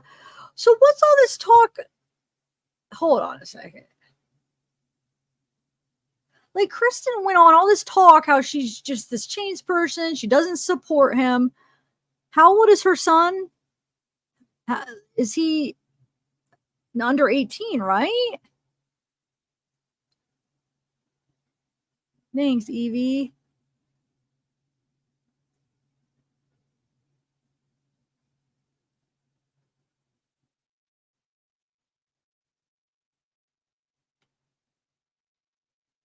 So why is she sitting there? No, 16. Why did she let him go to the freaking hearing and sit on Wade's side? No, thank you. No, I'm glad you did. And normally, I mean, I would have probably I don't know if I would have before. I don't know. No, because when I showed her Facebook, I even blurred out the pictures of her kids too. So yeah, that's why I was asking if he was 18. But since he's 16, no. I'm not going to do it, but I could just confirm it looks exactly like him. I think it's him. But he's on Wade's side. That's so messed up. I mean, I wouldn't have been surprised if Kristen didn't come out now presently, but the fact that she came out and said she had this revelation and he's Wade's, she doesn't support him anymore, then why would she let her 16-year-old son go sit on his side? I'd say it's kind of messed up. Okay, so somebody else sent me something too. Hold on one second. Gucci, or no, Lewis. All right, hold on a second. Oh, video show Mila, Josh, and Lorenzo walking in court today. God, you're good, Lewis. You guys are good. Hold on. Hold on. Let me share my screen. Does it have music? Hold on, guys. Let me put on my earphones because I want to see if I should play the audio or not. I don't know. It's a TikTok. Hold on.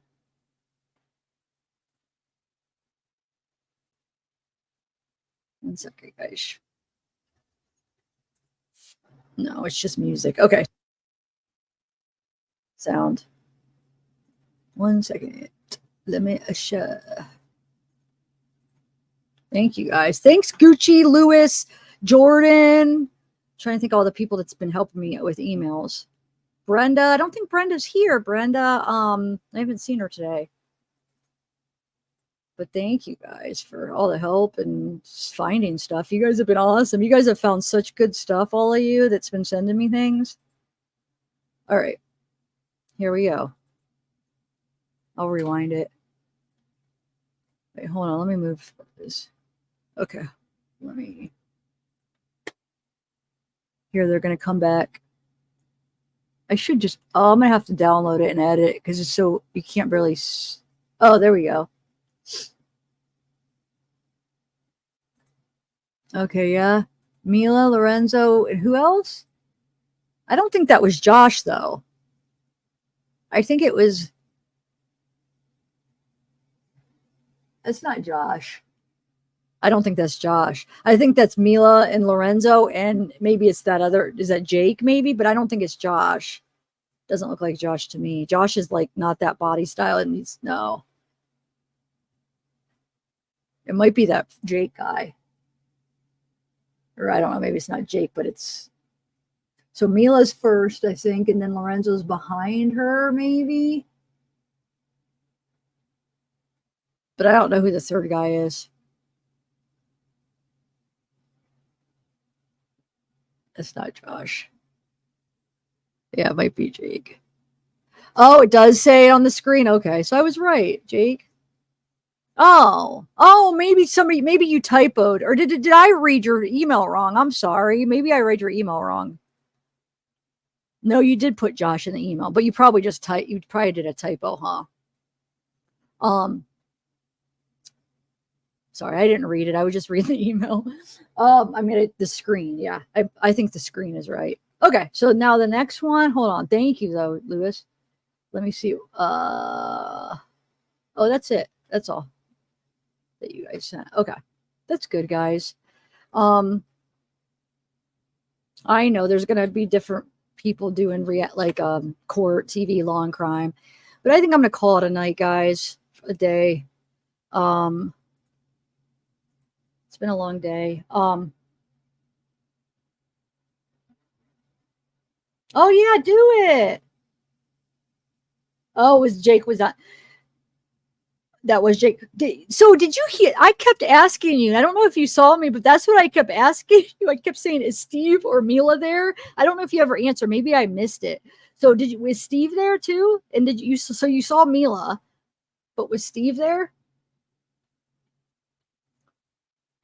Oh, cool, Holly! Yay! Thank you, Chloe. Let's see, Mila and Lorenzo with the two of them, and for a few minutes in the beginning, did you say hi to the victims and everything? And wish them luck and all the good stuff, so support, she left. Wait. To say hi to the victims and everything and wish them luck and all that good stuff, so support. Oh, so she didn't actually stay for the hearing? Is that what you're saying? Thanks, Dottie. Thank you, Patricia.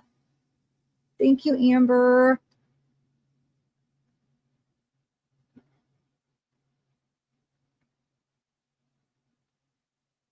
Oh yeah, I still have the same number. Dang it, I'll check, man. I am so behind. Like I have my phone on silent. I have to clear out some of my phone. Did you text me?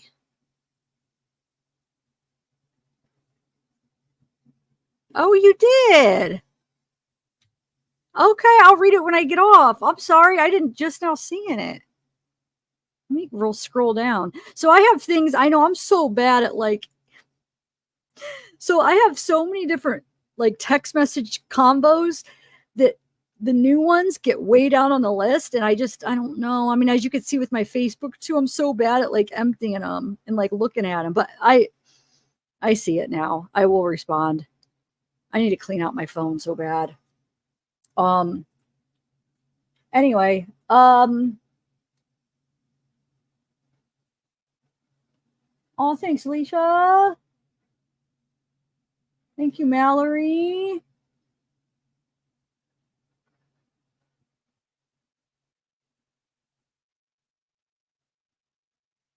Oh.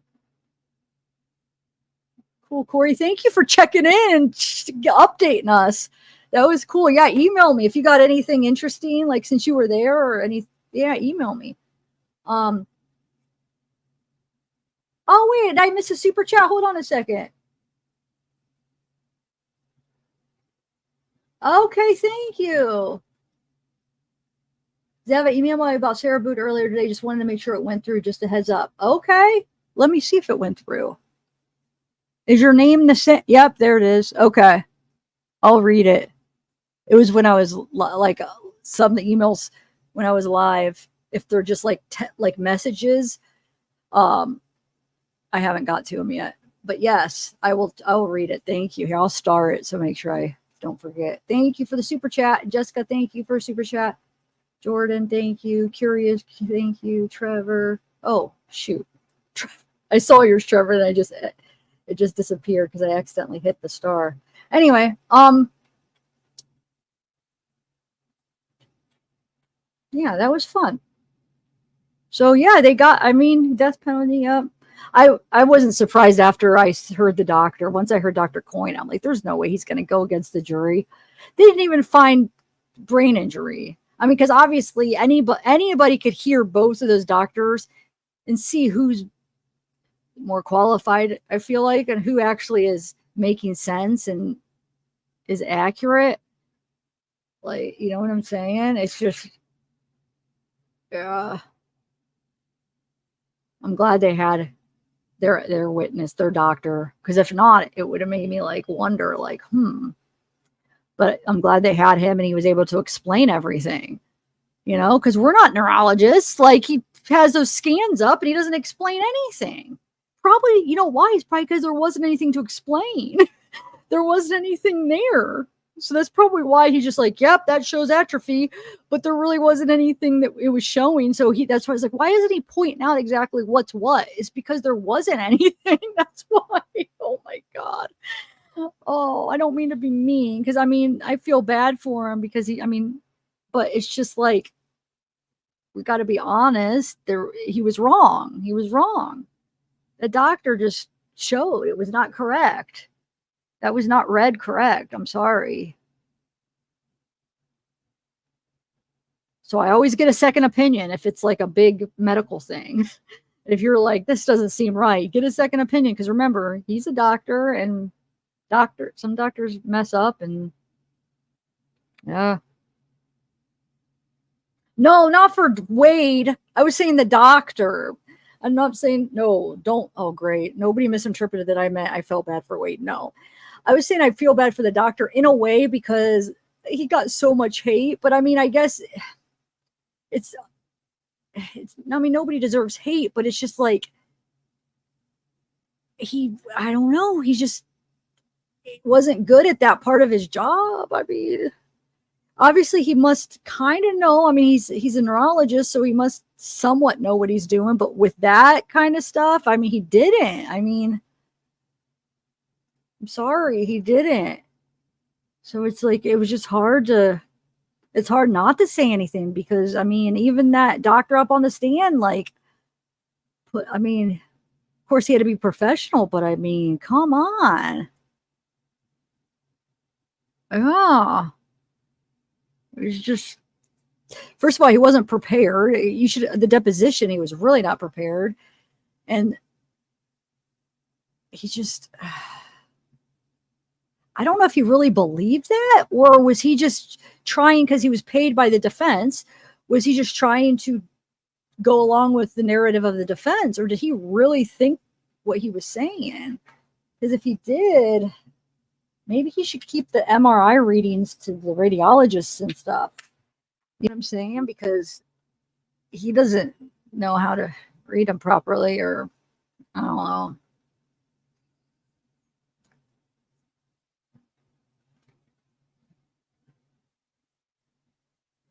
He did. But he did yesterday too. So I think that's just the way he talks. Because there's some words, like, even on the deposition, there's like some words you can't understand what he's saying, and he'll say it over and over. Like when I was taking notes and I had to like look it up, I'm like, what is he saying? Like the what is the one? I had to look it up because he does pronunciation, and it's just, I guess, the way he talks with like a slur. I don't know if that's, maybe he's on medicine, I don't know, or maybe that's just, you know, some people do have like a speech impediment type thing where that one word he said today too, I still didn't make out what it was. He kept saying something, and it began with a C, and he ended up saying the word like 6 times, and I could not understand what he was saying. So yeah, but that's what I'm saying. I don't want to make fun of anybody, you know. He might be a good guy. Like, I mean, he just didn't, the reading was just not accurate. He just didn't do a good job on that. So that's what I mean when I say I feel bad, because he probably is going to get like a lot of stuff online of people making fun of him. And then you know how people go real life. So there's going to be people all over his reviews and stuff. And I don't know. I kind of do feel bad because, you know, people on the internet could be harsh. So I could see them calling his office and just like going real life. And that's what I just hope they don't. Just leave him alone, you know? I know it probably is. But as far as like people, like, I'm just telling you, internet could be cruel. And I could just see people just like actively harassing him. And that's what I'm saying, where I feel bad for him. Oh, okay, Corey, hold on, let me find it. Oh, really? Wait, a Wade supporter got in trouble for taking a picture of him, and they made her wow. But what did you say about the jury?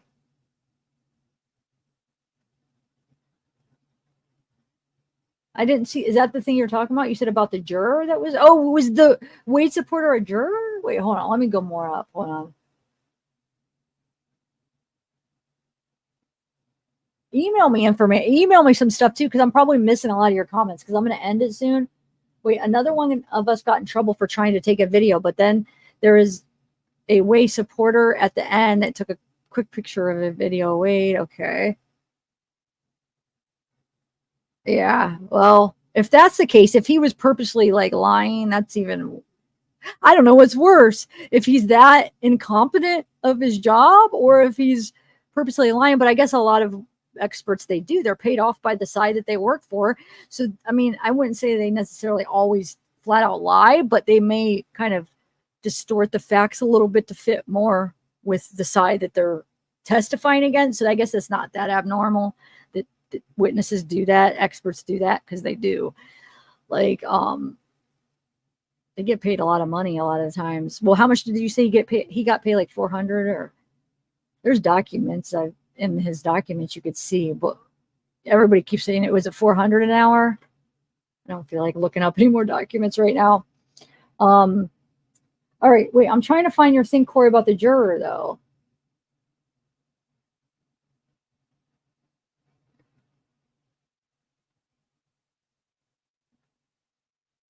I heard it, Corey.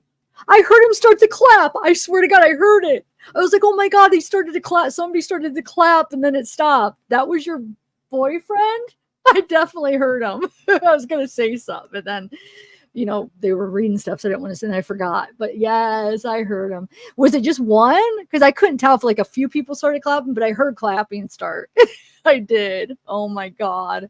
I'm going up on the comments. That's why they're going backwards. But did I get the one about the jury? Hold on. Oh, there you are, Brenda.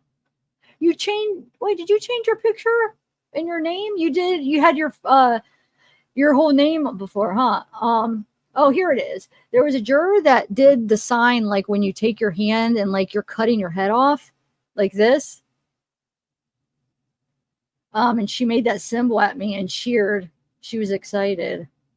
Oh, so you're saying a juror went to the sentencing? Are they allowed to do? I guess. Wait, she did that like outside the court, Corey? Because you said she cheered. So was it like outside the court? Wow. You got to send me some more emails. Tell me about all the stuff you saw.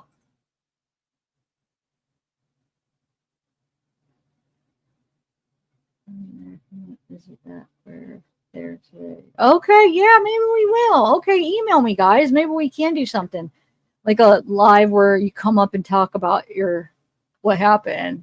Email me both. Anybody that was there, email me. Maybe we'll set something up. Yeah.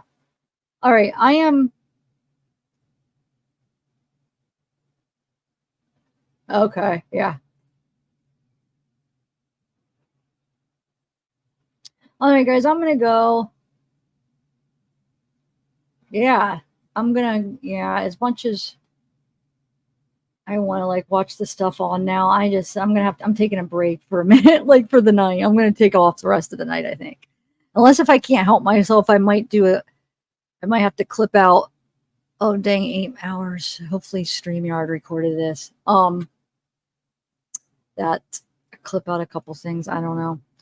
All right. Bye guys. Good night, everybody. Thanks again.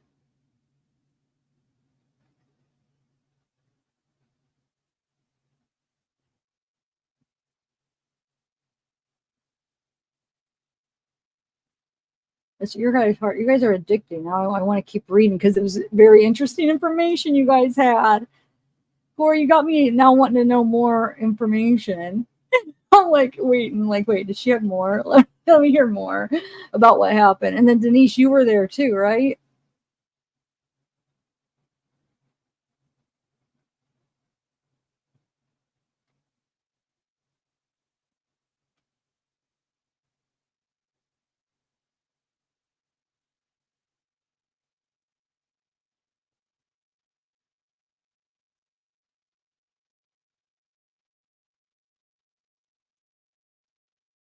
Sorry, I'm going back through. All right, I'm gonna go for sure now. Bye, everybody.